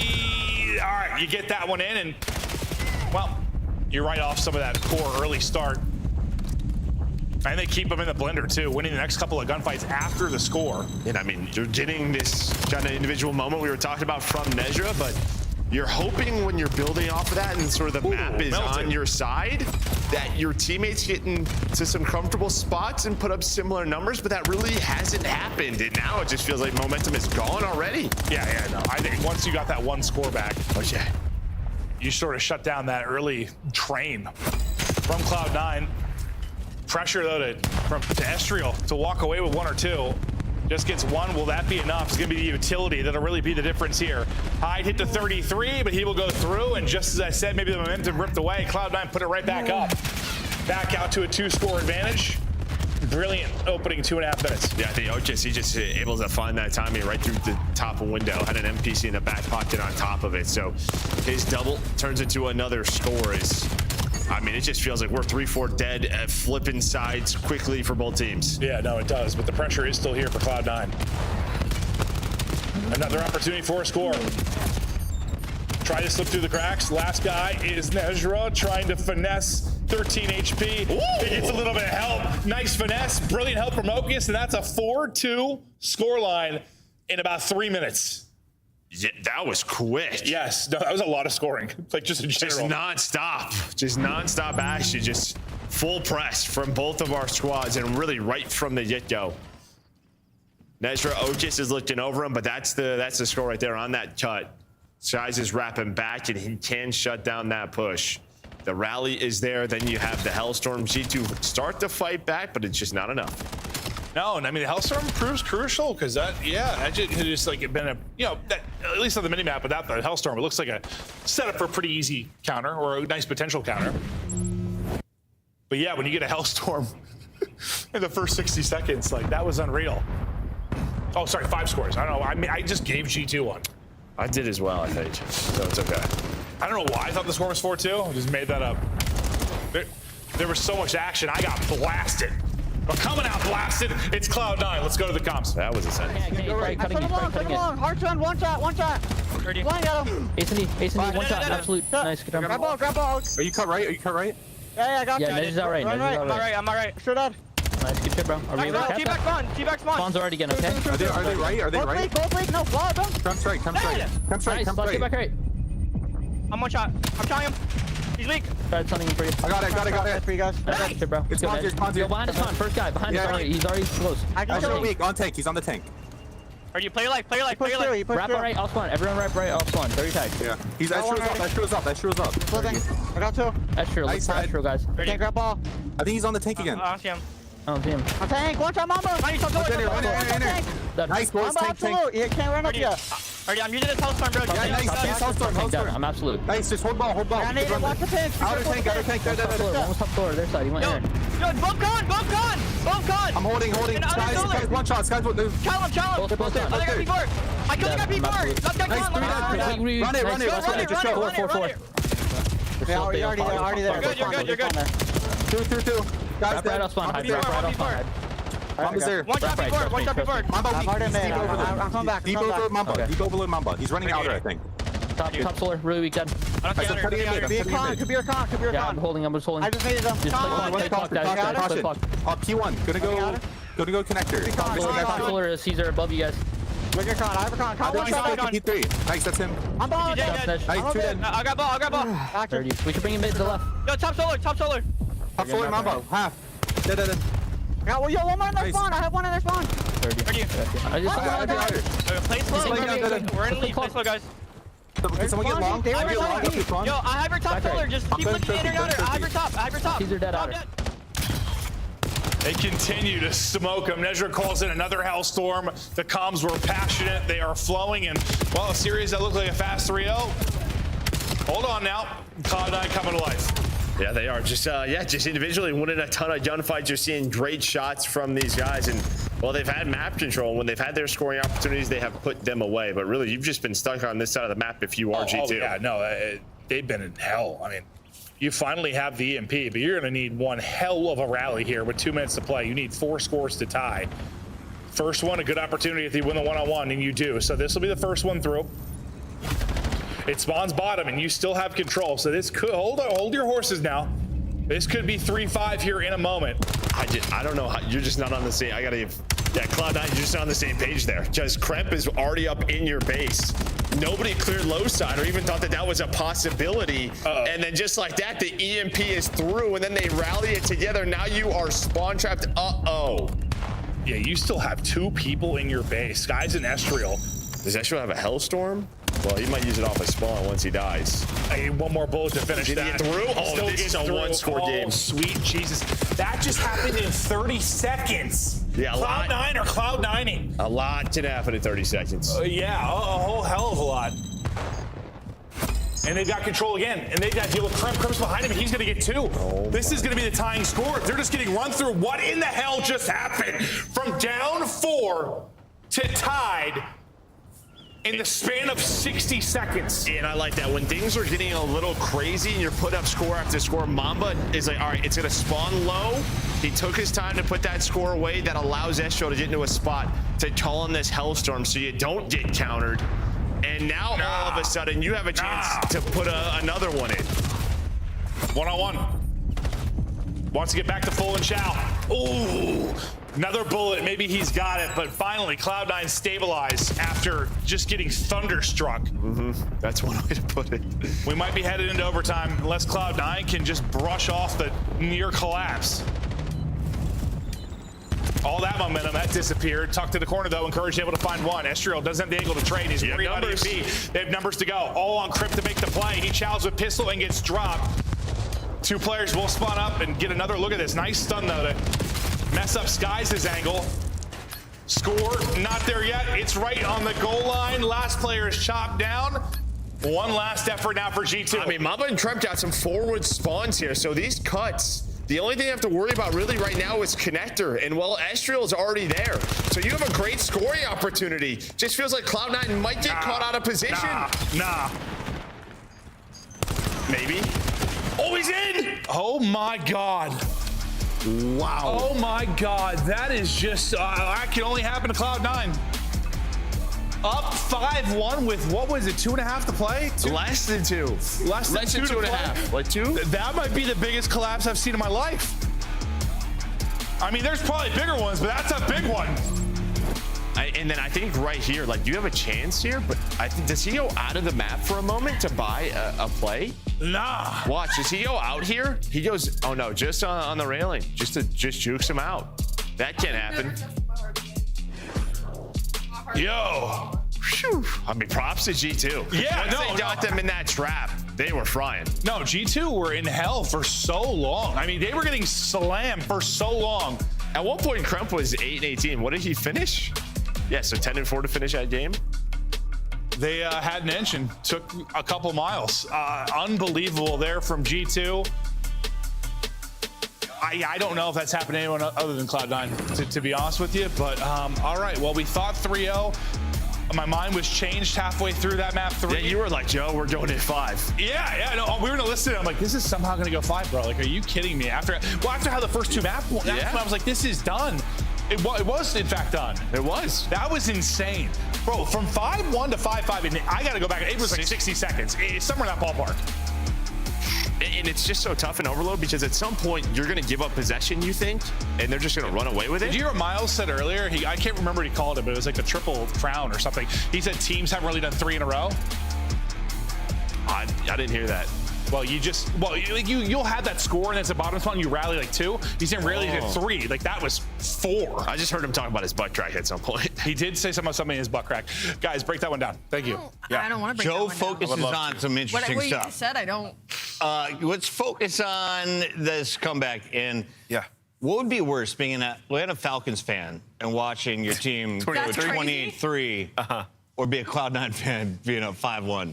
I have a double. Yeah, one hand is, Tom because you went with both. Yeah, because my dad's an Atlanta Falcons fan, and I actually went through that Super Bowl pain, and now I went through the Cloud9 pain. So it's a double. It's double L. Let's talk about the W, I guess, from G2 because the blunder was in. Yeah. Focus was on a spree at the very end, threatened to shut down their comeback, but G2 completes it. First of all, though, how do you go down this deep? What was Cloud9 doing well at the start of this? Yeah, so one, it's just kind of it was a straight up overload. I mean, they were just fighting fire with fire, just kind of head smashing over and over. And C9 were doing a really good job. I mean, you heard in the listening, like the comms were there. They were nurturing that lead that they had, from the first side and just trying to play TDM and, survive. But what happens is, Allie, I said to you in the green room, I think it was 3-1, I said, listen, G2 will get an opportunity in this game. It'll happen at some point. And as soon as that opportunity happens, C9 will not be able to recover.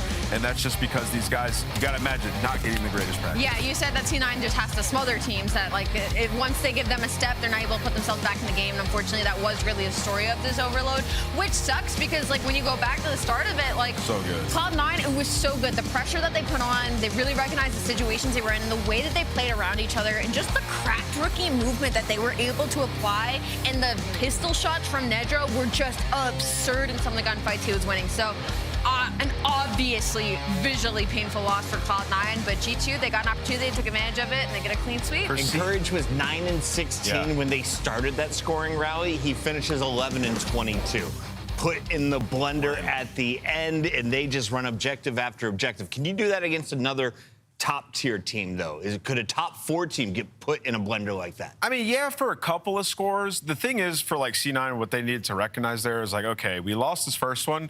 It's going to spawn on their side. We might have to concede a second go here. Yeah, and just try to take maps and take space. Take some map control, survive, and let G2 make a mistake when they try to go back to the ball because they're against the clock. C9 just don't recognize that and got caught way too many times getting flanked. G2 is able to flex on their opponent not only at the end of that game, but also in game number 1. Who shined the brightest, though? It's the man in our Monster Winner Spotlight, Mamba. You had the only 4K on the day, and 3 of them came with the pistol. You pulled out the AR to finish the last. Talk to me about that hard point, because this is what we were hoping to see from you when we first saw you signed on.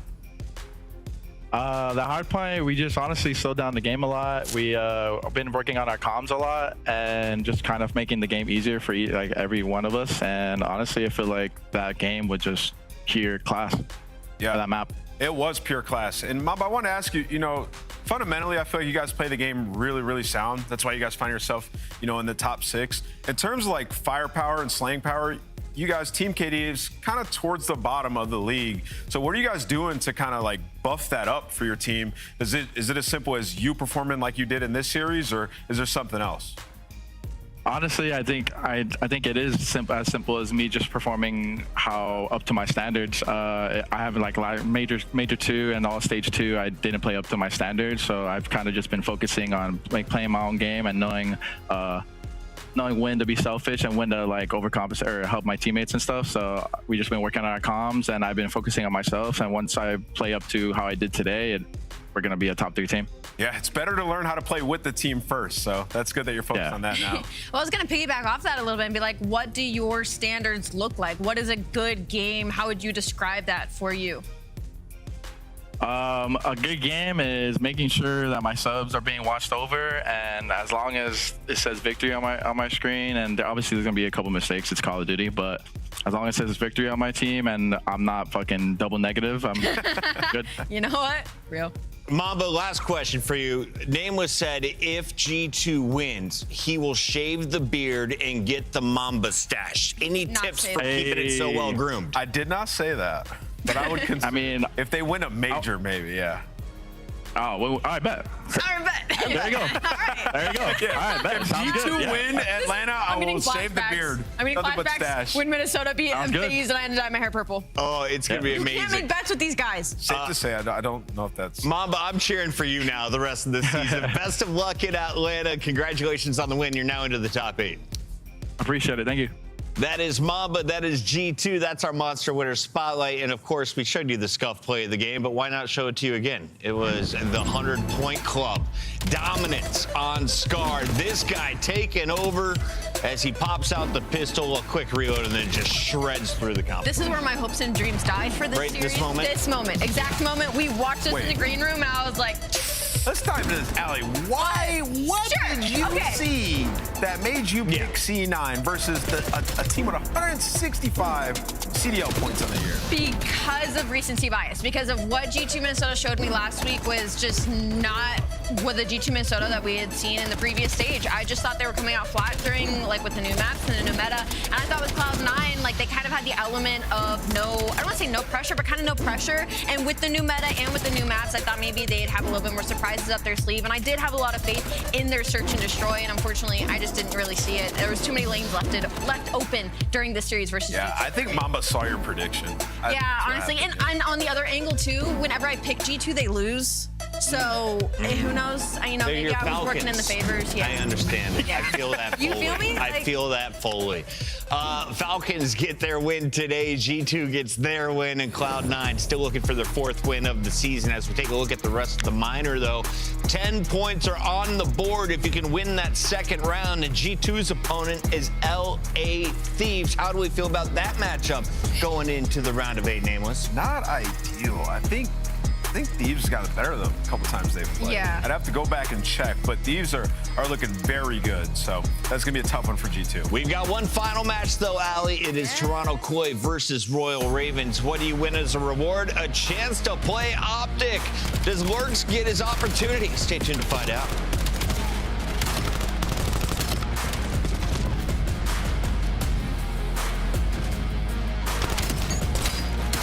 Oh my God, it's a bang out. And next round. Oh, cracked.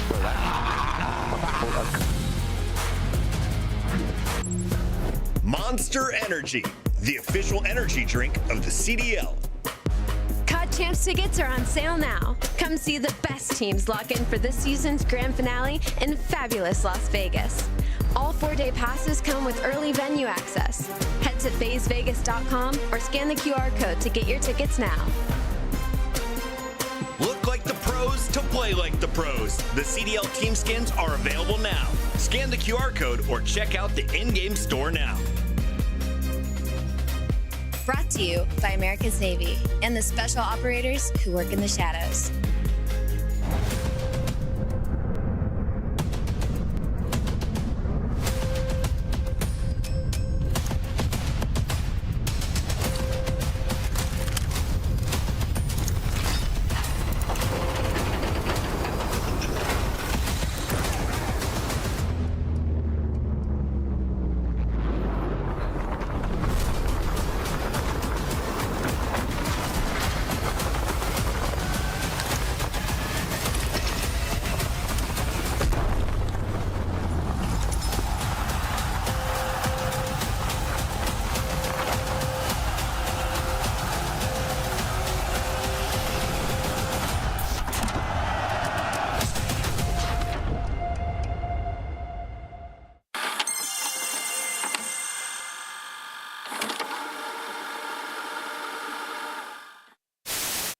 might. Oh, the whole team might. I think they are. They're going to get a quick bit of a workout in. Come on, Vico, get up there, son. They're going to get a workout in here in round 1. There we go, team. Up we go. Oh, Vico, for God's sake, he's choking on main. God, dude.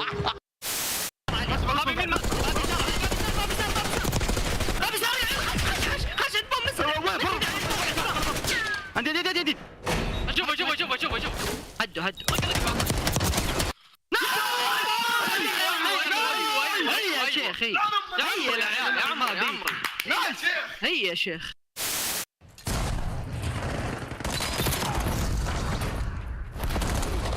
Sur 2. Encore, il est mort. Yes. Statue, ça spawn statue.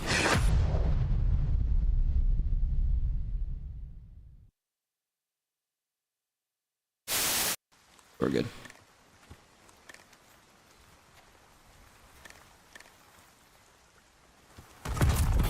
Take it on the chin.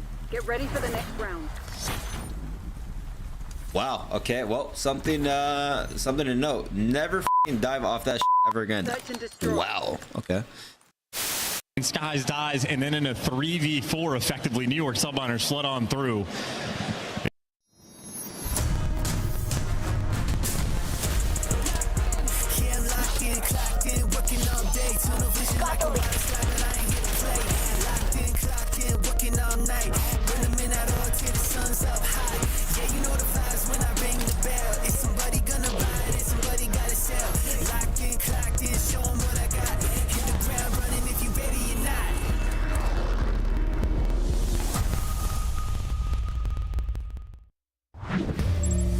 If you ask me, it's a 3-horse race for Rookie of the Year. Trace from Miami Heretics. And these two gentlemen, do you like the one wearing purple or the one wearing blue tonight? Kips, of course, for Toronto Koi. On the other side, it's Lurks playing for Carolina Royal Ravens. That's an impossible question, brother, because, I mean... Supporting cast is so important in this conversation. True.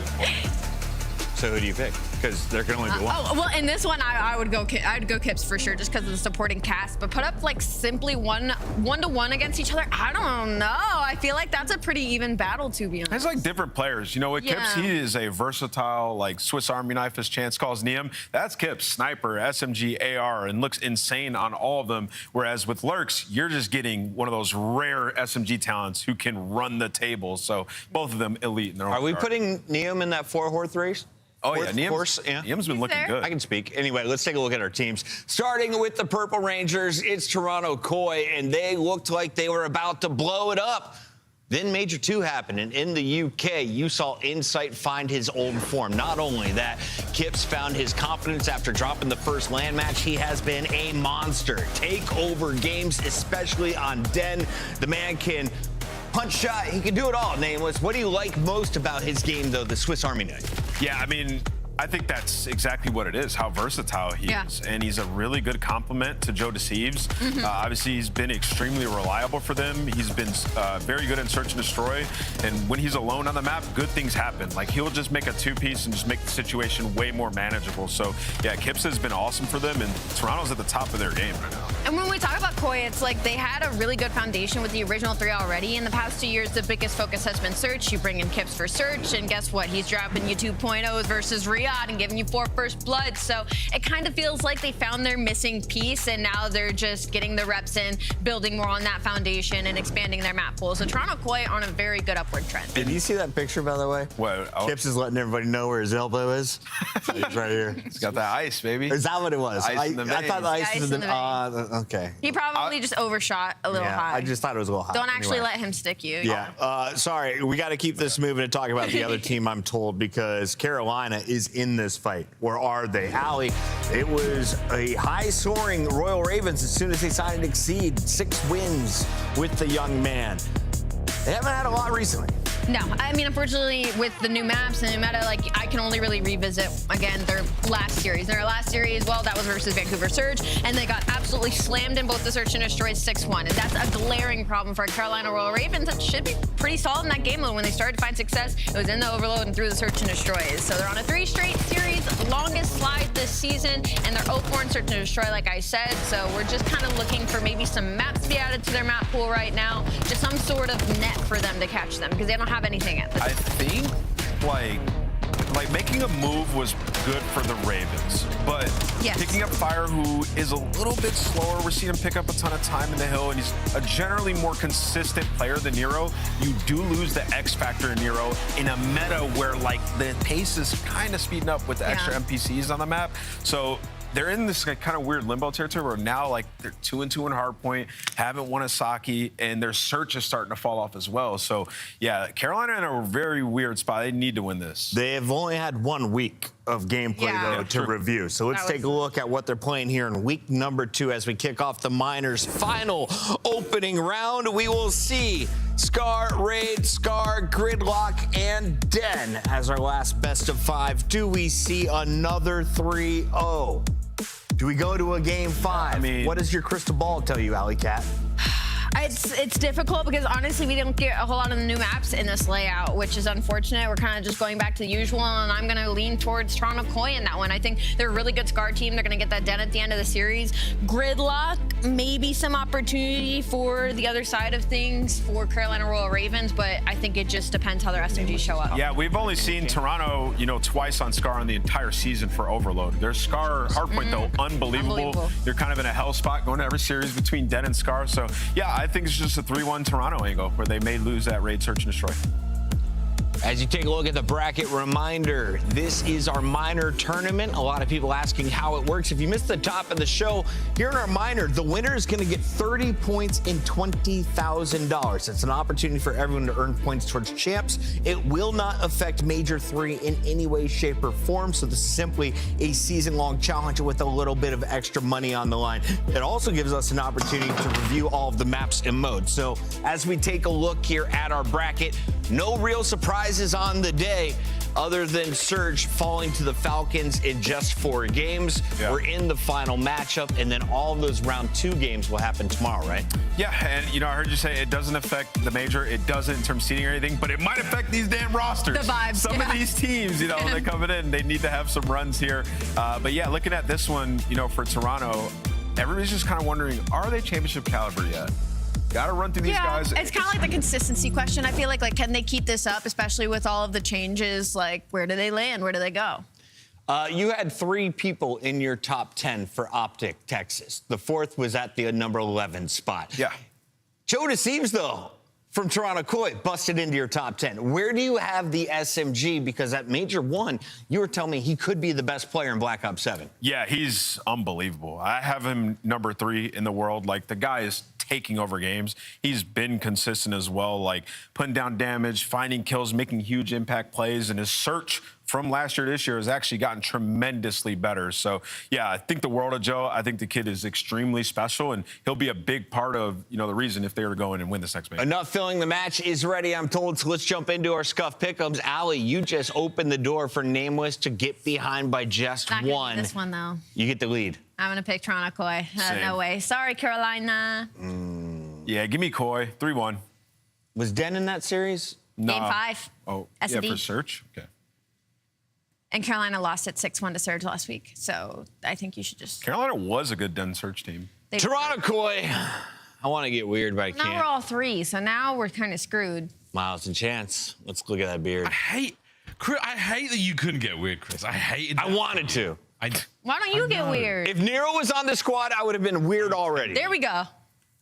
Just saying. There you go. There you go. Well, frankly, it ain't weird enough for anyone's likings right now. Mr. Ashworth, speaking of weird, what's the weirdest thing that's happened to you today? I'm getting to spectate Toronto on a Scar overload. That's probably the weirdest thing. They've played 28 overloads this year, and they vetoed Scar 23 times. And keep in mind, that means they get to pick it some other times after that, or just pick the opposite one. So, yeah, strange days ahead. Or the overload comeback that G2 Minnesota just had on C9. Also crazy. That was crazy. That really was crazy. What sheltered lives we live. But excited to get this one underway. I'm with Ali. No weird new maps, no funky changes there. I'm not sure how much I love this for the Ravens, but we're going to see how this all goes down. Scar Raid, Scar Gridlock. Den. Again, I was expecting a few more of the odd maps, you know, some of the additions here in the late stages of the season to try to help the Ravens get this one over the line as we roll into the final round one matchup here of Minor 1. Chance, which way are you leaning here? Bit of coy? Ravens? Yeah, difficult to stray away from the desk on their predictions. The Scar Overload is definitely a wild card, but I think just the recent state of the Ravens, you know, it allows a lot of room to be doubtful. New pickup, it takes a little bit of time to get going, but the fact that they're 0-4 in their most recent S&Ds, in my mind, the thorn in this team's side. So we'll find out pretty quickly on the map, too, whether or not Carolina has stepped up their game. But overall, I mean, Koi right now, you're clearly saying they're trying to level up their game. Well, figuring it out. Toronto, I mean, it's been good historically for the Ravens versus Koi. They have certainly gone fishing. Our bird beats fish in this battle, but is that going to be something that we're looking at right now? Recent form, I'm not sure, man. Back in Feb, last time they played against each other, Chance. How are you feeling about that? I mean, again, we've seen Toronto really improve their game as of recent. So I think Toronto Koi, well, they're looking full speed ahead, right? Trying new maps. They're trying to see Optic in their sights. See if they can find them in that round 2 matchup. Single elim, and that is a tough bracket indeed. But for Toronto Koi or Carolina, this is a huge opportunity to get on the board. A great win, great opportunity. Get yourself up against the reigning world champions, Optic. Try to find some success there. Again, just a running up towards champs. So this is all about champs. That is the conversation here. Champs, champs, champs, champs, champs. I mean, that really is it. Koi, again, you brought up their recent form a moment ago, Chance. It's a 2-game win streak for them that everyone's more focused on. They're just looking stronger at this point in time. Ravens change hasn't been a bad one at all. Fire back in the league. The timing of the NPC swap, though, has definitely benefited Koi. Yes, we'll see how far they can carry that. But Koi are in... There's maybe 3 or 4 teams in the league we have right now that are just in a situation where they're just trying to solve the puzzle of how do we win tournaments. I think amongst those teams, Toronto Koi maybe in sort of that like lowest position, but they did well enough at the last major that they're just looking to figure out how to take down those top teams because recent form's been on point. The one roster change this team has made, I think has paid off very well for him. Kips has been a monster this year, potentially ending up as the front runner for Rookie of the Year. So they've been improving significantly, and we're, again, seeing it in this series. Extra maps being thrown in the mix, not just the Scar Overload, which is a novelty, but even the Gridlock. I mean, that's a map that I just have to imagine Jamie Inside is going to absolutely love. So I think, you know, it's a good time to be a Toronto Koi fan. Yeah, it's been a real up and down season for them as well, but Kips, that manning screen, certainly helping things out. Looks like we've got a slight issue with the lads getting everyone in the lobby. Or not. Kips is definitely not locked, but that's fine. He will be when the game starts. But for Toronto Koi, yeah, a tournament win, absolutely possible. Just got to figure out how to do it. I mean, these are players who have won before. To get Kips a chip would definitely put him in the front seat for that Rookie of the Year conversation. For me, again, has been a very, very strong year in our rookie class. Very, very strong. And he has been up there alongside Lurks. Do I think the Ravens are in a position where they are going to be winning a tournament so far? Not really, but hey, crazy things have happened. That's the stats so far in Stage 3, Chance. Not a huge amount of separation. No, not at all. S&D certainly leaning towards Kips in that category, but not by enough to make a massive difference. I mean, these are 2 spearheading rookies that have been fantastic so far this year. They passed the eye test. They passed the teamwork test as well.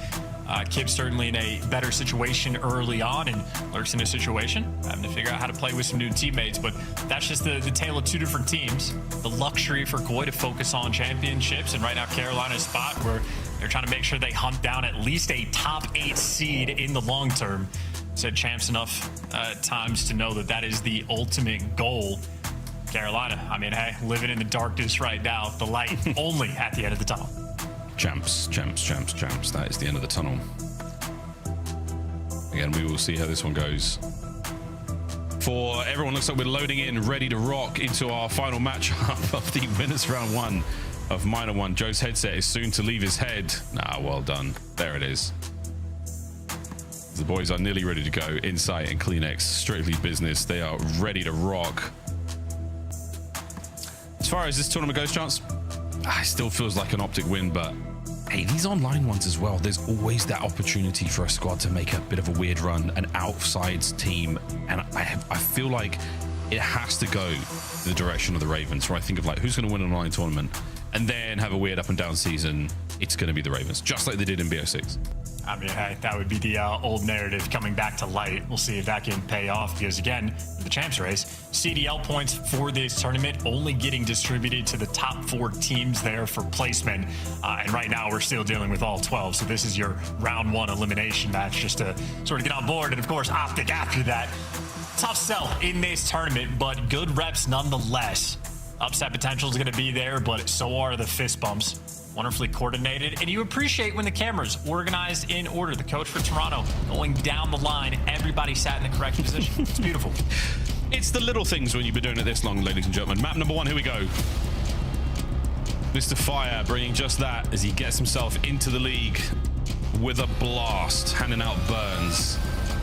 Has he got one for Koi in this series? We'll find out. Scar to start things off. We go back to Raid.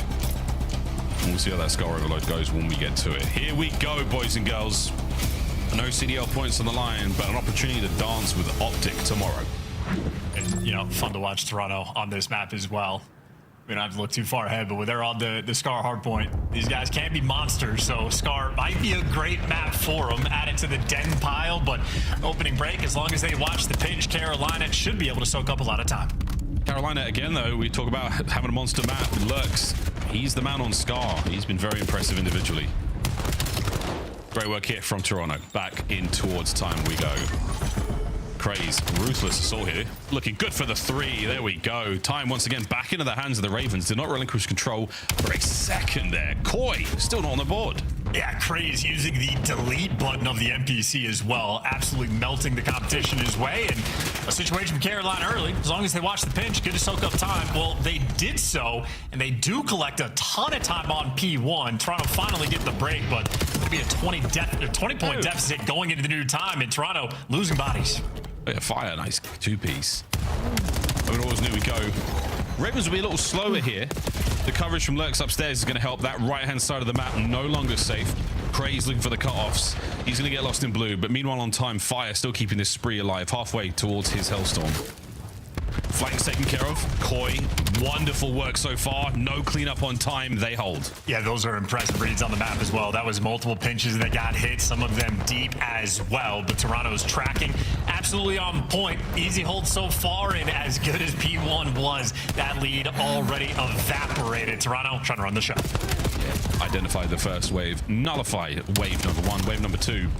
Crashing forward and exceed. It was looking good. Last man Craze down. Joe deceives on a 5. Showing off the pistol shot as well. Not too shabby. And whatever pregame ritual Joe Deceives had going, maybe just keeping the vibes loose is the way to go because he is playing free and 15 on point. Joe Deceives simply cannot be stopped. Joseph, Hellstorm, back pocket. Big lead now for Koi there, moving forward. This is a Scar hardpoint looking great. P3's up, P3's ready, Joe's in a corner, and this 6 spree will become a 7 shortly. And he gets identified here as that player on the close green wall. Oh, that timing stings, Joe. Sorry, that one's on me. Nice 2 here. 3 dead. Koi are out. Ravens in. Yeah, well coordinated as well. Took him a little bit of time to set up that break, but not only did he get it perfectly, he get the right side spawns. Problem is, Joseph Decivicus has the Hellstorm, and that is going to disrupt the entire setup. Players getting pushed out towards P5, and Craze in an interesting spot. He was the guy that maybe could have kept the play active, but use a Hellstorm on P3, and you do indeed get the time. You call it in, you make the skies dangerous, you give the Ravens nothing on P3 here, not a single second gain for them. Tough work, beautiful shots from Kips. Now attack towards blue. You got the setup deep in the back there for the Ravens. The nades are over the top, and they're going to find the bodies on the inside of the building already. This is now going to get squirrely. NPCs at the ready, lads. Here we go. Kips caught unaware, and 3 clean down for Toronto. I think Kips just had the experience of like, oh, I got through to top blue. Oh, I got through to top. Oh, I got there. Oh, there they finally are. Almost confusing how it pays off. And then Craze, the guy that spawned out at old behind him P5, ends up getting in the play. So Carolina, a little bit of look, a little bit of passive play there pays off, trying to get back in the game. For the NPC, we now fly. And a clean 3 on the other side of the board. From 4 dead to 4 dead. Wow, what a bang out on Scar so far. P2 spawns here for the Ravens. They're going to rush their way across map. Joe Deceives has got the cars here. Surely doesn't let them get towards green. Not without one man going down, but it is a melee. It's a throwdown in the town square. Gangs of Toronto and Ravens banging each other out. 163 going into the final hard point of the first set. And I feel like the level of passive that Carolina played that initial break almost confused Toronto, so they beat them on that end. Then things got normal, and Toronto just pick them apart. Kip's already in the back, blocking spawns for the rotation as well, so Toronto, they're set up long term. I've dealt with everything in the back. A couple of towards the front. Here we go. Little exchange there. Able to get towards time. The trophies are going to be an issue, though. Here comes the gunfights, and it is crazy. Once again, over the top. Joe gets nothing for his troubles. It's another 3, and Toronto Koi on the back foot again. And yeah, they had everything they wanted for the back spawns, guys in the right power positions, but lose every gunfight. I think it was crazy. They gave you 2 on time as well. So 2 spree and some soakage for him, and 3 spree for fire as well. I'm just trying to get a little bit hot there for Carolina. Of course, though, this is just the fight for the final 20 seconds. What we've learned from the first set of rotations, Miles, it's going to be a close game. Yeah, for sure. Well, we've seen a couple of these, though. It's the second set that where things really changed. And Joe, he and Craze with NPC battle across map, but it's the M15 that comes out on top. Second set upon us. Carolina Royal Ravens in position first. Let's go for a listen in. Deep set. I got one. I can pitch B cut. I can pitch B cut. Where's the guy? I don't know where he went. He went back. I got 3. Mark it. Time dead. Time dead. P5 clean X dead. I'm blocking. Yeah. Already, they're spawning P5. Yeah, I'm pushed up left. I'm pushed up B left right now. I'm looking to talk on it. I'm 1 shot on time. Holy shit. We're good. They're gonna go plane. Yeah, back trailer, guys. 1 shot. One shot. Trailer weak caps. And 1's time. I think there's 2 on time. I'm going on the left. I spawn here. I got. Joe was there. I think right back to B cut. Yeah, he did. Don't be weak. Two dead. Unknown mark it. Mark it weak. I'll come mark it.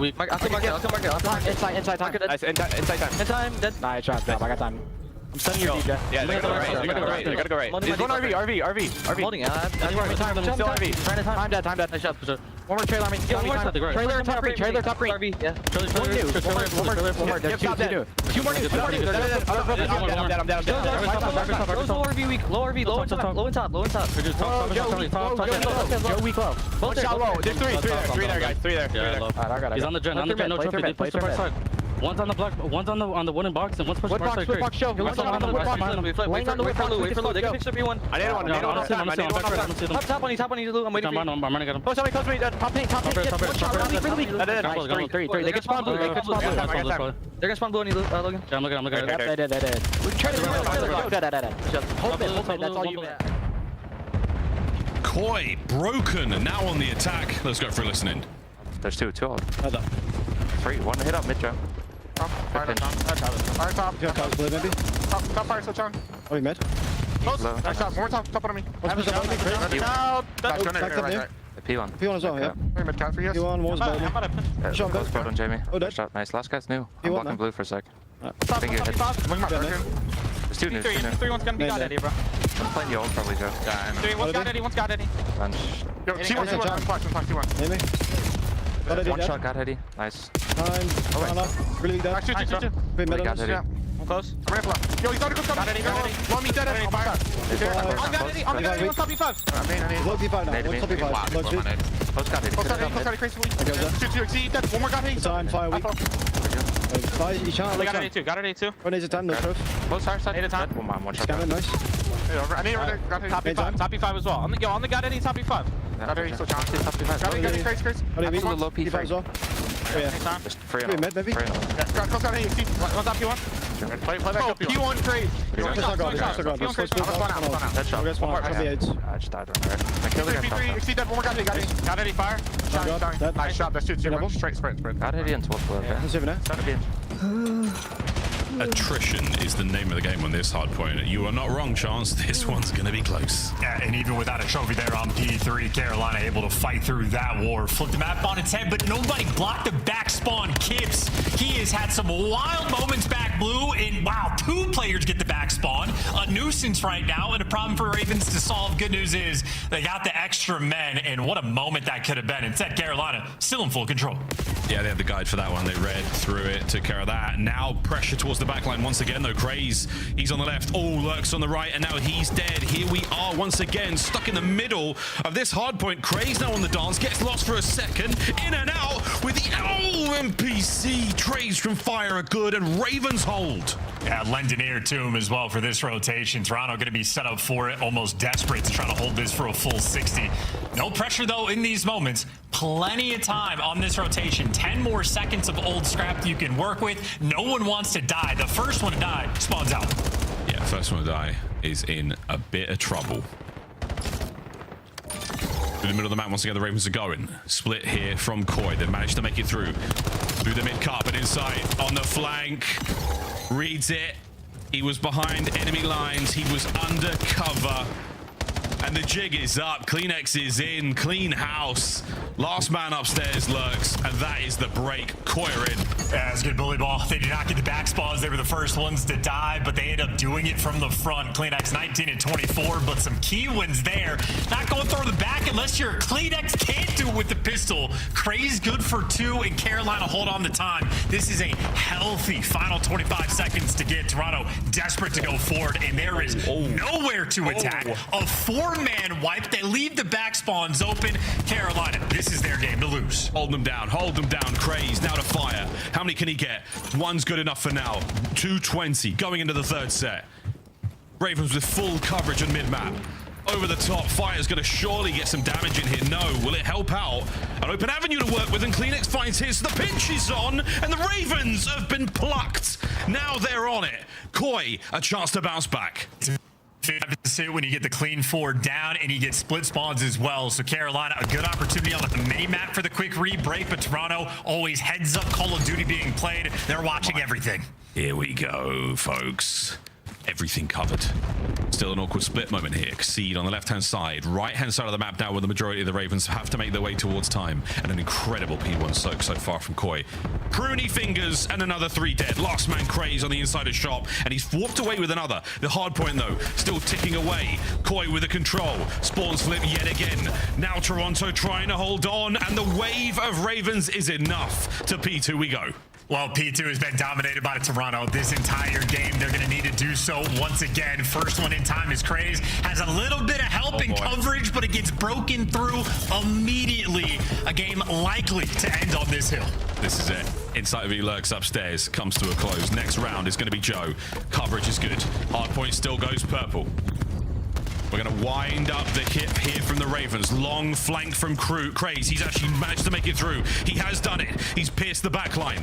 An opportunity here for the Ravens to break it wide open. Another now. The battle on the front is done. Last man on time for Koi. And it is Joe. Joe holding. Finding himself 1 kill and done. The break is there. It is close enough for Toronto to contest this. The hard point not finished just yet. The final march now for the Ravens on time. No one quite there yet for Koi. No kills. Over the top. Craze goes big. Lurks is there as well, and the break is in. Koi survive, and they can still win on this time as well. Carolina, you have to do 2 things. You got to break or contest for 2 seconds, and you're gonna have to rotate or maybe get the final 4. Chaos in these moments. This is it. Koi holding it together. Rotations on as well. Looking towards the trenches, and it's going to be Joe Deceives on the foot race in. Lurks making his way through the white wall. Joe digs in. A fortified position of 5 seconds for the win. Here comes Koi holding on. Kips goes big. Now that the trench of the game is done. Koi, what a nail biter on Scar. And they finish with the coldest fist bumps I've ever seen, as if that wasn't a 250, 249, gotta rotate, win every gunfight. Maybe just disappointed that it was that close at all. And of course, on the flip side, I mean, devastation for Carolina. Had a 50-point lead on the P5. They had a clean 4-man wipe. They spawned them all in depths on the backside of green.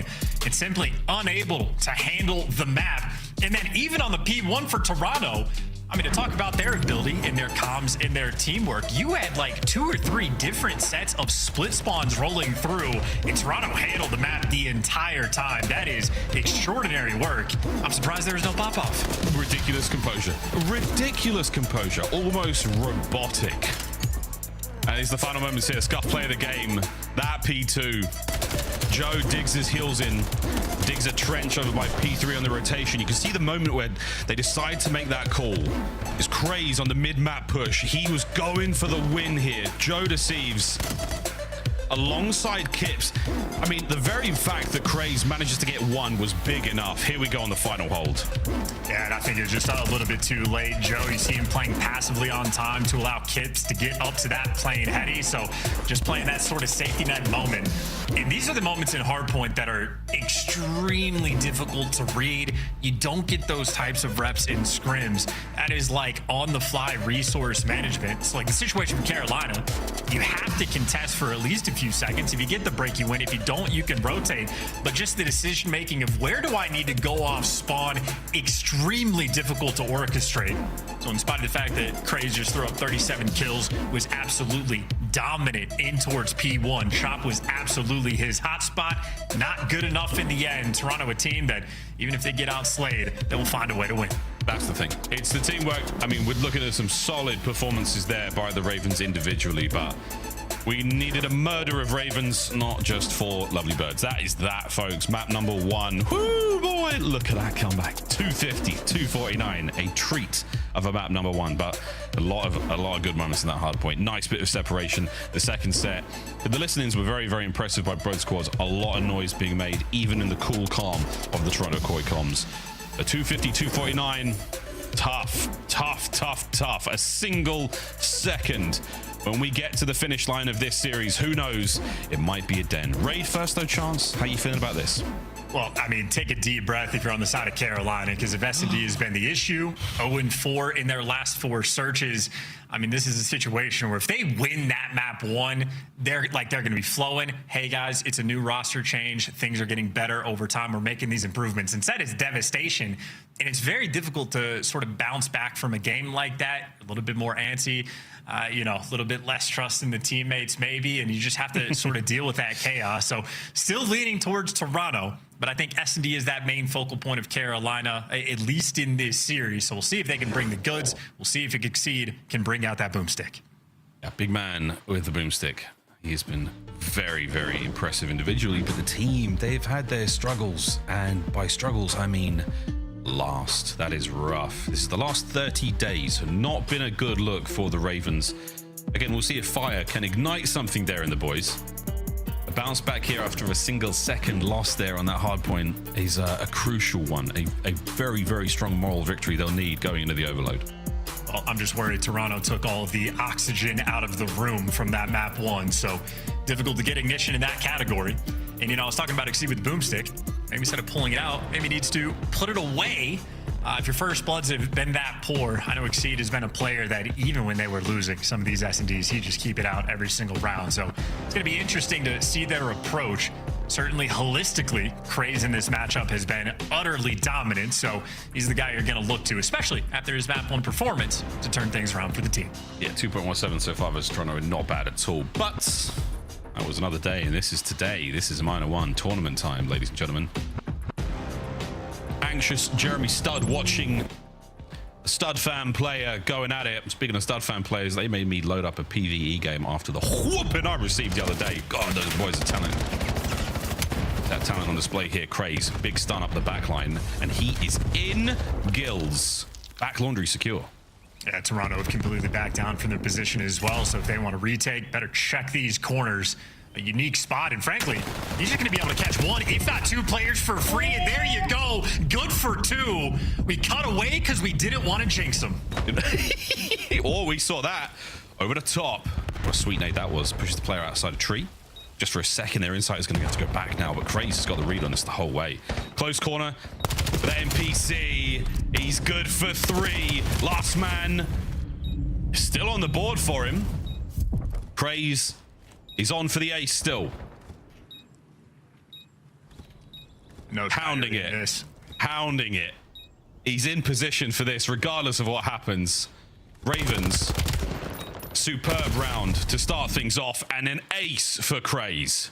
I mean, yeah, why watch anybody different? Set up perfectly there, everybody. No notes, hand claps all the way around. Craze giving us the goods. And again, just a great position there. I mean, doesn't overcommit, doesn't sort of fly forward once you get the laundry control. Nobody on Carolina was in a rush. Just prepared there for the retake. So here's the actual look. Joe Deceives might have checked the idea of that corner, but a little bit too late in the MPC shredding everyone. Craze. I mean, hat tip to him. Yep, you can't kill an idea, and they couldn't kill Craze. A full ace. Managed to take care of the entirety of the Koi roster. Well, Koi's on attack now. Quick hit towards the A-bomb site, and they have taken control of Ring. They are very much involved. Fire will be the only man there, and now the flank covered. Insight managing to get to the M15 in time. Lovely bit of damage as well. Quick reposition now from the Ravens. They are reading the A-bomb hit. Here they go.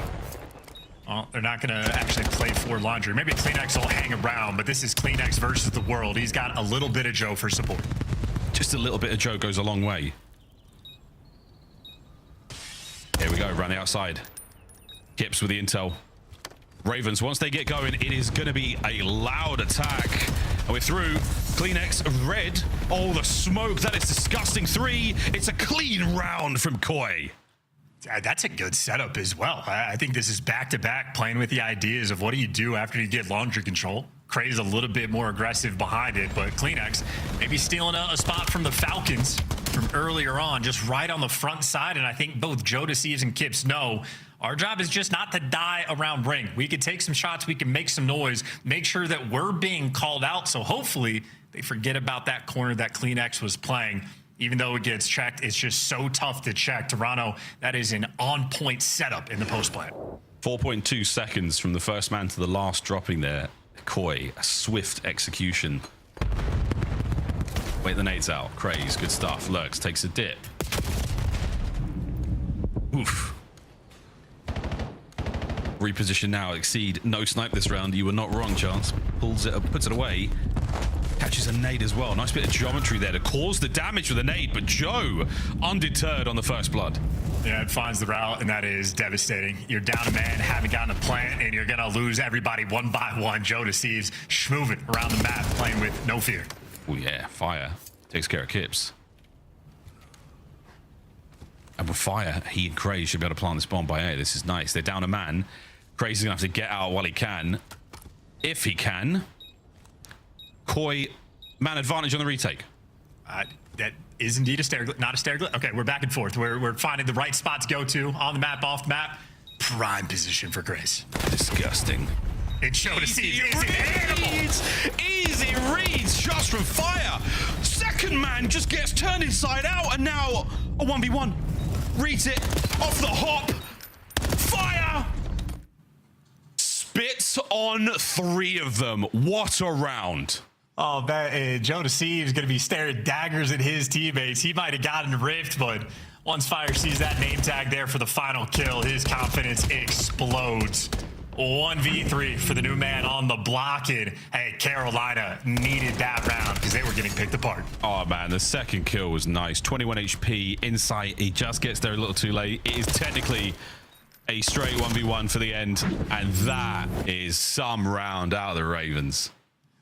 Yeah, Craze. Hey, Craze, that death was hilarious. Sorry. Oh god, we're already going. It's already on. Kleenex with first one. Yeah, 4 hit through the middle of the map. A spicy moment. Well, Exceed gets the get back, so he's on point with the timing of win and win not to snipe. Gave us a 3v3. Inside needs to be careful. Fire's got some angles. Kleenex on the angle. Oh, there for the damage now. Jamie Craven on the clutch. 1v2. I hope that barrel is not poking out. Intel on at least one man. Real worried about the others. And he's hoping for a hit. He's been unsuccessful in the round so far. Still no good. Ravens back to back. Yeah, Cold War Insight clutches that on raid. Not so much here in Black Ops 7. Tough sell there towards the end, and nice little get back coming through from Exceed.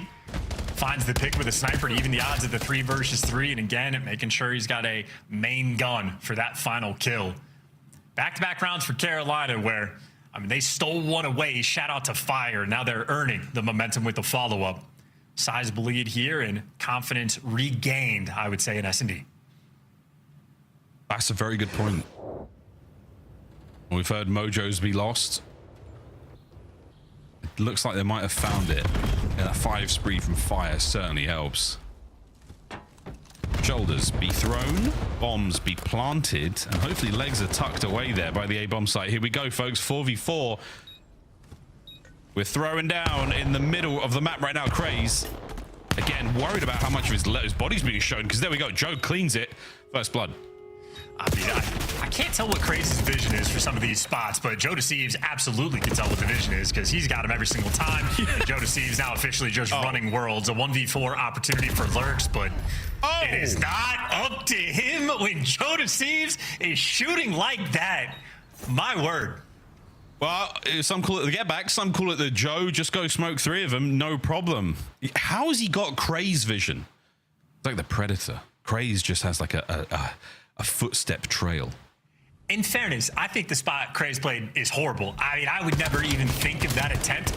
Not here to doubt Craze, because obviously infinitely better player than I am. But yeah, Joe Deceive just says, I'll check everything. Ooh, piece of candy.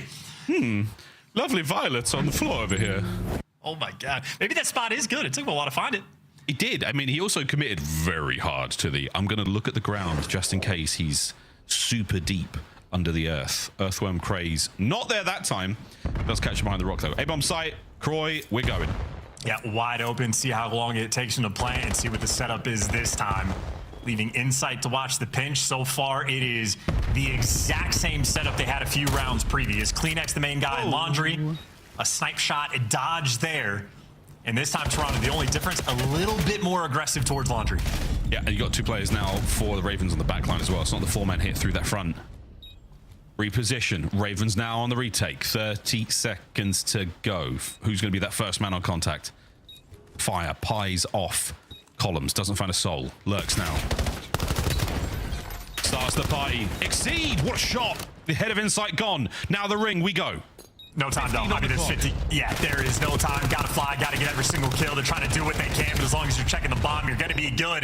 9.5 left. It's a 2v2. No one even got near it. Lurks gets a beautiful 3 kills that are meaningless, other than the fact that he is no longer on the donut cam. Oh, the donut's off. But yeah, there was an opportunity there. Just watching that timer trickle down. If you get somebody on it before 7.5, Lurks kills all of a sudden. Looks like an incredible retake. Exceed not in a position to hit the defuse. Very, very difficult, high pressure situation to be making decisions there. And Koi, early plant, pays off. And, you know, for a team that are capable of being outslayed but still winning maps, it is, in fact, from plays like Insight. I mean, he's got 2 players to deal with on the pinch. He might only have a single kill, but he probably buys his team an extra 15 seconds there in the post plant. Gave you a ton of value. That stun should connect. Oh, it doesn't. Craze doesn't see it, but you've seen enough to push the boys back.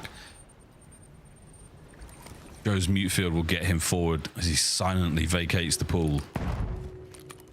A-bomb site looking good, but Insight's over here in Laundry, so there will be eyes on it for the time being. Ravens still committing. Oh, good nade, Craze. The nade shot over the top. And now an immediate move to B. Yeah, problem is Joe Deceives is a B, and that's the man I'd be fearing. Yeah, he's on the well, he's given up the stairs for now, so you should be able to get on the inside. Can they quickly get past the stairs? Can they get to the bomb site? The answer is yes. Craze will get the plant. Joe on the wrap, though. Will they read this? Yes, they do. Gunfight. 1. That's a big problem out of the way, but another man on the back line. Fire's got the intel, and he should get the second kill as well. What a play. All down to Insight, and he's dead as well. Ravens, what a superb round from Craze. Yeah, I mean, 200 IQ the whole way around. I mean, Craze, as you called it, the nade shot. Old school FPS terminology, to the best of my understanding. But dialed in, great shot with the NPC for the tags to make sure you have the damage. And then just how quick that call was to rotate over towards B. I mean, just again, 10 out of 10, no notes. To be technical, it is a shot nade, but that sounds horrible. You know, it just sounds horrible. Beautiful work, though. Beautiful work from Craze. That is the vision. He's got his eyes on for that one. Joe Bomb, Toronto Koi, attack through mid. Massive pressure from the Ravens on by the A-bomb site. B's wide open. Joe, plant that bad boy. Let's go. Oh, nice pick as well. Craze has had Kips's number. Talk about a Rookie of the Year battle. Currently being won in this match. Craze trying to get back in it. Insight. In the deepest corner possible. But with no Kips to play, with that nade connect, it does not. Starting to run out of lethals to throw at this situation. The smoke is going to help. And look at that. Craze has managed to get towards bottom bed. Mid-map battle's about to hit. Oh, and the big wins as Craze now going for it on the back. And he gets smoked by Kleenex. Exceed. Oh, and he's gone as well. Good round, Koi. Yeah, and not to put the blame on Exceed individually. A lot of things just happened in that round, including Joe Deceives adding more kills to the tally, but they are just absurdly slow on the past 2 retake attempts that they have had. I mean, a 4 versus 3, you can see 20 seconds on the clock before the first gunfight even gets taken, and oh no. Well, maybe that's why I should be blaming Exceed, because oh baby, what a kill there from Kleenex. Kleenex, the little short hop strafe to the side. He chars to the right. And then he throws it back now, y'all. I'm not sure if those are the lyrics. It's been a long time. It's the updated version, Millennial. That's right, Millennial. Thank you. Gen Z, something. Something. Shatters the glass. That's your early warning system for the flame taken care of. Don't worry about that. Ravens have slowed this right down, trying to let this game of Raid breathe. Toronto already playing for the A-side retake, but they think they have to retake Laundry. And Carolina have just now made it towards ring. Oh, here we go. Insight. Can play my game. I'll test ya, he says to Exceed. Winning that snipe battle, that's a big one. Intel there from Craze. Push those players back just a smidge. Joe surely checks this corner. Lurk's playing it tight or gives it up and they fly through. Oh, Insight good for the second man. And out of fire on the inside of ring, and he is under massive pressure here. Oh, a big hit towards the back. Not enough for the kill. B-bomb plant now for Craze. Can this get insane? Yes. Find a corner, any corner, good luck. Both guys have to be able to make a play. A lot of pressure here on Fire, but this round could break down immediately. Oh, he doesn't get spotted. Craze. All alone. Somehow. Finds himself another. Surely goes for the bomb check. Yes, Kleenex on the defuse. Coverage is here for Insight. Oh, and he wins the fight. What a sensational round. Classic look there from Toronto Koi. Damn, huge win by Insight, too. That was a rapid-fire kill there with the pistol, I believe. That was a big clutch opportunity for Craze. You see him in the clutch. You look at the scoreboard, see he's already got 9 kills. You get fearful, but great reads and nice shots as well. Shout out to the trigger finger.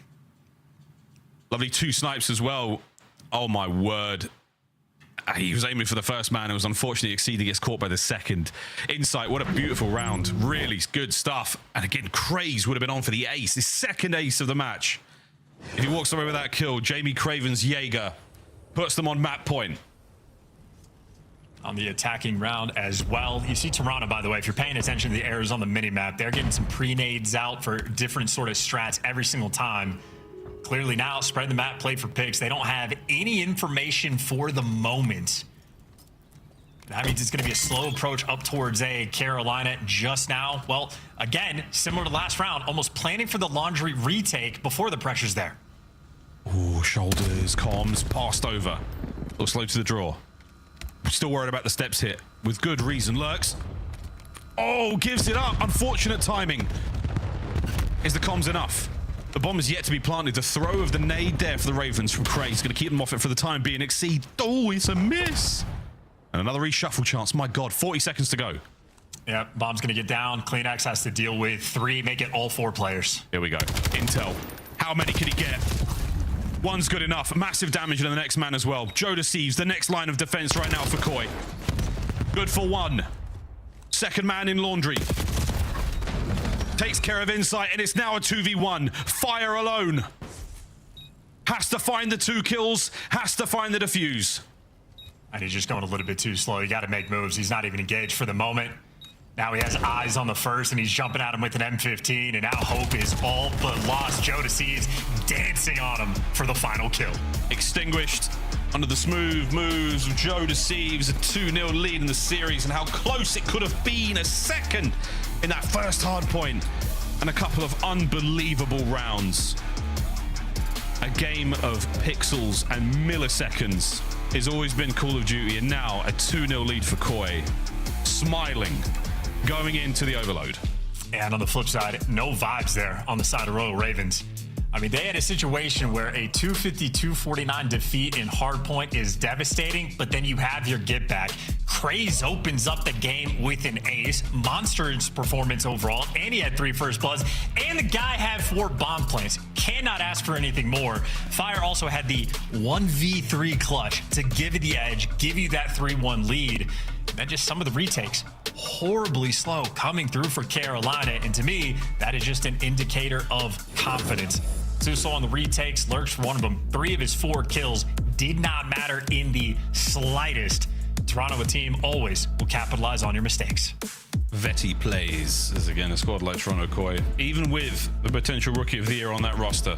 Strong presence there. Insight, Kleenex, holding it down. Brilliant series so far. We go to our game of Overload. Gridlock does look an appealing map. We'll get there. We're going to get through the next one first. On the other side of the break, ladies and germs, game of Overload. Toronto Koi, Carolina Royal Ravens. What about this has been?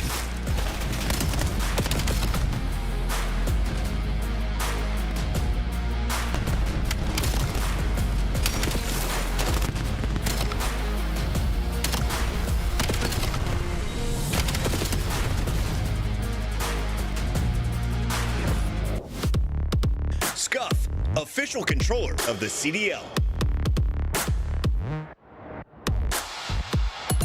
Brought to you by America's Navy and the special operators who work in the shadows. Dominate the competition on main stage with the CDL Major Hunter Tracer Pack. Collect your chip by scanning the QR code or heading to the in-game store now.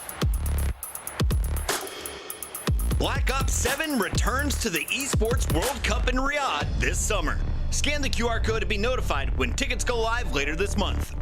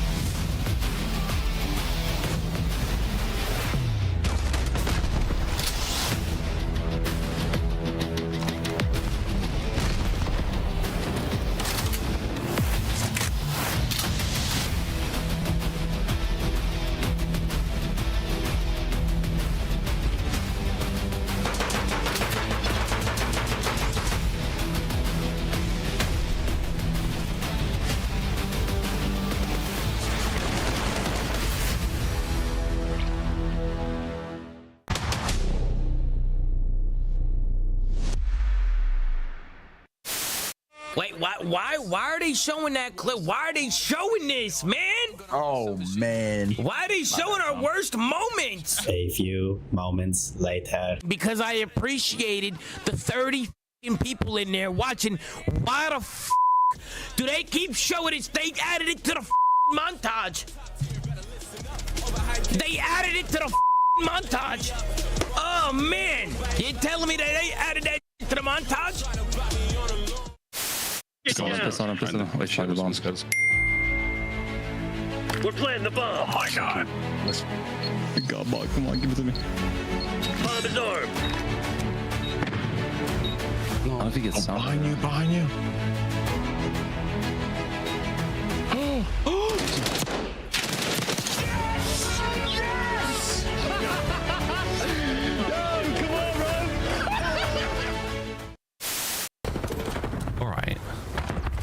Look at it. It's guaranteed. Well, actually, talk about things that are easy to do. If you're having the knife holding, that's unstoppable. Weak. One shot low. Nice. Rug was weak. He was weak. I'm just holding iron. I couldn't get him. He's one off a street, Teach. He's working bomb quick. He's playing confident. You saw him. You can't get on till 8. Oh, frag. Wait, what? All right, we got to regain. He's one off a street. Come on, Teach. Let's go. All good. He's one off a street.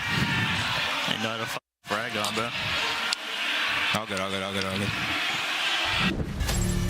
It's all good, it's all good, it's all good. If you've already got your Major 3 tickets, because they're nearly sold out, ladies and gents, get your 3-day ticket packages now. You can still get them. There's not many left. It is going to be a good time in Atlanta. Another dream hack under our belt, Call of Duty fans. Major 3 ready to go. Minor 1 underway. Looking back at the bracket now as we get ourselves back into the games.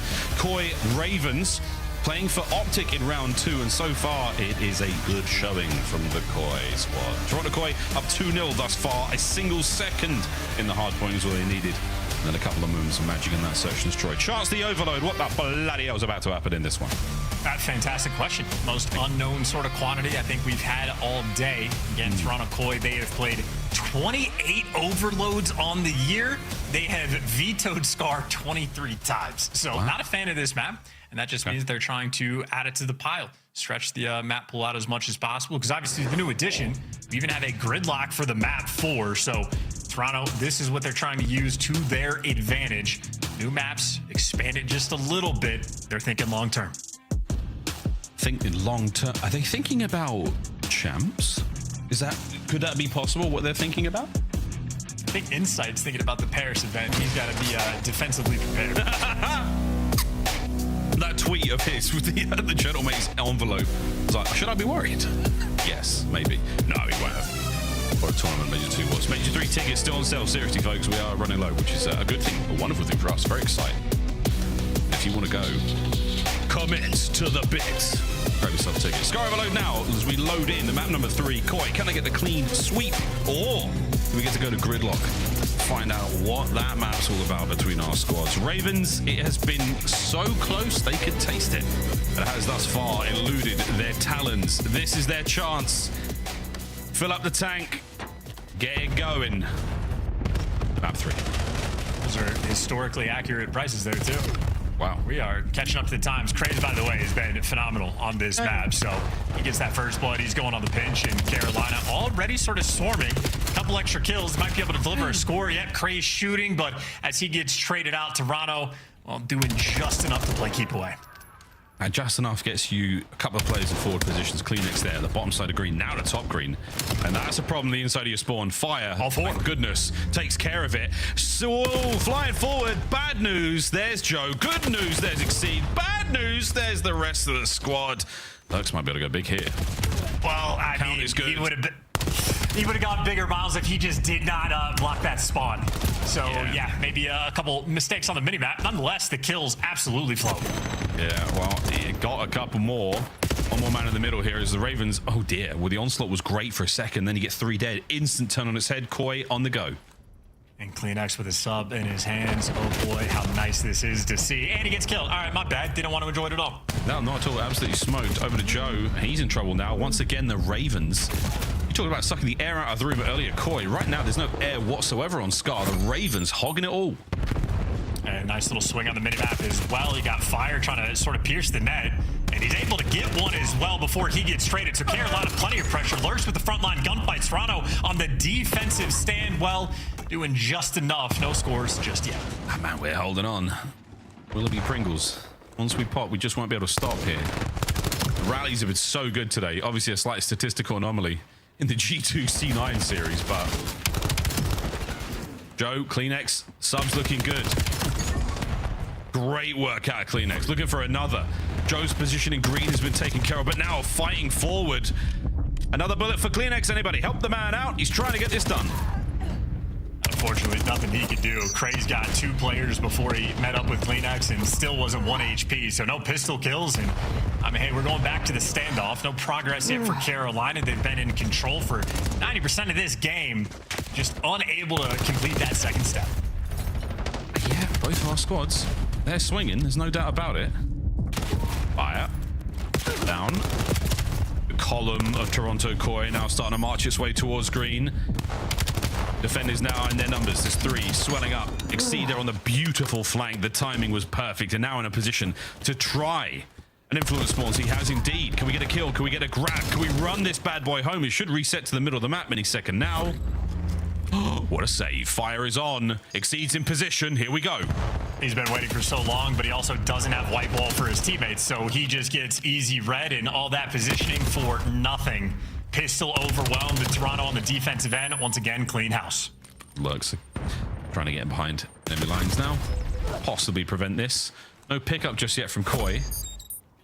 They will go for the possession, opting out of the mid-map control. Run now towards A.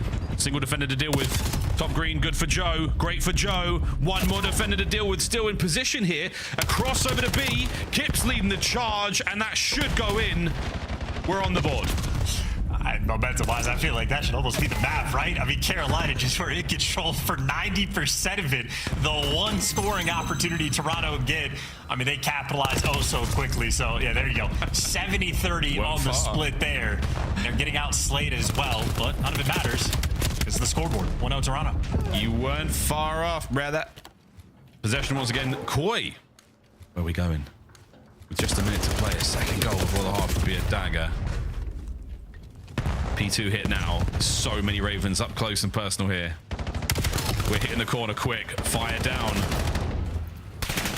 Exceed gets you a little bit of time, and that should be the play stuffed. 45 on the clock. And Toronto, well, you want to pick up the device as well, just to keep it on this side of the map. It'd be a weird setup, or a reset if they allow it to happen. I think that's going to be the case. And yeah, it resets right before Lurks can get there to the top side of the map. And, well, Carolina are in position for the spawn kills. And by God, have they been great at killing the enemy. If this was a spawn killing game, Carolina would have won this series 3-0. Whoa, they're about to at least get one on the board. 20 seconds to go here. Exceed, keeping the run going. It's a 4, and it's good. It's 1-1. Bottom side of the map, though, that's where the next one spawns. And frankly, an opportunity for the rally is on here. Final few seconds. Someone has to be in position to grab it, and I don't think it's going to happen. No one opting for this. We go to the second half. Just for the tally, that is a +6 in the kills column in favor of Carolina. The possession you saw, roughly a 70-30 split. Nonetheless, tie ball game. Really just one good sequence for Toronto, and they were able to capitalize with one good swing. So, interesting game of Scar Overload we've had so far. Seen a couple of fun ones.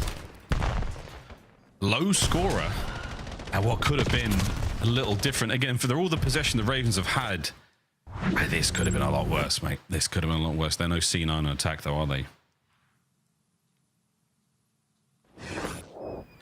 Here we go. Second half is on. Will that possession turn into anything here for the Ravens? They have been more dominant team in the kills at the very least. And once again, looking good off the break.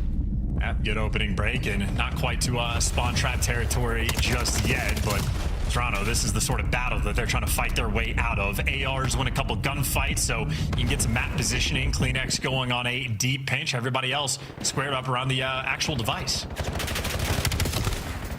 Uh-oh, CleanX, if it works out, it works out. He's a hero. If it doesn't, hey, nice try, bro. That's the kills. That's an open lane. It's the A goal now. He is blocking it. Here come the boys. Here comes the EMP. Lead change for Koi. Yeah, that's exactly what we want to do. Have the one lead blocker go for the spawn kills. Everybody else fill into the line setup. That is really how you write it down. If you're Toronto, now they got the device on the reset, setting up for the rally. CleanX still here on a 4 spree. Big Toby. 5. Big Toby. No to. Oh! Shiver me timbers! He's looking for a few more. CleanX absolutely twisted out of his mind. He's still going, ladies and gentlemen. Who let this man run a AR? He's a monster. I mean, dude, the NPC meta, a couple players are going to love to enjoy that. He might be at the top of the list. And now you got the low side device reset spawn. Kips is here, just wants to play keep away for as long as possible and get CleanX back in the mix. Here we go. That's right. Stay on it. He's about to do some ish. Starting to feel it. What year is it? It's a big CleanX moment with the NPC once again the tip of the spear for Toronto. 4-1. It's just a wide open lane to Carolina, non-existent in the correct positions, and CleanX, well, existing now inside of their spawn. They got outslayed by 6 kills and kept it close. Now when the kills start flowing, that scoreboard, oh boy, does it change fast. Oh yeah, it's getting big. It's getting mean. Mid-map still though, we got the Ravens in position. CleanX wanted it at range. Fire brought the right weapon to deal with that. Still though, that was it from Exceed. He was the front man right there for the Ravens. That was the opportunity for them to get this going once again. Gibbs with the old hit and run on the intel. Perfect pickup from Joe. And now mid-map dominance once again. If Insight gets this, we might have been on for another. Well, no need for the moment. You're just playing a game of keep away. And right now, the sub's trying to do exactly that. Well, here's your moment. All 4 down. Lurks immediately going for the spawn kills. Traded out before he can heal. That's a bit of trophy work there. That's an annoying one to deal with. Toronto's still worried about where this play could come from. A couple of big kills and an immediate pickup. Could see it go through, but now Lurks. EMP in hand. Technically good. Oh, Insight from behind. Exceed on the front, no problem. Craze now left all alone by P1. That is going to sting, and we could be on once again. Jamie Craven, the forward man, no. Fire, puts it all out. Shots from Joe, not good enough. We go wide around the plane, though. We give CleanX an opportunity to make something happen, and Lordy, he nearly does. There we go. The stoppage with 133. And important shutdown there from Craze, but if you're Carolina, no time to wait. He's got to pick up the device and fly. You're going to need at least one quick rally capture as well, if not multiple. CleanX taken care of on the bottom side of the map. Kips the defensive end, 2 players to deal with. So far, so good. When the gunfights and the teamwork is there, device has been dropped. This is it. They're starting to look like the final moments of the Ravens here in Minor 1. A goal line stoppage. Craze is in, a little bit of friendly fire, no problem. CleanX picks up 2. Still on board with Kips as he runs his way down. We could be looking at a 5th. Pressure now on Koi. The keep away game, as a matter of moments, it will be impossible for the Ravens not only to get back into this, but we will say goodbye to them here in Minor 1.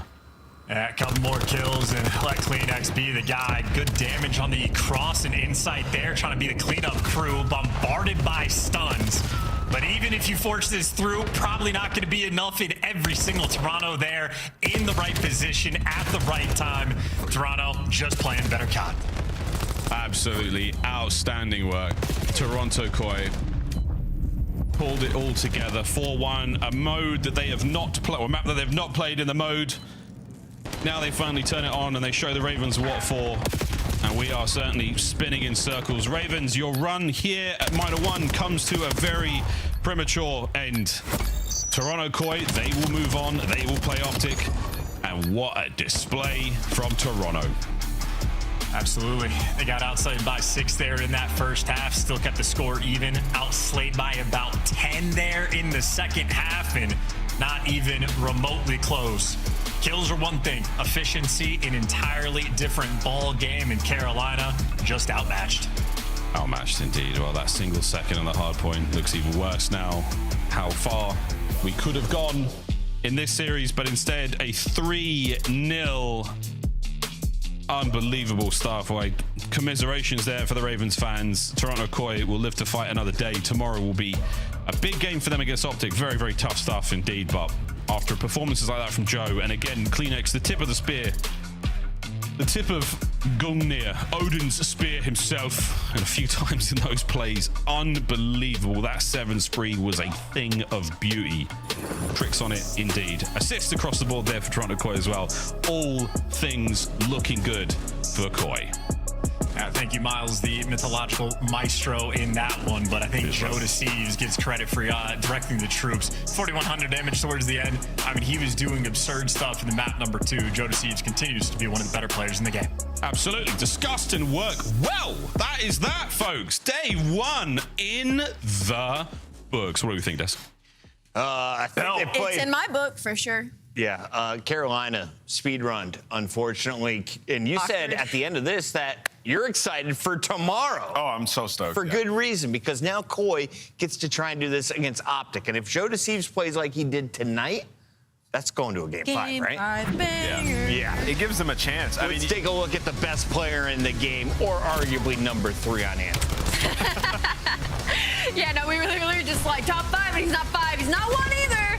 but he is certainly up there. This was definitely a Joe Hooper series. I mean, we were talking about him in the pre-show. Like, he's just a superstar. He's been a superstar for this Toronto Koi team. He's been a superstar when he first joined the league. That was kind of like the excitement around him is just what he can bring to the game, the amount of engagements. He's just a really good SMG. And for Toronto Koi, pairing that with the likes of Kleenex and now with the likes of Kips, this team just keeps getting better and better. And this is what the top teams should be doing, handling the teams below them in a fashion as they handle. Oh my Kleenex, Toby was back today. Even if the MPC isn't as strong as it was last week, it's still pretty tough. Yeah, it's still really good up close, right? And yeah, he's starting to get going here, and that's when Toronto Koi feel like they're unbeatable. And I will say how key this is for Toronto. Remember, we talked about how good they've been on the new maps added. Well, you think about their overload. Nobody wants to play them on Den, 8-2 on the season. They had played 7 exposures in a row because they were just, it was the only map that they could play. Y'all are forcing them to get better at it. And now they had never really played Scar, only twice in the season they lost. They add that to their map pool. Good luck going up against them in the veto process.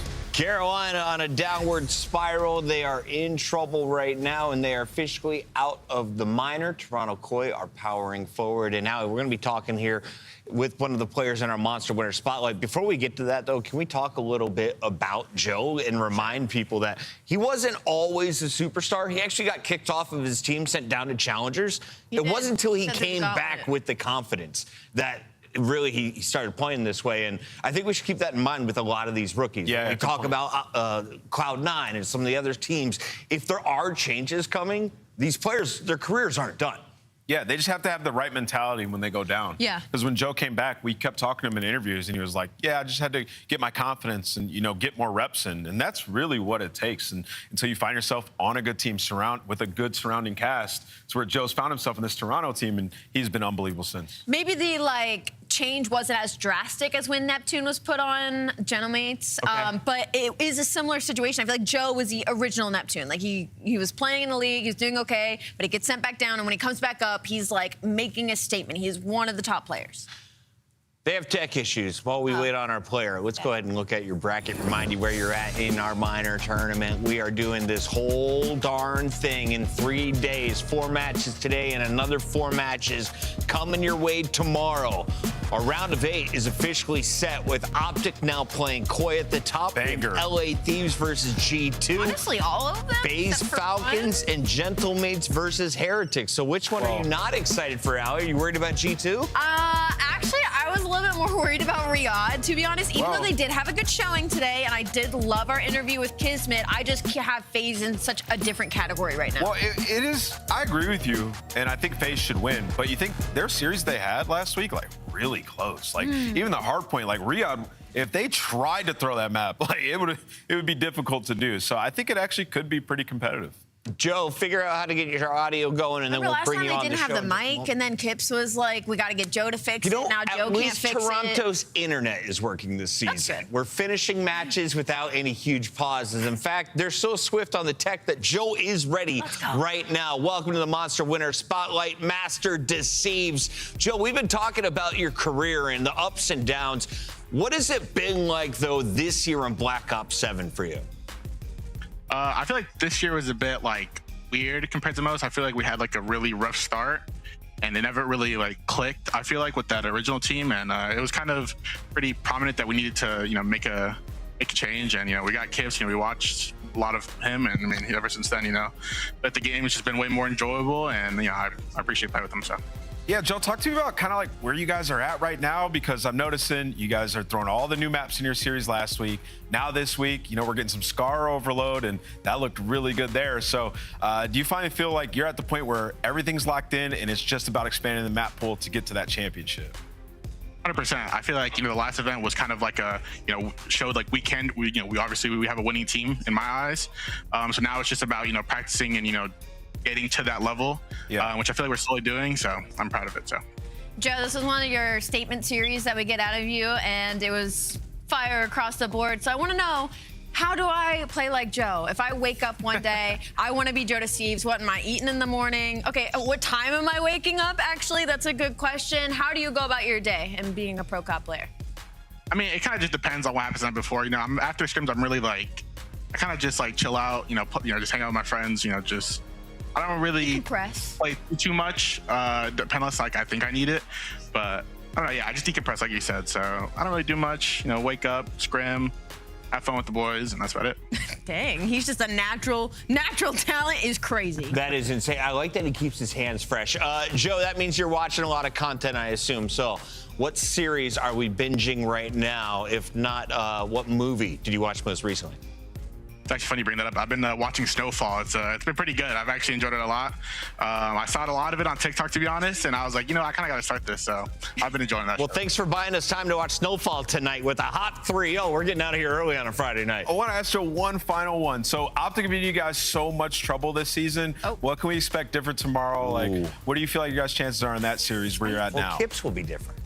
That part. I mean, I think if you go look at especially our series with Kips, I feel like every time we played them, especially Den at the event, you know, obviously Jamie and Skips didn't have the hottest map. Yeah. And you know, we still could have easily have won it if we did one different thing.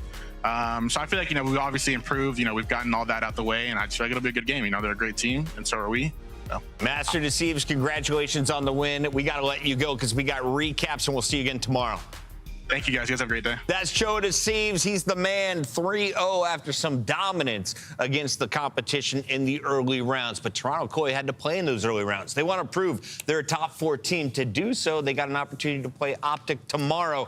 Before we get to that, though, let's revisit today. Riyadh versus Vancouver opened up the day, and there was a lot of hype around the surge. I rode in on that hype train, and I am sad about it.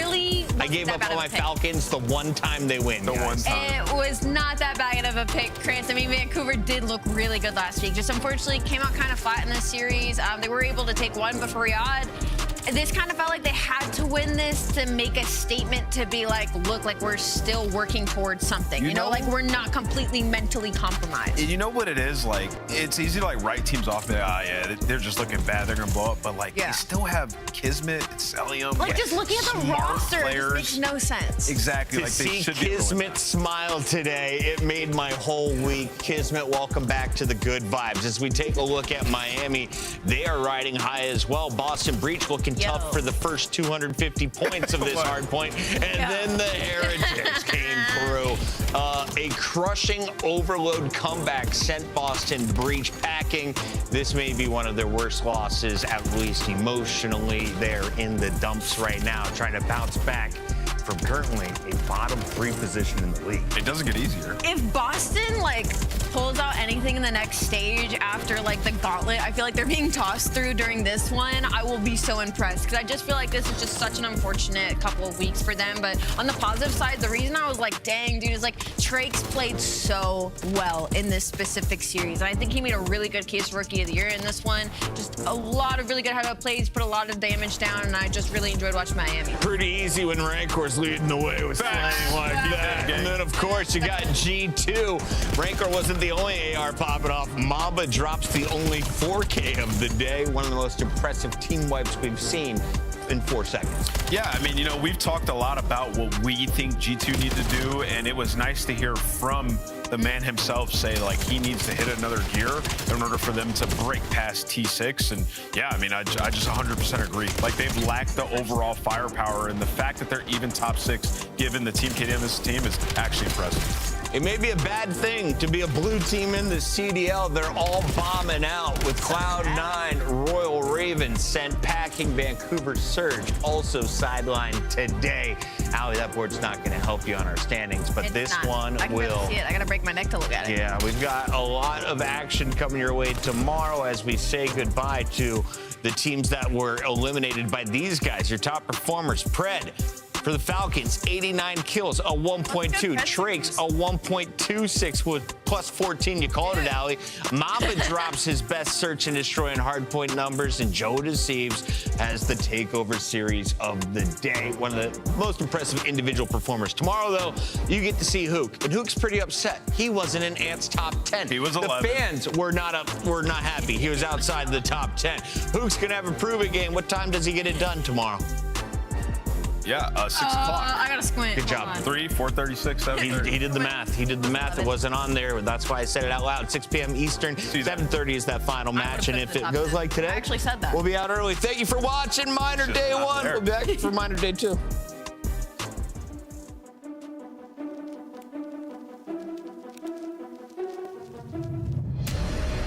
coming back with a new rap. Lighten up the dark on a new path. Never can be stopped, I'ma prove that. Tough as a rock, I'm a shock, I'm a champion. Brighten up the night like a full moon. Ready for the challenge, overcome the too. Never can be stopped, yeah, the chains loose. Ready for the fight, do it right. I'm a brick by brick, never stick by stick. We gon' build it so strong, baby, grit by grit. Let's go. You thought I wouldn't make it was inch by inch. Moving step by step, quicksand so thick. Ain't bite like a pit, but I got a fire in me. It gets lit like a bomb tick tick. I move like a champs do, microphone spit. Lyrics in the mix, make you smile and take a pic.